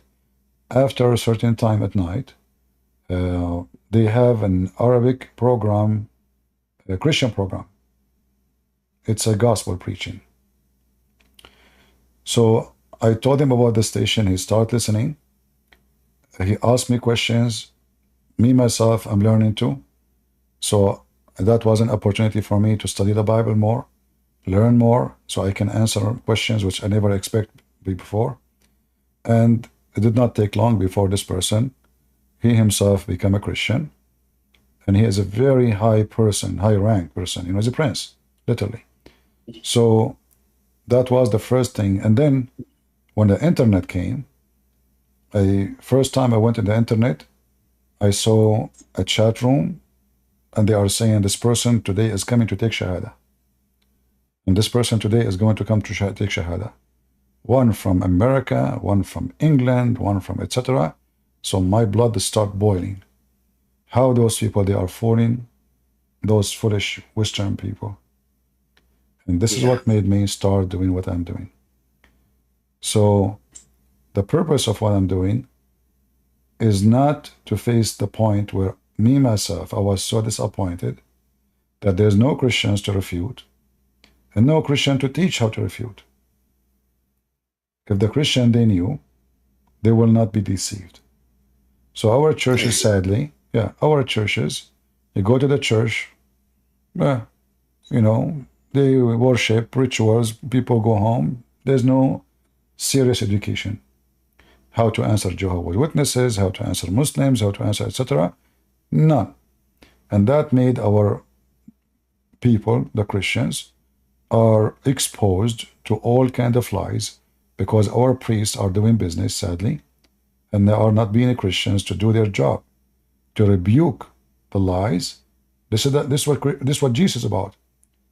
Jesus is about rebuking lies, fighting lies, debating liars. Priests, they stopped doing that long time ago. The result is the Christians are exposed and nobody knows how to answer. So what I did is just to fix the needs. And now, thank God, there's many that start learning and they keep making channels, etc. But when I started, there was none. All those you see them, they were kids, if they are born maybe. So I started from zero. My first video appeared in the Iranian TV about Islamophobia. I was using a camera, holding it in my hand. Like now, we don't have screen sharing and etc. Like even YouTube, to load the video in YouTube, we used to have this dial-up contact. I don't know if you know what is that. So it takes you connect to the internet by the phone. So it keeps connecting and it doesn't connect. Then you connect, and then now you are reading the video. Oh, dial-up. Yeah, it makes a lot of noise. Yeah. And then you start loading the video. The video 10 minutes, it takes 10 hours. I go to work, I come back from work, still the video is not loaded. And then I get disconnected. Oh, I have to start again from zero. So It was really horrible, very bad. There's no, like now we are showing a screen translation of the Quran. None of this was exist. Muslim website, hadith, etc. None. So it was a very hard job to do. But I say, thank God, we were able to, like, I remember how a kid, he's not maybe a Muslim, he was saying to somebody, you worship a man, Jesus is a man. And then I saw a comment, someone have a picture, look at the picture, it's a kid, he's not maybe 10 years old. He was saying, saying to him, well, your God is a shin, he have a shin. And I felt really happy that now my teaching is spreading. How this kid, he knew this? I click, it's really a kid. You know, the kid is having videos of him playing games. So I feel so happy now a Christian child, he can refute the Muslims. For centuries, they say your God is a man. And now we can get them busted. For their God is a physical being. He is a shin. He look funny. He look weird. He looks stupid. So we need warriors. And it's time for the Christian to stand up for the faith. Our priests, sadly, they are useless. They are doing business. They are doing rituals. And they are not doing education. The church should be the first place of education, not the first place of rituals. Jesus never opened a ritual church. He opened a ritual education church, which means we believe, we are faithful, and we learn. Amen, brother. And your work, thank you for your work, because now I have all the reference. I write it down so I can debate them, and I'm teaching my little brother who's in 6th grade so he can know about this, and my sister too. And I thank you, CP, and you Muslims. Thank you for coming out, because now we on to you, and now everybody else is seeing you, and more than ever, more Christians are noticing this. And another thing too, CP, seeing how ridiculous the Quran is makes me appreciate and love God even more, because I see how true our word is, you know, from the beginning to the end. It all is cohesive together. Yeah, you know, sometimes, you see, I believe everything exists for a reason. So in order to know what is salty and what is sugar, you have to have both. In order to know what is evil and what is good, so you can compare, both have to be there.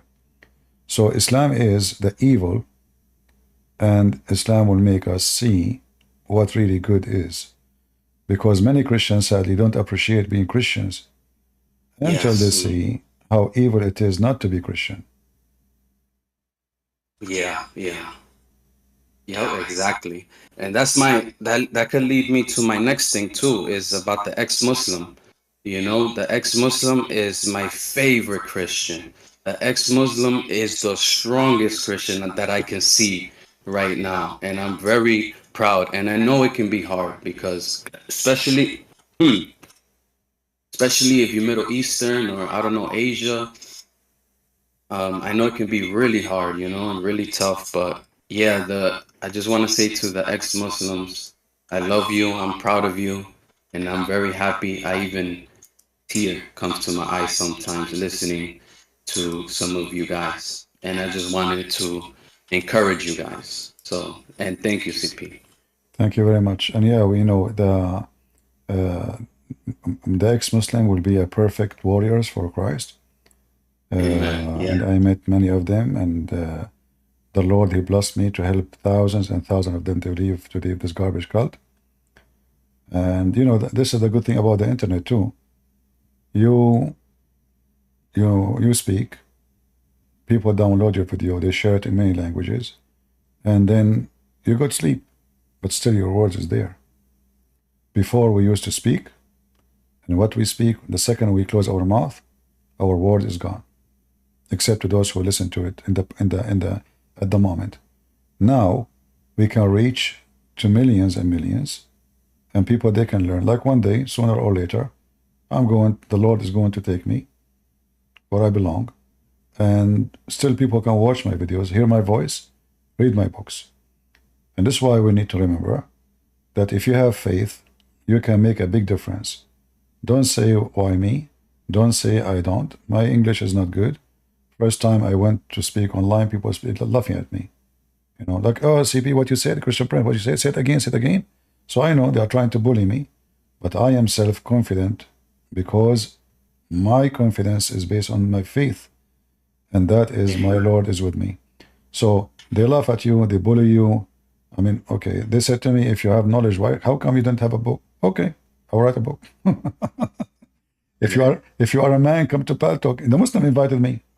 Every place I went to, it was the Muslim challenged me. I never heard of Paltalk. I used to go in a program called Hear Me. They challenged me to go to Paltalk. I went to Paltalk. They started reporting me to Paltalk to ban me. Then they challenged me. They challenged me in YouTube. So I went to YouTube. Now in YouTube, they flagged me to ban me. And then they said to me, if you are knowledgeable, how come you don't have books? Said, okay, we make books. So actually, everything I did, it was them who made me do it, you know. It's very funny that they are the one who encouraged me to be in the place. And the more they try to defend, the more they lose. It's like, you know, the Muslims I see them like somebody doing gambling. They play, they lose, they want to get their money back, they play more, and they lose again. Yep. And not even Chat GPT is going to save the Muslim, because now they trying to use Chat GPT. That had me laughing so much that day, that podcast you did. Yeah. They have a new prophet. Yeah, the prophet Chat GPTQ. Even actually 2 days ago, I don't know if you were here, we have 4 Arab Muslims, 4. And one of those sheikh, he was typing in Chat GPT to get the answer. You know? Yeah. Yeah, I was here. I wish people record it because, you know, YouTube did not record 14 hours, record only 12 hours. Sadly, because that was a very funny, for Abdul, you know, we made them hummus. Yeah, exactly. Now they turning to the woke community, and they turning to the Chat LGBT community, but nothing's gonna save you, Mohammedan. Nothing. Well, the evil, he used the foolish ones to sponsor him. We know better.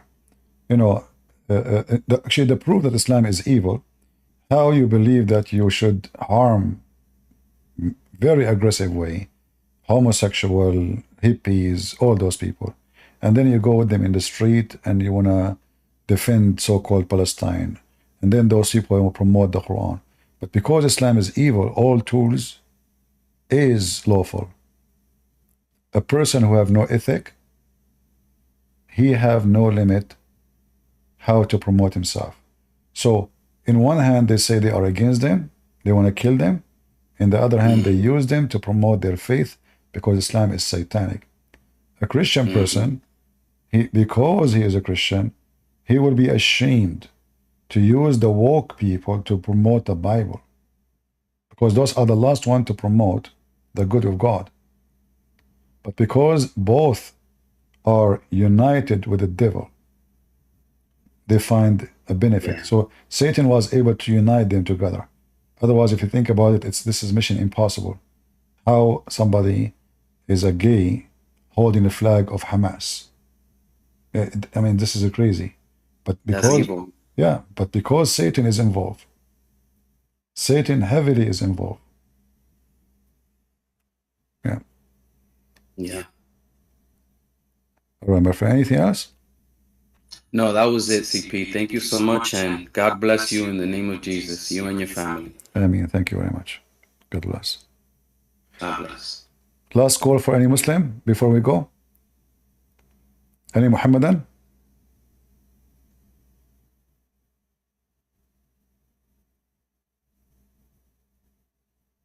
Anyone? We have a person, his name is A. Are you a Muslim, Mr. A? Why people don't give themselves a name, like how I can read A? Go ahead. Hello? Push to talk. Sorry, my first, well, not my first time, but No problem. first time in a while. All right. So, a little nervous, forgive me. I actually had been trying to talk to you a while back, and I want to keep it friendly. But, you know, I just had some concerns about, you know, I'm a big fan of you. I love what you do.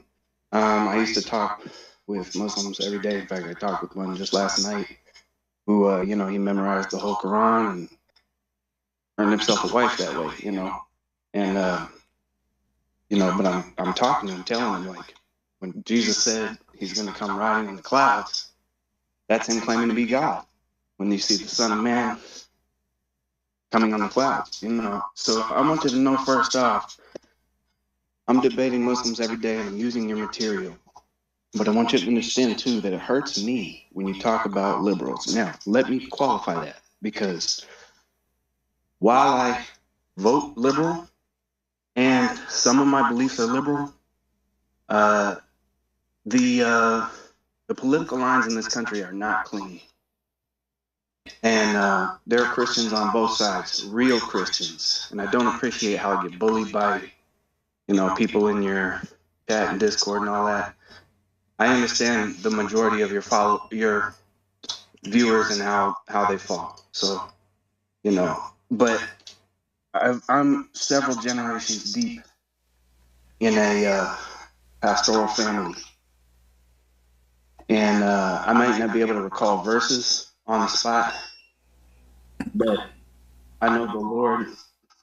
Let me jump to the point here. So let me give one example. When it comes to LGBT, I say lead with love. Let people be who they are. All right. Rocky's hitting me up right now. Rocky, can I talk to Kristen? Can I talk to Kristen My Prince? friend, you are talking to me. CP, you still there? Don't look at the text. Yeah. I'm listening to you. I'm giving you a chance to tell me what you want to say. So yeah. So I appreciate your time. I appreciate your patience hearing me out. One of the biggest things to mislead liberals, and especially black people, and understand black people form the backbone of the Democratic Party. Now understand the backbone is a very small part of the body, but it's a key thing. So when I say backbone, I'm not saying the majority or anything, but there's a reason that 90% of black people vote a certain way. And that's because of the politics in this country and the dog whistles that we hear. The same people voting against affirmative action and things, and I don't want to get into all that, but and we could if you had time, but I understand you're trying to go. So, but there was a flip that happened politically back in the 60s. No, the Democratic Party is not the party of slavery, but okay, I'll cut to this. The reason a lot of black people see positivity in Islam is because of the Nation of Islam. And that was one of the biggest tricks that they pulled on us. I know it's a cult. They're not even, I mean, Islam itself is a cult. But that's the reason you even see black Christians naming their kids Islamic names, because they don't understand the religion. They don't know the religion. Neither do a lot of people who convert to Islam. We already know that a lot of the things they tell new converts and prospective converts fall under lies to children. You know, but really it's playing with people's souls, and we know this. But what I want to say is, I think if we were somehow able to, and your work is key to this, but if we believe that there is a way to reach liberals, when I say liberals, understand that I'm not talking about people that are closed-minded. First of all, there's a lot of closed-minded liberals, and I know how they get that way. At the same time, there's a lot of closed-minded conservatives, people who think that liberals are beyond redemption. They're rejecting Christ. They're rejecting, first of all, we're not living Christ-like, so who are we to blame them? You got a lot of racist conservatives. It makes a bad name. You got a lot of conservatives out there preaching hate, straight up hate. And I'm not saying that's what you do. It's one thing to call it out. It's another thing to straight up hate people for whoever they are, how they express themselves. So for me, what I would do and what I've done before is lead with Christ, lead with love, lead with redemption. And yes, we are to chastise one another, as you know, as Paul said. I don't remember what letter it was, but he's talking about, you know, gently correcting, and then even sternly correcting, and even, you know, calling people to account for their sins and their sinful ways. But I don't think that's what we should lead with. You can't lead with condemnation. And you can call me a fake Christian. I've heard you call people out, and you can be harsh. You can call me whatever you want. But I just wanted to tell you that I do see Islam, and I'm speaking right under. Muslims can hear me right now if they want. They can hear me right now. So I'm saying I do see it, but I love them too. I do see Islam, not Muslims, but Islam, as the world's biggest enemy right now. Not only right now, but for all time. This is an eternal struggle. So, but I think that there's a lot more hope than you and a lot of other people put out there for getting this country united in that regard. All right. You like me to answer you? Yes, please. All right. Thank you first for what you said. You know, when we speak about conservative, first of all, people, they have a wrong idea of what is conservative. As an example, just 2 days ago, 3 days ago, I made a video against a woman, her name, Candace. Yeah. I disrespect her. I believe she is liberal, not conservative. I believe Tucker Carlson is extremely liberal, not conservative. Let me explain to you what conservative is. Conservative is the one who say to the sinners that fornicators, drunken, evildoers, etc., they are going to go to hell. Conservative is not someone he vote for Biden or vote for Trump. Conservative is someone, his constitution is the Bible. Is not someone who hate the black or he love the black. Is someone he love to save everybody, including black or white or Asian. Conservative is not someone who say to someone, a homosexual, live happy. Well, that means I hate him, because I should tell him that you will not go to heaven unless you repent from your sin. Conservative is someone, he is concerning about others, to save them. I'm not here to insult them. I am here to scream at their faces to say you are wrong. Maybe I can wake up the person and make him see what I see, which he don't want to see. Conservative cannot be a person who vote for Democrat, who want to kill babies, who want to open borders, who want to bring everything stupid to this country. Just yesterday, they captured a bunch of terrorists. The day before, they captured another guy. He have tons of guns, want to shoot people. They are from ISIS. So conservative is somebody he concerned about his country, about his people, and even about others not to do evil. I am, as an immigrant, I can tell you are born in USA, right? You can tell I have an accent. I am not born here, but I am a citizen.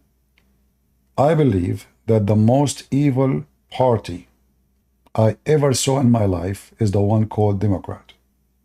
Even though all the society, because as a Middle Eastern, everybody around me says, oh, you have to vote Democrat. Those Republicans, they are racist. They hate us. They don't want us. I found that this is not true, is the opposite.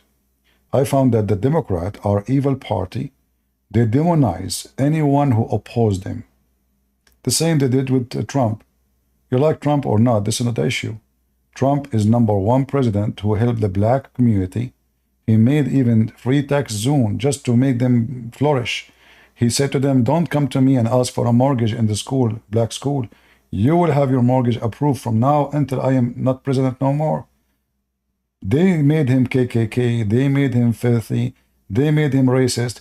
He said he banned the Muslim. It was Obama who signed that law. They said he put them in cages. It was Obama who made the cages. So what I learned about the Democrat, it is a very filthy, trashy party. In the top of that, they are, because they are evil, all their life they support slavery against black people. But then, just because they want to win the stage, they hijack the revolution against slavery. So the slave owners suddenly became slave freedom fighters because they are hypocrite. The same Biden, they are talking about him, he is a racist. All of those who they are in the stage are a bunch of racists. How you know? Go check where Obama, he lived. He lived with the white rich people. Go check with this Nancy Pelosi, she lived. So they say something, they do the opposite. They speak for the poor, but they are the rich. They claim that they care for you, but they are the last one to care for you. So my friend, okay, I am not. I understand where. I'm not done. I am not against you. I am with the Bible. So if it happened to be that you're against the Bible by voting for someone, when I kill babies, it happened to me that I will not accept you to claim to be Christian or conservative. You are not even liberal. A liberal person is someone is liberated from evil, liberated from harming people, liberated from hatred. When Trump, he won the election, those liberals, they went in the school, in the street, they start burning cars. They are the evil. The leftist is the most evil people ever. Look what they did in schools because of Israel. Hamas raped the women. The liberal go in the street to burn trees and schools and stores and go crazy. It is them who they are evil. So you don't need to agree with me. I say to you, agree with the Bible. So if you agree, like you mentioned to me the name Paul, and I find it very strange that someone is liberal, he mentioned Paul, because Paul, he said, be gentle. But this is the same Paul who said that fornicators will not go to heaven, drunken will not go to heaven, evildoer will not go to heaven, homosexual will not go to heaven. So be gentle mean to say things as it is without harming people.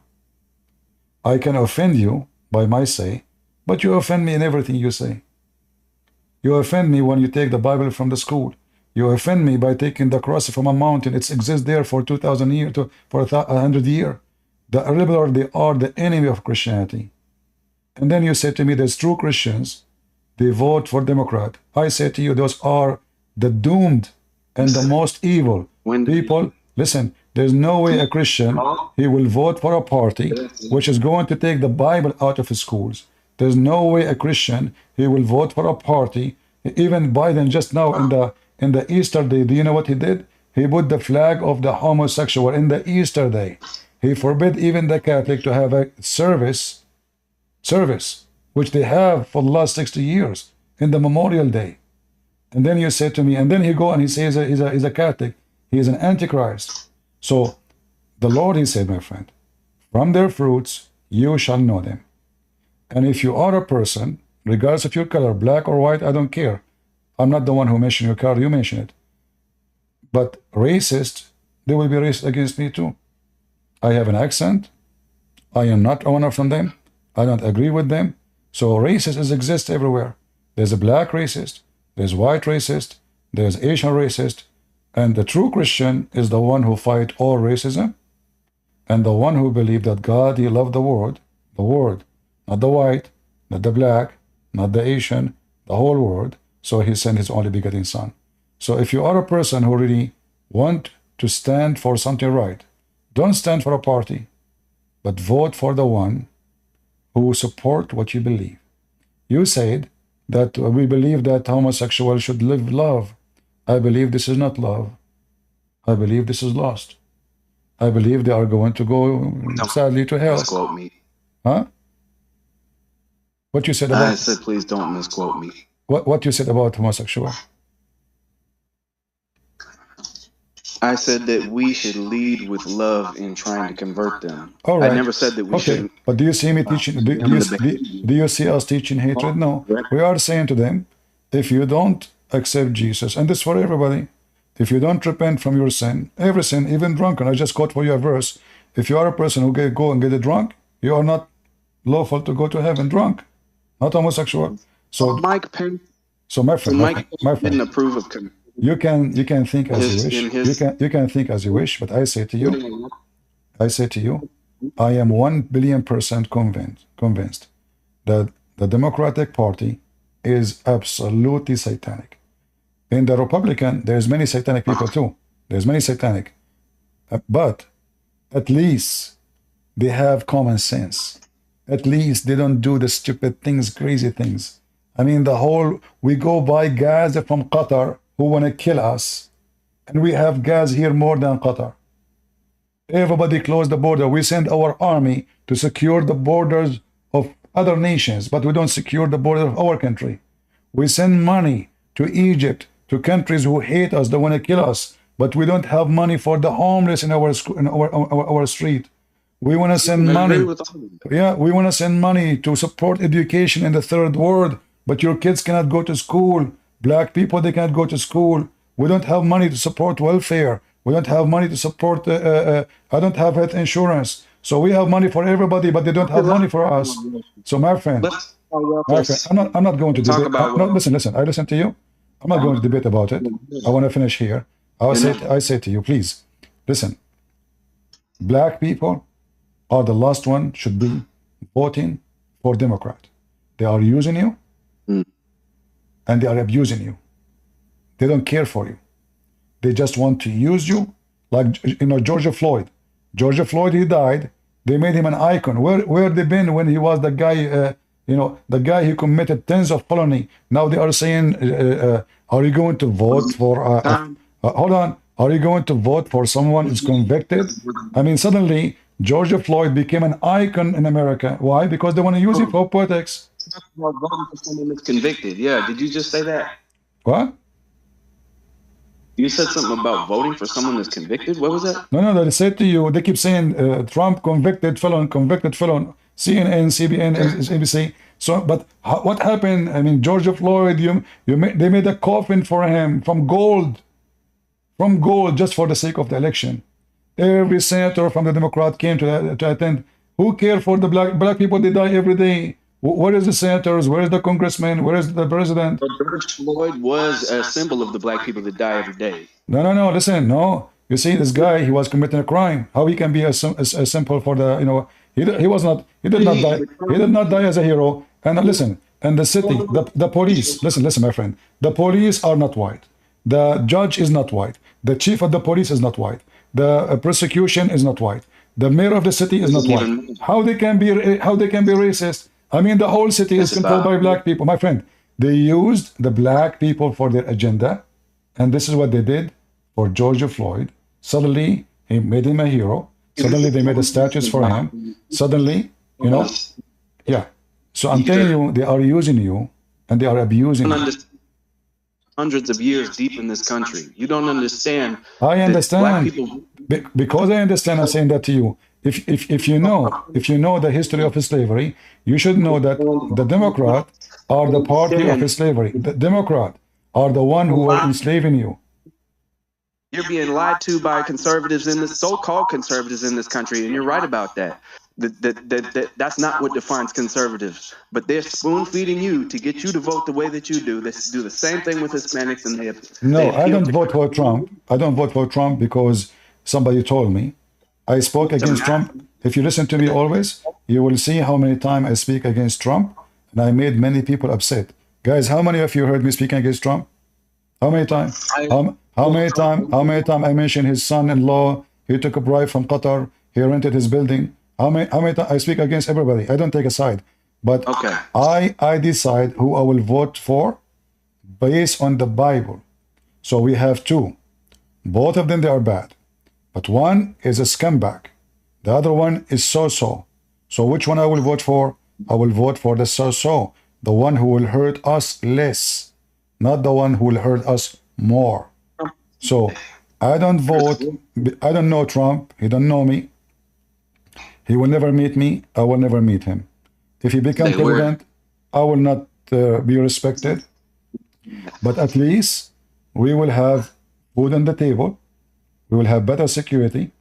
We will have better jobs. We can afford to drive our cars and pass the price of gas. He will close the borders. We have tons of drug dealers coming to this country. I mean, this guy is doing what is common sense, as simple as that. So voting for Democrat is voting for something against common sense. You want to do that? This? You want to do that? It's up to you. About this. So he wants to abolish taxes altogether and invoke super tariffs. How are we going to have any international business? How are we going to have any economy? What do you mean? Super tariffs. He said he wants to abolish the U.S. tax code and just have super tariffs pay for our entire. Let me teach you about tax. When you tax the companies, the companies don't pay tax. You pay it. So now, if you go to Walmart, I used to buy the bread for $1. Now it's almost $3. So now you go there, they increase cost on them, they increase tax on them. What the company they do? They pass the tax to you. So it's you who pay tax. They put more tax on gas. Do you think the Shell company they will pay tax? No. They increase the price, they pass it to you. You pay tax. They get richer. They make more money because now the price is higher, they have more percentage, and their cost is more. So only the ones who do not know how economy work think that tax is good. Tax will make businessmen run away, especially foreign businessmen. Tax will make people are afraid. Why Dubai is successful? Because their tax is different form. They take tax, but not directly from a business. So everybody go there and open business. Everybody open a company. So suddenly the town who is just village, desert, there's nothing, totally nothing. Suddenly is a flourishing. So Trump is a successful businessman. You have a bunch of Democrats who they never own a business except taking bribe, manipulating the stock market. This is why they are fighting to be in the stock market share community. Why? Because they can know, oh, tomorrow the price of Apple will increase, buy more. Oh, tomorrow will this decrease, because they are the first one to know. The companies have to support any move they will do to the Congress before they do anything. Specific group in the Congress, like Nancy Pelosi's, is the first one to know. That's why she will not leave. The woman she is now, she is in the age of my grandmother. She can't even walk. Still, she want to be in the Congress. And all the stock market, never she bought a stock she lost. Can you believe it? There is a person in the world, he buys stock and they never lose anything. Always they are successful. So they call her, tomorrow the price will be this, tomorrow is going to be, buy this, Apple buy that. So they are getting richer and richer. And listen. So I believe Trump, when it's come to Trump, I can disagree with Trump about politics, but I cannot disagree with him with business. This guy is really the one who can fix business. He's a businessman. He knew how to make things happen. Yes. Well, because this is why he is a billionaire and you are not. What do you mean, really? Come on. You do not need to prove it. You do not need to. My friend. I'm not going to debate with you. Thank you very much. Yeah. Because simply, you want to make my topic about Trump now? I mean, I do not need to tell Trump how to be rich. I am not. I can't even change my car. If I'm a businessman like Trump, I will be selling t-shirt. Hey, Christian Prince t-shirt, Christian Prince hat, Christian Prince football, Christian Prince, etc. Like all of them, Candanas, Trucker Carson, all of them, they have shirt, they have a store. Why? Because they're doing business. I'm not. So we know who's a businessman. We know who's the one who have a mentality of a businessman. I don't have the mentality of a businessman. I don't care for the business. I go live, I go offline, I never say mention the word donation. You go to any YouTube, the first thing they say, don't forget to donate for us. Our channel is based on you. If you don't support us, please don't forget. I don't even ask them to subscribe. I don't even tell them because I'm not doing business. So don't tell me really, the guy, he have palaces everywhere. He never worked in the government, so you cannot accuse him of a bribe. He is rich already, very rich. So making money is his game. Biden, he never opened a store, not even a grocery store.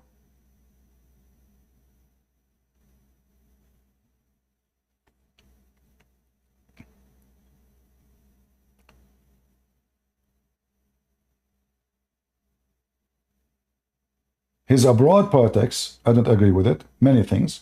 But some of it is very smart too, like when he put sanctions on Iran. He suffocated Iran.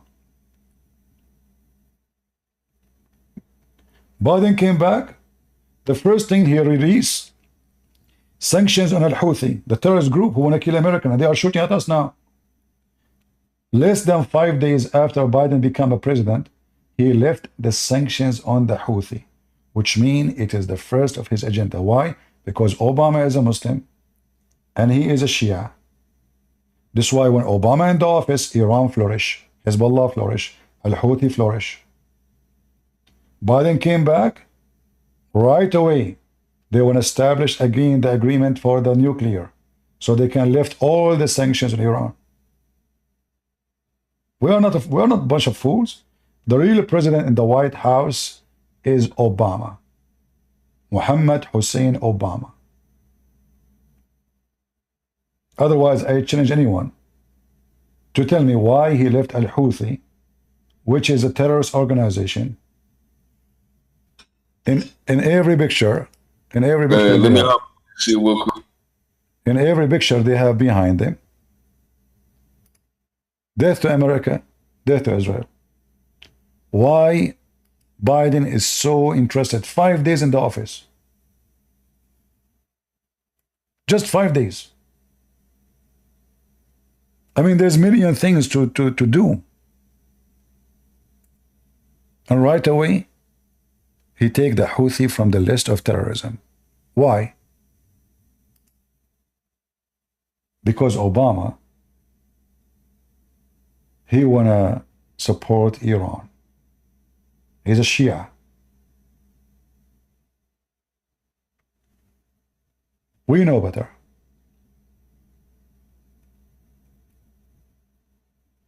When Obama, he sent the money in the airplane, who forced him? Nobody. When Obama, he left the sanctions in Iran, what that happened to Iran? Iran booming. Weapon, manufacture, they start buying everything. And now look at Iran. They are threatening the safety and security for all trade business in the world. They are shutting down the Red Sea. They are sending airplanes by the help of Obama, aka Joe Biden, all the way from Iran to Israel. All of this because the Democrat, they sponsor those terrorists. We are not stupid. They can say to you whatever they want to say. I am a Middle Eastern. I am an Arab. I speak the language. I saw, I witness, I study, I've been there. And all of you who say I'm wrong are a bunch of ignorant. And time will come and you will pay. Time will come and those airplanes, they will swarm in the top of your Washington, D.C. And they will be stronger than you. Because you are busy with your homosexuality, you are busy with your penis, you are busy with a bathroom, to transgender, to men, to women. Men, they want to go in the sport team of the women. Your enemy preparing to go attack you. Your enemy preparing for war. And you are busy with your business, which is your penis. You are doomed. So if we keep the Democrat on the office, America is doomed. Tens of thousands of people, they enter the border, nobody knows who they are. The police don't even dare to stop them. The army don't dare to stop them. They became more stronger than you, to the point they beat the police and then they let them go out. I mean, they just beat the police. When people, they see this on TV, that a bunch of migrants, they beat the police. Even they strip them from their guns. What the people would do? Why anyone would respect the government? Anyone will beat the police then. Consider me a migrant. Those Democrats, they have no common sense. They have no brain. This is why their town, their city is cities of crimes. And if a policeman did something wrong, suddenly all the police are demons. This is what the Democrat is about. I found them very stupid. You don't have to agree with me. And if you are a Democrat and I hurt your feeling, don't listen to me. I'm not forcing you to stay here. Don't listen.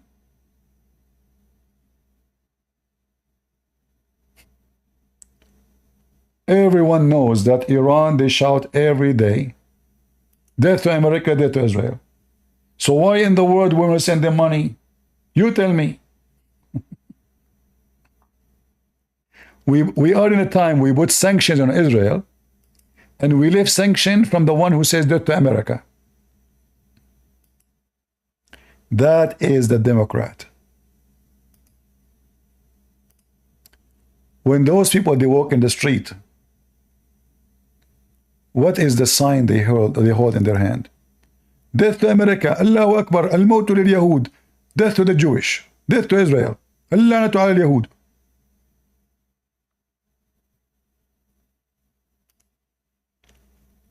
You know, when I say stupidity is amazing, I mean it. And don't tell me I'm hurting your feeling because you are Democrat. You hurt yourself all day. Allahu Akbar. The first line in red. Al-Mawtu li-America, death to America. The second line. Al-Mawtu li-Israel, death to Israel. The third line in red. Al-Lana al-Yahud, curse on the Jews. The last line in green. Al-Nasr al-Islam, victory to Islam. And then what Joe Biden and Obama do? Left sanctions. I mean, do you see the stupidity? Do you see the mentality? Do you see how those Democrats are dumb-ass idiots?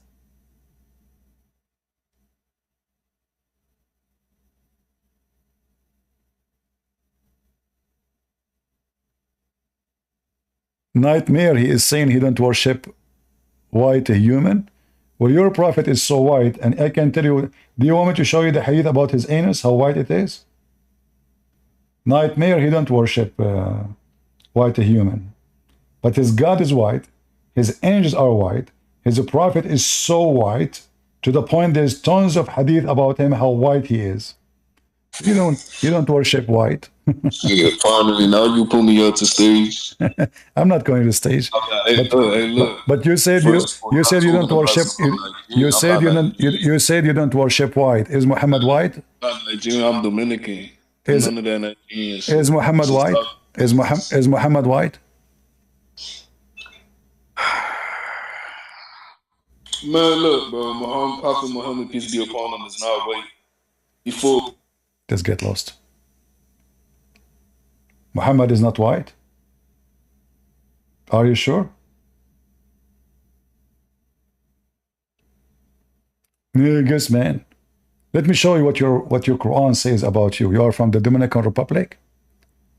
The Quran says that being a black is a curse.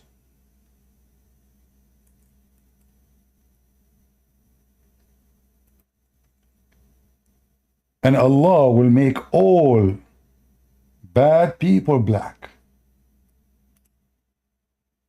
Do you know what your prophet said about how Allah created the black? Allah, he hit the shoulder of Adam, the right shoulder, and white offspring came from there. And he hit the left shoulder of Adam, and black offspring came from there. And then he said to the one who came from the right shoulder, which means the white, you go to heaven, and I don't care. And he said to the one who they are from the left shoulder, which means the black, you go to hell, and I don't care.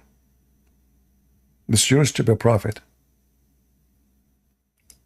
No, I don't want to hear your voice. Your voice is evil. I can feel it. Your voice is satanic. This is what Muhammad said about the black people. And when you say your prophet is a black, you idiot. I mean, every single Muslim he knew Muhammad so white. And the Muslim, they have tons of videos in YouTube speaking of how white he is. If we type right now the descendant of Prophet Muhammad, what we will find? Black people.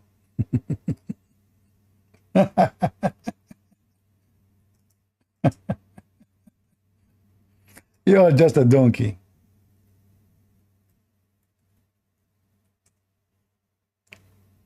The descendant of a Prophet Muhammad.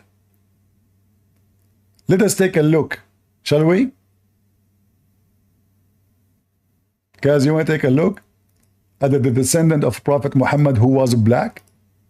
Let us see, let us see. Oh boy, they are so black, man. Oof.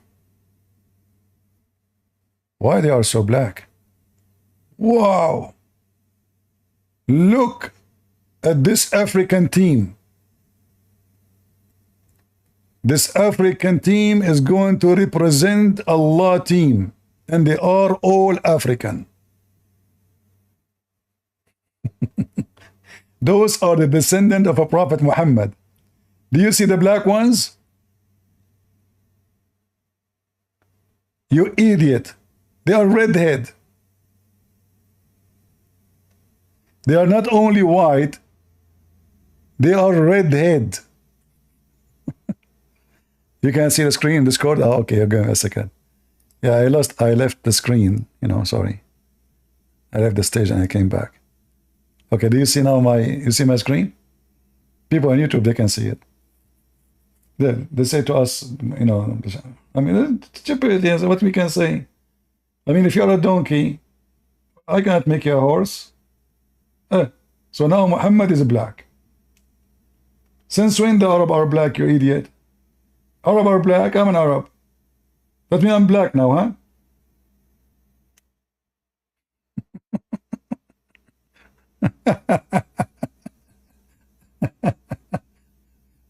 Stupid people. Lie to yourself and lie to others, Yeah, look, the descendant of Prophet Muhammad, peace be upon him, brother. Look at those black people, brother. Look at them, black people. All of them, they are black. Alhamdulillah. And even when they draw pictures of them, the Muslims, when they draw pictures of them, like fake pictures, how they drew them? And I don't worship. And I can show you tons of hadith. In fact, there's a hadith says, the one who said the Prophet Muhammad is black, kill him. من قال أن الرسول أسود اقتله.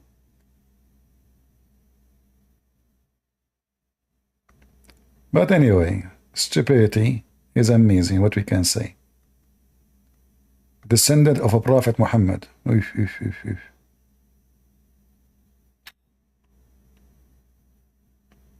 Wow. Anyway, guys. Yeah. I'm not going to waste my time with stupid people.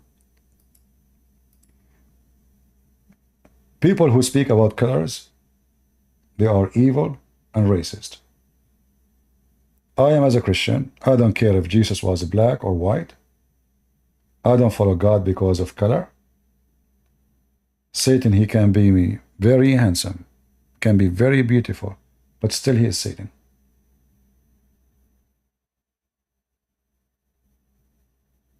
If the look will make us decision who is good and who is bad, well, none of those evil we see in TV are bad looking. All those who work as a whores, they are very good looking women, but they are the worst of the community. In fact, what makes them mostly go into such a business is their beauty. A woman, she don't look good, nobody will pay her. So her beauty made her subjected to evil. Instead of using her beauty to be a beautiful woman, having a beautiful family, she decided to take off her clothes and let a pimp use her and abuse her. And then community call her a whore.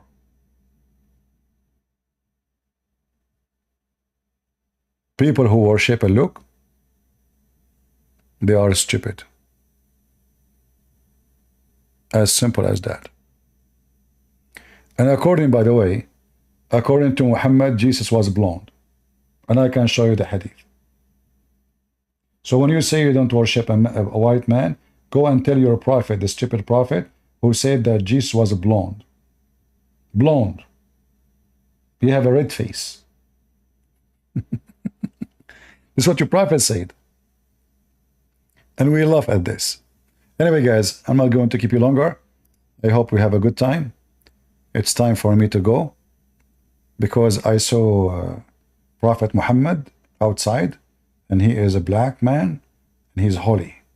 And I'm not going to follow Prophet Muhammad if he was white, because the white are not good. You know, and this is how a smart human being, he can decide who is good and who is bad by the color. I'm not going to worship a white man. That's strong. Abdul, when you consider yourself as a Muslim anyway, you are a slave. Isn't it the Quran says, all of you are slaves? So you worship a white God who sent a white prophet, and he make you a slave and a person who own black people. Jesus, the one you call him white, he never owned a slave. Doesn't matter if he's white or black. Your faith is come back, Muhammad. He owned tons of black slaves. Is that right? It is right. Anyway, thank you all for being here. Today we did not get any good luck with Muslims. This is the last one who spoke to me, but he's an evil man. I'm not going to waste my time with him, and he's stupid. There's no point. And I will see you again. God is good. And our God is the God of the black, the God of the white, the God of the Asian. He is God who loved the whole world, and he came to save us. And those who think about white and black and other ethnic group, they are the racist. Stay away from them. A person who see you as a color, he is a racist. He's a scumbag. A person who look at you down because you're black, he is a scumbag. A person who look at you down because you're Asian, he is a scumbag, because he did not know the quality that the Lord, he made us know what the quality. The quality says that from their fruits, you shall know them. And the Bible make it so clear that there's no Greek, there's no Hebrew, there's no free, there's no slave, for all is one in Jesus' name. So those who believe in Jesus is the one who believe that every human being is a brother and sisters. And the only way to judge is the fruits. If I know someone is black, he's bad, but he's bad. White, he's bad, he's bad. He's good to me, he's good to me. He's white or black, who care? The evil is evil to himself. The racist will never be happy, because wherever you go, you see people, you don't like their color. He's always upset. He's racist. You go to the restaurant, oh, there's a black person sitting there. Oh, there's a white person sitting there. Oh, look, this is a Filipino, is an Asian. Oh, no, I don't like. So you will never be happy. You are being bad to yourself. A person who is not racist, wherever he go, he enjoys his time. For he see around him people equality only. So I get closer to the one who is doing good to me, and I stay in the society, and I stay away from the one who do bad to me and bad to society. Never associate yourself with garbage, because garbage will make you stink. Never allow one bad apple in your box of apples. One bad apple will make all the apples bad. And a racist person, like this person who called me, is a very bad apple. This is what, imagine what this kid, he will teach his family. The white people are evil. Prophet Muhammad was black. And then the Arab, they teach their kids, Prophet Muhammad was so white. No way he was black. Even the Prophet, he says, Allah will never send one prophet unless he is good looking, shiny with his face, and have a nice voice. I don't know if I'm qualified. All right. God is good. So is Jesus. And until we see you soon again, thank you all. And God bless you.